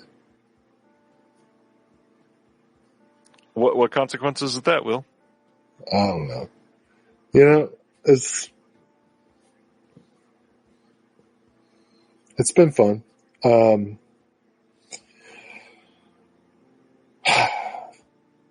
We've done some great work, and gosh, man, like I'm not. And to be clear, like I'm straight here. I'm, relatively. I'm just tired. I'm tired, and I don't know how you do it. Respect, man. You do this every week. Every week, and long days at work before too. That's the hard part. Yeah, I do it once a month, and I'm like, I'm dreading it and looking forward to it at the same time. And that's only once a month. Yeah. Well, to be clear, that's how I feel about every social interaction. Like, I get real excited about making appointments, and then when the time comes, I'm like, how can I get out of this? I've seen that many, many times from you. Yeah. It's like, so sorry, I have to cancel. Oh man! Which, by the way, I need to verify that you're here for a recording in a couple of weeks, so we'll talk about that after. Another show. Thanks everybody for hanging out. There's still a lot of people hanging out, which is astonishing after 4 hours and 40 minutes of this. Is this the longest one?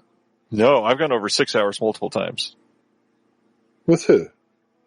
Mostly with Bob's Blu-rays. I've never Oh no, I did talk to him once when I made the little award video for you. Oh yeah, yeah. And he was like, "Yeah, I'm going to have you on my show." Haven't heard from him. Sal. Oh man. Yeah, we've got like an extra large amount of people that are not straight in the chat at the moment. Yeah? Like that's like most everybody. And then Sibner.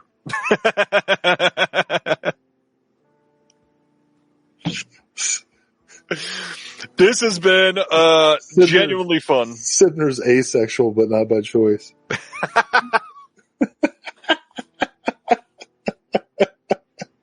No offense.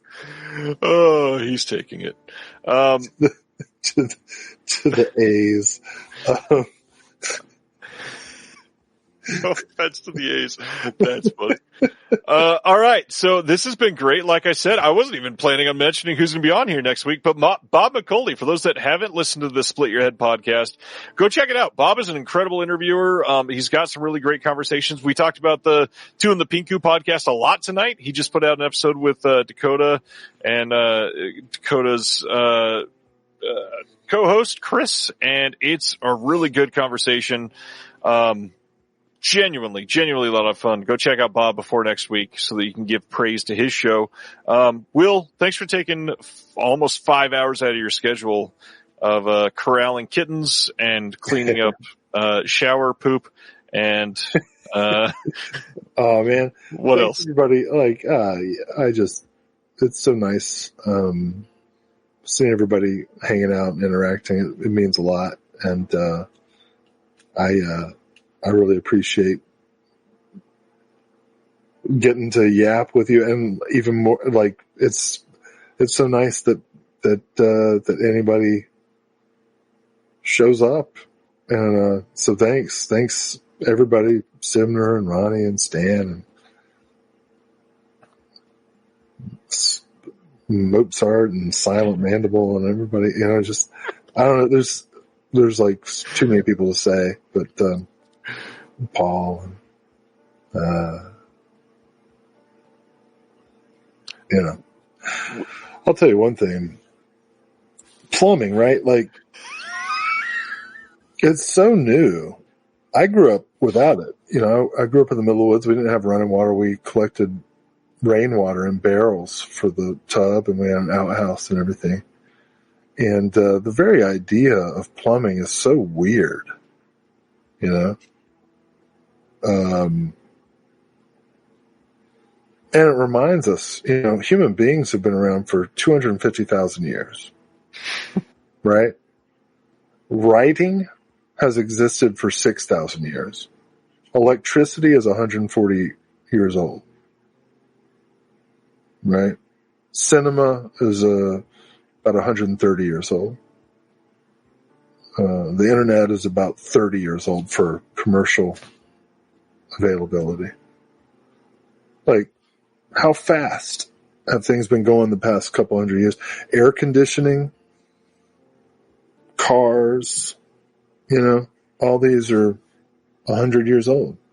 Mm-hmm. And we just take for granted that we have a system of pipes that that conveys our excrement to and drinking water. They don't get mixed up. Right. To underground, you know, areas. We don't even know. We don't know where that stuff goes. And it just happens. We're just like, oh yeah, this is how life should be. And then suddenly, you know, everybody has their period at the same time and doesn't dispose of their stuff in the right way. And it has to be dealt with. And that's when you realize, you know, society is a illusory construct, you know. Escape from LA, you know. Just like that, the grid goes down and we're back to cannibalism.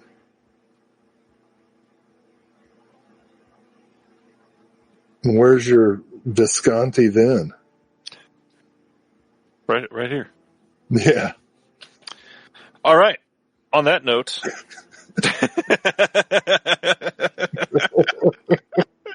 now that you got us to 4 hours, 45 minutes. Hey everybody, check out the Physical Media Advocate. Check out the interview. I'll see you next Thursday. Will will not. Will will still be sleeping this off. We appreciate you hanging out, and check out the Toxic Avenger, like we said. Tony Clifton lives.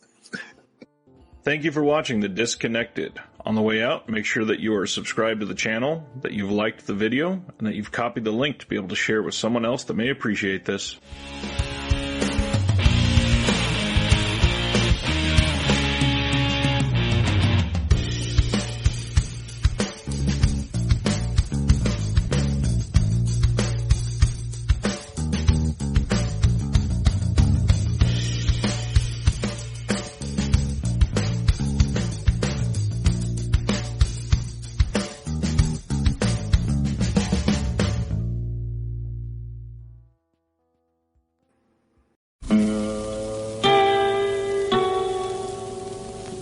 Hello, filthy movie lovers. My name is Gentry Austin. And I'm Casey Scott. And we're the hosts of the Sin Syndicate, film podcast for something weirdos, anti-criterion bros, and Joseph Sarno aficionados. Join us semi-weekly as we peer into the adults-only theaters and sticky-floored cinemas of the golden age of sexploitation, when the morals were loose, the laws were murky, and the intercourse was all simulated. Find us now on the Someone's Favorite Productions podcast network.